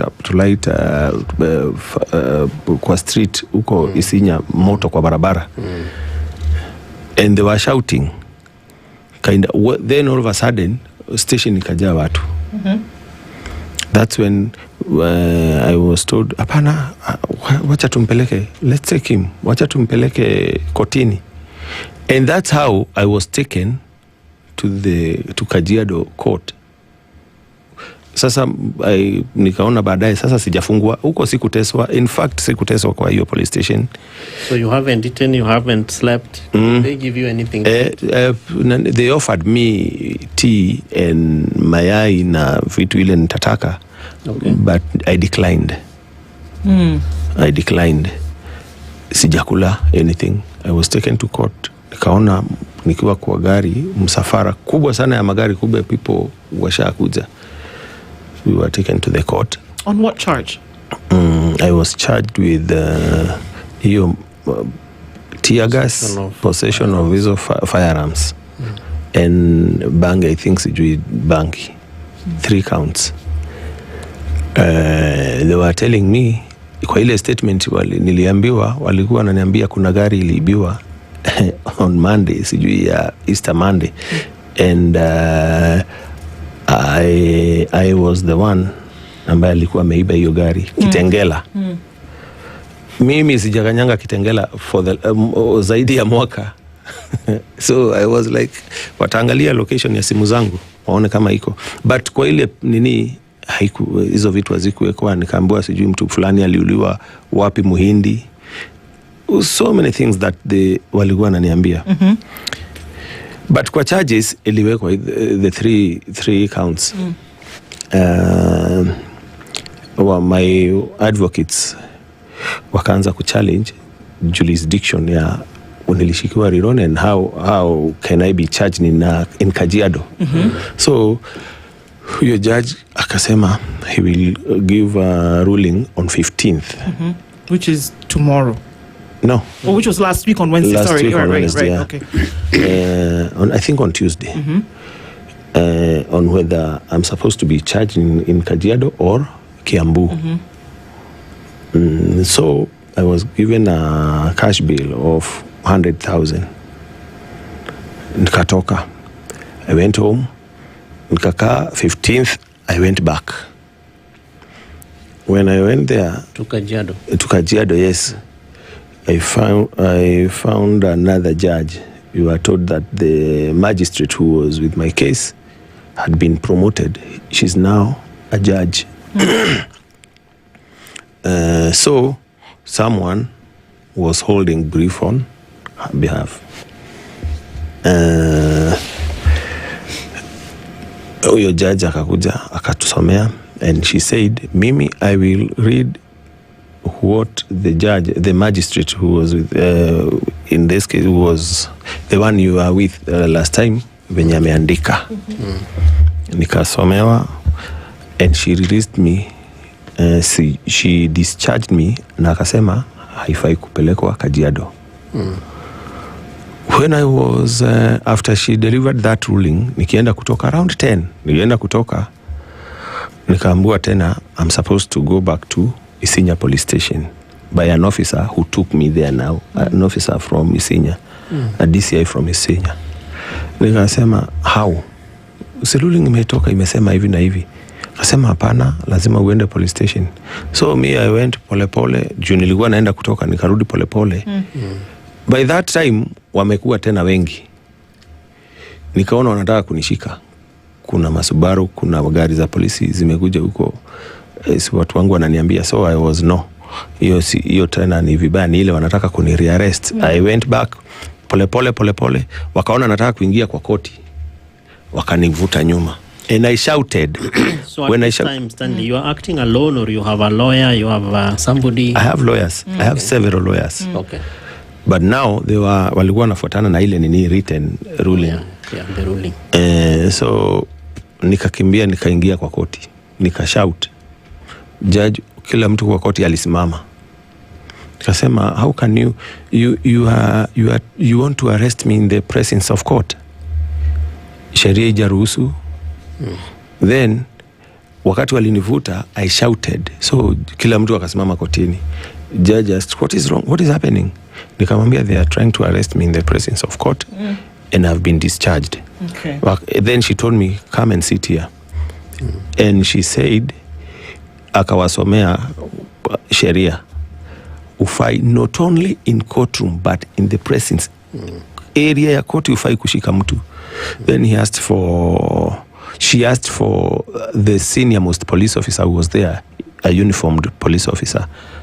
They said they produced one. Kasema, I'm stepping out for 2-3 minutes and I don't want to hear anything like arresting someone in my court or inside the area presence of court. Okay. And akasema kila mtu atoke nje. If you have nothing to do here, if you are, hata kama umekuja kusikiza kesi fulani na sio wewe una testify, I want you out. Okay. So with this, she's let you go.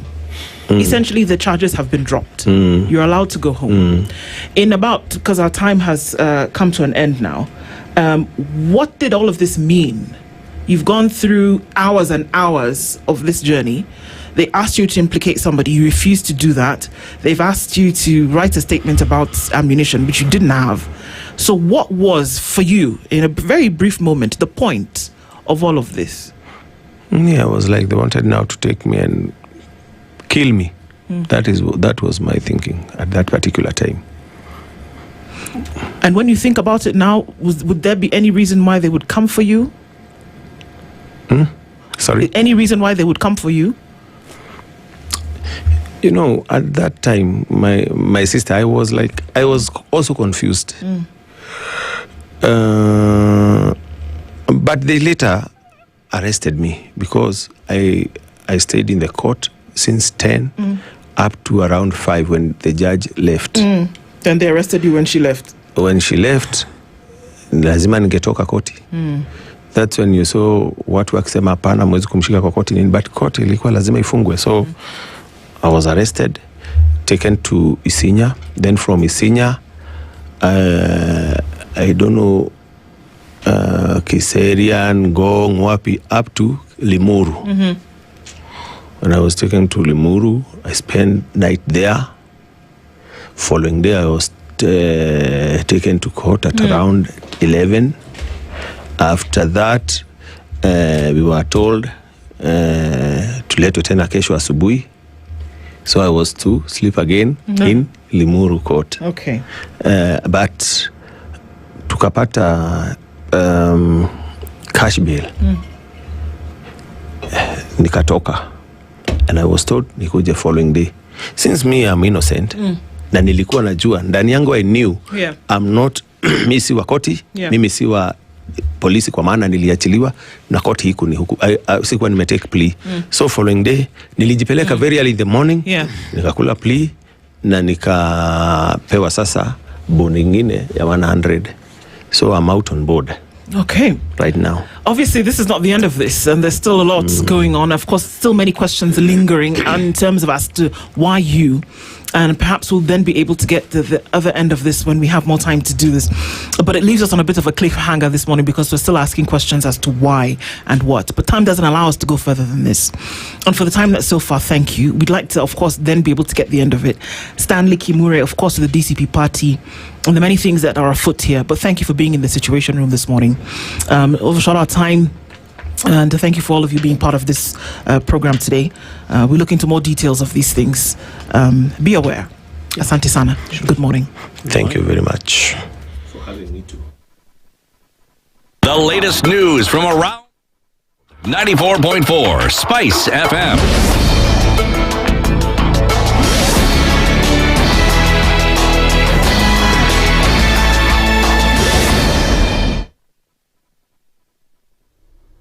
Good morning. This is the News Wire. I'm La Ubaga. Public Service Cabinet Secretary Geoffrey Ruku has urged Kenyans to avoid protests planned for today over the fuel price increase. Speaking in Machakos, Ruku said the rise in fuel prices is a global trend, adding that President William Ruto has made efforts to cushion consumers. Bei imeenda juu hapa Kenya, na sio Kenya peke yake, ni katika ulimwengu mzima. Lakini rais akachukua pesa ya serikali akahakisha